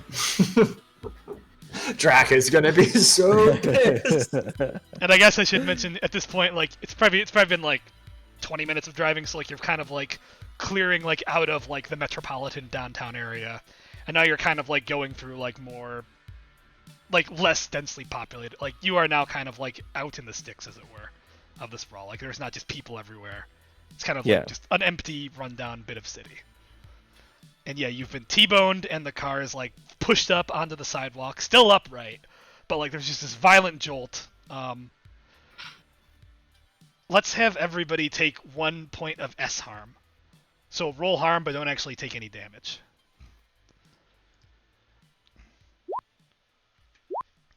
God, I suck so much. Oh no. Oh, Tony's not looking good. Alright, what is... Don't worry, guys. If anybody has armored clothing, you would have had a -1 on that too. Mm-mm. Nope. Okay. I have an armored skull mask. Be right back. Alright, let's look up... I think we get to choose now. Tony is knocked out. or I lose an arm. Good old Russell, just as soon as he takes arm, lose an arm. You get tasered, you lose an arm. Harm. Back. Okay, so Y'Ris and Tony, you may choose one. If you want to search the harm thing. You're out of action, either unconscious, trapped, incoherent, or panicked. Take the full harm of the attacked if it was reduced by armor. If you already took the full harm, take +1. Lose use of a piece of cyberware, or lose a body part. That was S harm, so pretty low impact. You could just both take 1 harm instead of 0 harm, and be okay. But up to you guys, whatever you want to take.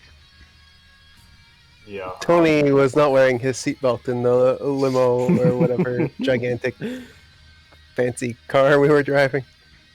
I'll be unconscious and pinned. So you're trapped in the wreckage? Yes. I love you, Russell. Now what happens to Y'Ris? I'll take the 1 harm. Okay, so yeah, Y'Ris, you just like bang your head off the maybe the window shatters and your head bounces off the window, There's window. blood running down my forehead. Yep, you look like metal as fuck, just blood running down your face, over your ears and shit, and your head is the thing that broke the fucking window. That shit hurts. You're knocked loopy for a second, but you shake the cobwebs. You look over and Tony is. So Russell, you have to choose. You can't be both. You're either trapped or unconscious. Damn it. You can't be everything. Can I also lose a limb? Yeah, my arm is pinned under the thing, but no. Tony's just unconscious, I guess. He's not pinned. Okay, so yeah, Tony's KO'd. Tony, no! I think, Cody, you, the divider, you, the car is still on, but fucking sardine can, got smushed. Probably not going anywhere. And yeah, you but it's still on. It's you roll down the window and you look up, and the driver is just slumped over the steering wheel. And Agathorn, go ahead and throw harm for Agathorn, Cody. Just roll my own. Yeah. Okay. He dies. He's fine. Yep. Drak is looking out for his boys. Drak protects. You and Agathorn are just cuts and bruises. No harm, no foul. And yeah, so now Tony is just unconscious, slumped over the hologram table that you were using. And yeah, Y'Ris is bleeding profusely. And yeah, so and then outside you just hear a bunch of car doors opening and closing. What do you do? I'm all out of dice. My luck's run dry. You still have a 4, right? But you would need 1 more. I would need another die. Oh wait. No, I didn't roll anything. I rolled harm. That was it. And I rolled. It would count if you got over a 7. If I got high, yeah. Y'Ris is acting. Ooh. So Y'Ris is gonna see. So you're gonna summon an entity to fight for you. 9. Nice. So yeah, what do you summon? Draw it under your control. Choose form and elements. Okay, I want it to be.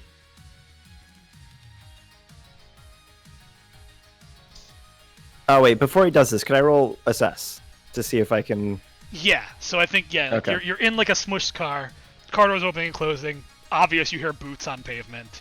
Right. You I just want to figure out who's trying to Yeah, kill me. you look up in the specifically. driver's seat. Driver's KO'd. You look out the window. Let's get a beat on the situation. Let's do it. Okay, let's see what we got here. Not anything. I see nothing. I see. Well, all I'll give you is the people that It's caught raining up night. to you are not the dudes from the party. You hear heavy fucking artillery out there, and you see silhouettes in front of the headlights. Just piercing and it's fucking raining because it always is. And yeah, you Right. just see these just what you discern to be I can only describe as from the book military hard suits.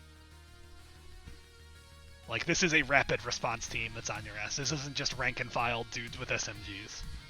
Oh no, this would have been a great shot for Tony. If only he wasn't pinned or unconscious or both. I picked a humanoid, and I want it to be water. What? And yeah, Alright, let's summon humanoid. So you can't roll mix it up with it. Because of the... You can use it to remotely complete complex tasks that you would normally perform. Water can apply the drowning tag to objects and people by touch. yep. I want it to basically just fuck. Maybe dark would be better. I feel like that's what I wanted to initially do. Is wanted it to. Oh, drown. you can add an attribute from the list below. Huge, tiny... Oh, wait, no, you got a 9. Yeah, no, you didn't.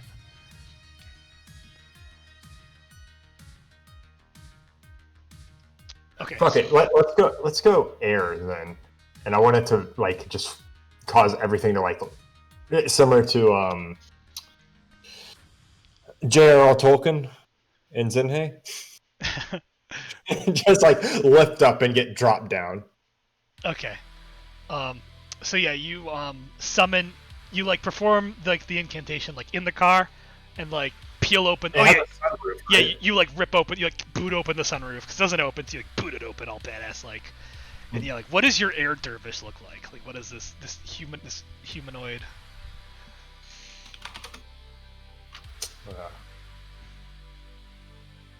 Fuck, that's gonna be harder to find. Just like a. Wait, does humanoid get the element too? Yeah.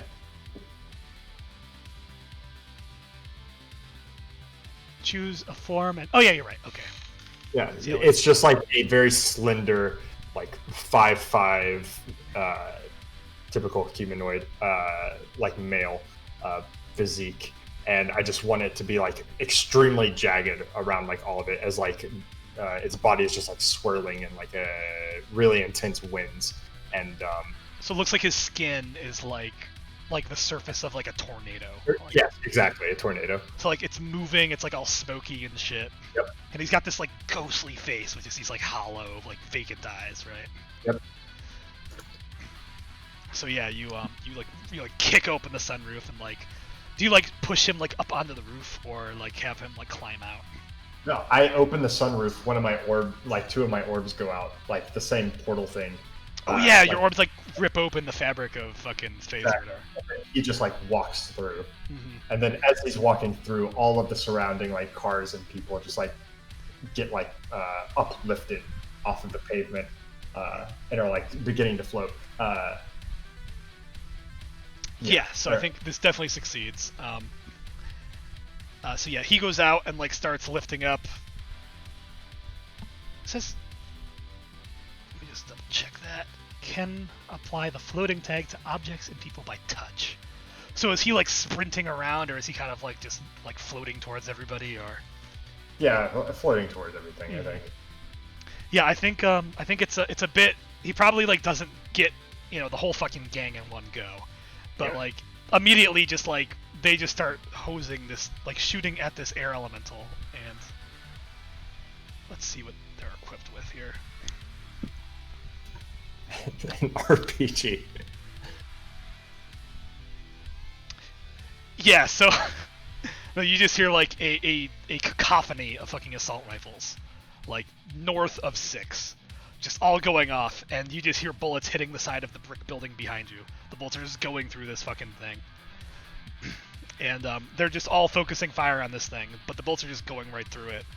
And yeah, then eventually you start hearing some like, not like none of that shit, but like fuck, like I have a problem I'm dealing with screams, as like some of the dudes and vehicles start like getting like tossed up into the air and like floating there. Perfect. What does Kaiser do? So the Roughly half of the dudes are like being caught up by this air thing. You get the impression that they're not fucking idiots, and they're realizing their bullets are going through this thing, so you're probably next on the targeting list, so we need to act fast. Yeah, when he summoned this thing, he I'm sorry, did he open the roof or did he tear the roof of the car off? What was it? The sunroof was open. Sunroof big enough for a man? Yeah. All right, Oh, and, I'll have Agathorn. Retcon, you got your shit back when you were. They like gave everybody their belongings when you were leaving the party, so you got your gun. Cool. Yeah, I'm gonna shoot the Just let fully me know. armored men with my holdout pistol. Yep, the guys that have 3 armor. Yeah. So I'll have I posted a link of what he looks like in Discord. Ooh, I'll have Agathorn boost me out of the sunroof. And I will. Oh, I'm that's assuming there's still a car that is connected to our car. They probably like threw that thing in reverse and like pulled it back. Oh. Okay. So, then I'm going to look for the nearest car, like the nearest vehicle that they brought in. Yeah. What do you want to do with it? They're like, they're probably like armored SUVs, like bulletproof type shit, like military grade. Yeah. I want to steal it. I want to steal it. I want to steal the truck. This is so like they're. Go ahead. So they're like fighting off the thing, like it's swinging at them and everything. They're trying to shoot at it, and like while they're you have the smallest of openings because like these guys are fucking trained professionals. They're hosing this air elemental. Their bullets are going through it. You have mere seconds to act under pressure and basically dive out of your car and try to get into this other car. So let's act under pressure. Let's act under pressure. Do I have a +1 for the elemental distraction? How to put this? You would, but they seem to have a cybernetic edge that would negate that forward. Excellent. Synthetic nerves, I believe they're called. So just roll at a +0. Oof. Ooh, 7. nice. Soft hit. Let's see. Act under pressure. You stumble, hesitate, or flinch. MC will offer you a worse outcome, hard bargain, or ugly choice. I want to be waking up Tony Yeah. as well.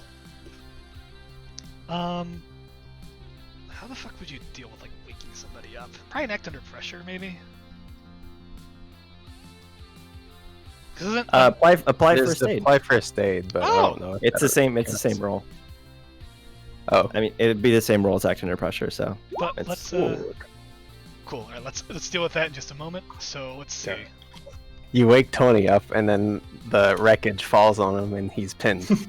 Yeah, let's say Cody just simple. These dudes are fucking fast. Like you can make it, and like as you're sizing up the dash, but like you feel like you're gonna get fucking shot if you make this dash.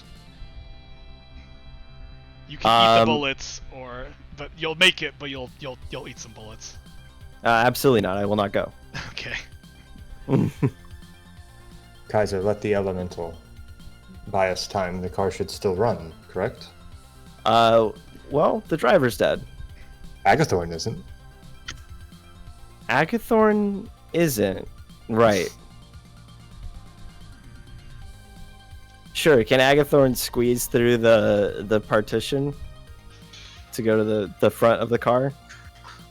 Absolutely, it's Yeah. what my head broke open. Your head hit the Oh. window next to you, and yeah, I will say like Brett, you're on the left side, which is like pinned up against the building. Okay. And yeah, so yeah, Agathorn starts like climbing through the window, and it's like this big cumbersome process. And he's climbing over, and there's a fucking knocked out driver, so he starts like moving him outside.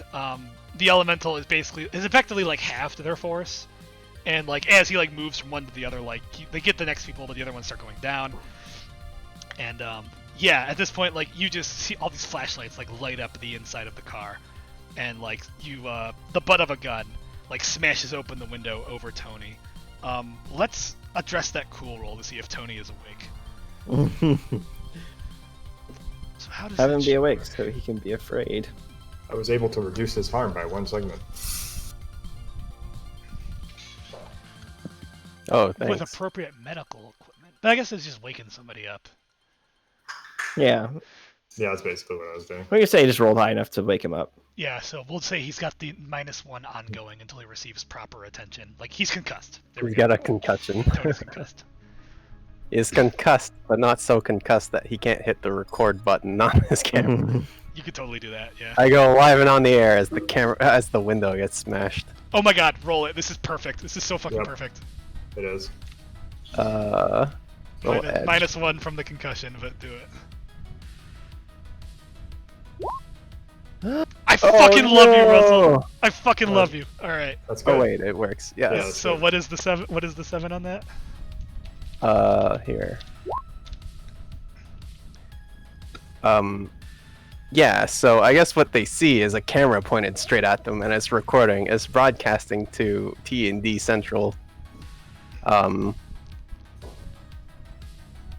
So I don't know. Does that give them pause? Usually, it's bad publicity to be caught on Don't worry. camera. I know how executing you're a getting reporter. out, but what is your 7 to 9 choice that you're taking here? Oh, excellent.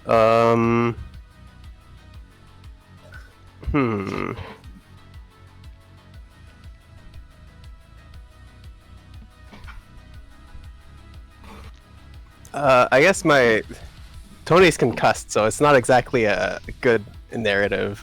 So I'm not even gonna bother with that one. I'll say it irritates the target.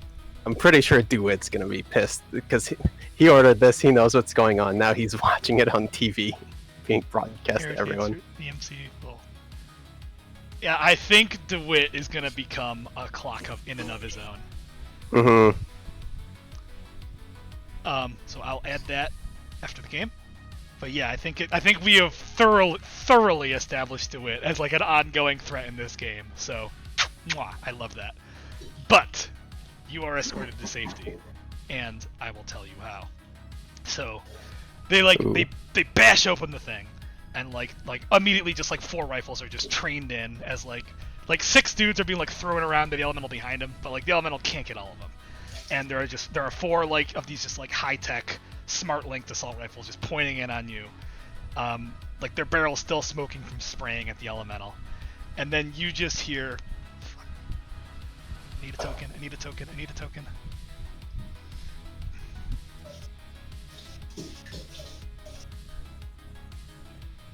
I should have got Cola's number. Cala. Cola.